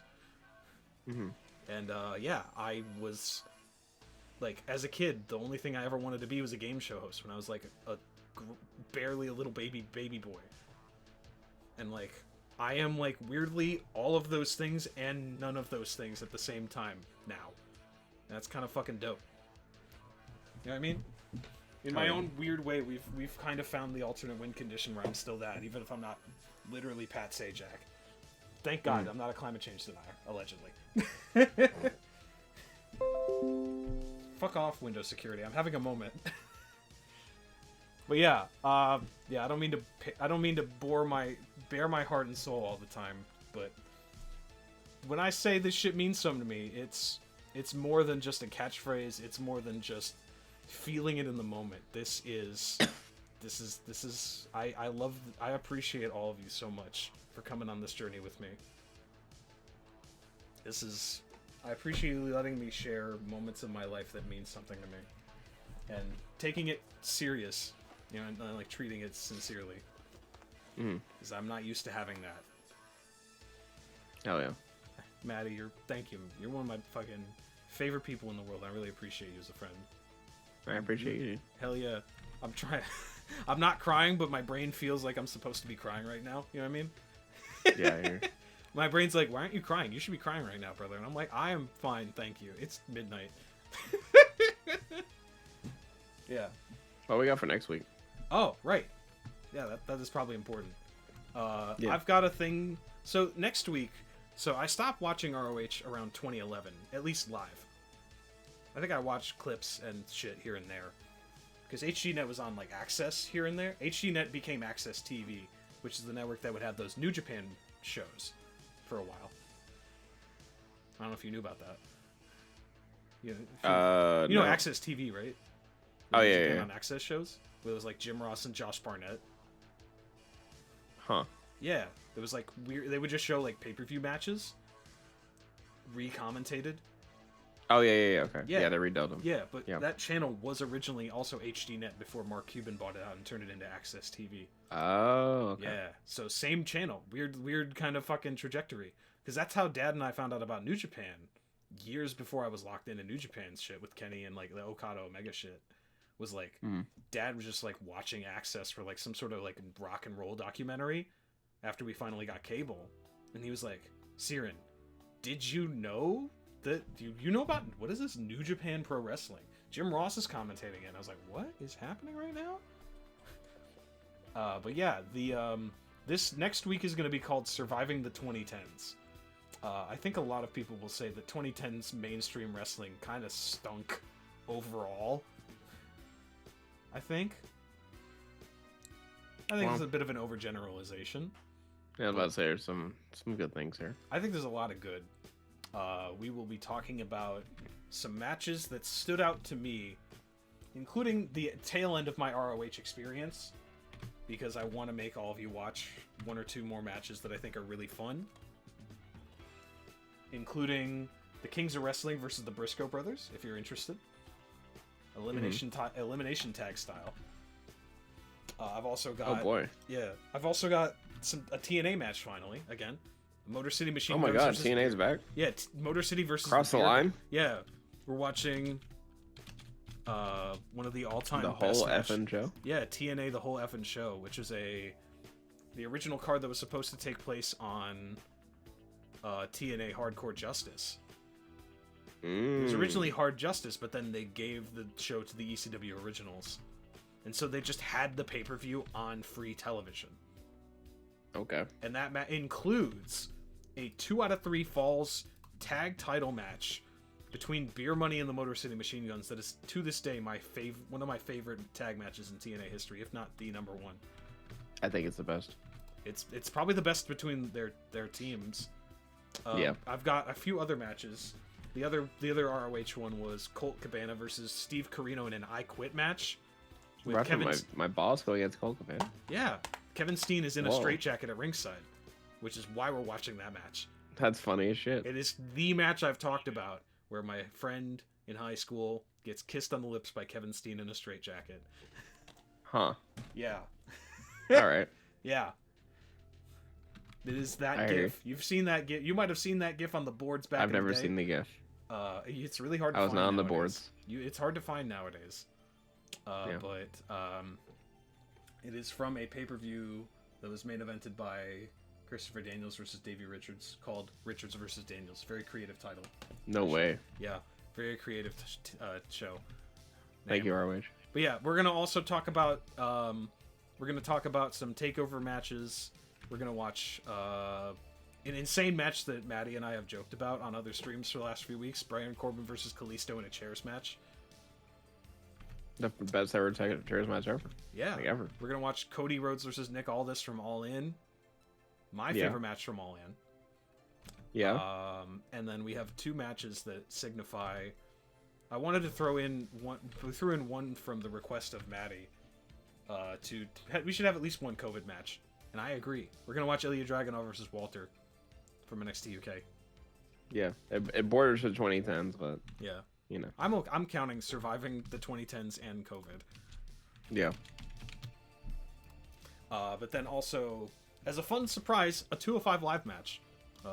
Drew Gulak. And you'll have to stay fucking tuned to find out what it is next week. Yes. I'm not going to tell you. You do not get to find out. We're not going to spoil it. You'll have to figure insane. it out. That one's fucking insane. Just because you'll be like, this guy was on 205 Live? Oh, yeah. He was. Yes, he was. It's insane. You just found the Kevin Steen kiss gif? Hell yeah, Lear. I'm so fucking stoked for y'all to see that. I don't remember that I Quit match at all because I was too locked the fuck in on my friend getting kissed by Kevin Steen. But yeah, after that, the week after, we're gonna be doing the Superkick 6, our first ever one. I'm asked where I'm gonna have the gang book a pay-per-view worth of matches. 6 matches. Your favorite 6 matches of all time, or the 6 matches that are the most important to you as a wrestling fan. Now, do you want us all to pick 6 matches each? I'm thinking so. Because that's a lot of fucking wrestling. Yeah, but that could be a whole episode for each of you. Okay. The pay-per-view's worth of matches, right? Okay. This show was 6 matches. Yeah. But that was also because we did ROH events. Maybe I'll just host a Mania 6 and just book 15 matches. How about that? Oh, is that good? Oh, brother. Do you like that? I said 6, but fair. Or we could do 7. Do you want to do another match? We can just keep going up. No, I can't even think of 6 matches off the top of my head, so I'll have to. Well, I thought look that into 3. archives. I thought that 3 would be too hard. So I said instead of a top 3 5, is too hard. I thought it'd be hard to get it down to 3. Wow. It was. Wow. The following announcement is paid for by a New World Order. But yeah, that's the thing. What you got coming up this week? I'm gonna beat this goddamn game. I'm gonna be Pro Skater 1. I got one more fucking skater to do it with. I got Alyssa Steamer, the only female skater on Pro Skater 1. Oh, hell yeah. And then we're gonna play Pro Skater 2. We're locked the fuck in, though. Yep. And tomorrow... Also, yeah? I have other plans. Oh? What are those? I maybe want to do what's called a Rainbow Miser on the Lost and the Damned. No idea. Where basically everything is randomized for like Oh? vehicles, people, pedestrians, missions, everything. It's all randomized. Oh my god. So I'm gonna go from traffic killing me forever in Valdigate Tony to the game being randomized rainbow style on Lost and Holy Damned. shit. Or because I've never seen anyone do it. I tried to find a video, I tried to find a stream, nobody's done it. But the mod is there. Sleeping Dogs Chaos mod. All right, I'm in. I'm intrigued. You've got my attention. I'm interested. But real quick, tomorrow afternoon, I'm gonna be playing this game called Fate. It is a PC, my first ever favorite PC game from 2005. Very much like Diablo. It came for free on my Dell computer that we had as a kid, and I was poisoned by a free demo of only the first 3 levels. So, whoa. Yeah, I was locked the fuck in on this, and it introduced me to PC games. And yeah, I'm gonna also on Friday, if I can get it to run. I've been having issues with it running. We might play Transformers for the PS2, which is a game I played as a kid that I never could beat, and I want to go back to it and be like, why could I never beat this? Am I bad at games, or is this game just super When hard? is Mania, by the way? I'm sorry to interrupt. When is WrestleMania? 19th and 20th. Okay, I'm probably gonna spend like a whole week just doing a bunch of random bullshit. Easter. Yeah, that's next week, right? Week after this weekend, yes. I'm definitely gonna spend the next week doing a bunch of bullshit because I was going to go to Vegas, but yeah, I'm not going to. I'm not spending that kind of money. Not anymore. It's too much money. It's too much money. Yeah, and then Saturday I'm gonna do the Yu-Gi-Oh console games like I mentioned on Monday, and then Sunday is a surprise. Oh shit! My fault. Oh, what the fuck? Newborn wrestling just being loud out. Goddamn. But yeah, Sunday I'm gonna do some surprise. I'm gonna do a surprise. I'm gonna play some crazy shit. But yeah, this has been a fun I also got a stream. collab coming up at some point. Yeah. Oh yeah. Again, me and Kit once more. Back at it again. You're gonna go do Raw 2 again? Maybe. Hell yeah. We do have to go to a wrestling show, so we might like combine those maybe. Yeah. We'll see. We'll figure it out. I was gonna say, I think I'm ready to get out of here if you don't mind. Yeah, I'm ready to get the fuck out of here. Yeah, thank you for your patience. Of course. We're gonna go to the Ariana tonight because Ari is live? doing live Wheel Good West Wrestling, randomly chosen community submitted matches. Whoa, We're watching that's a awesome. DDT Universal match that's just getting started. What should we say tonight? I'm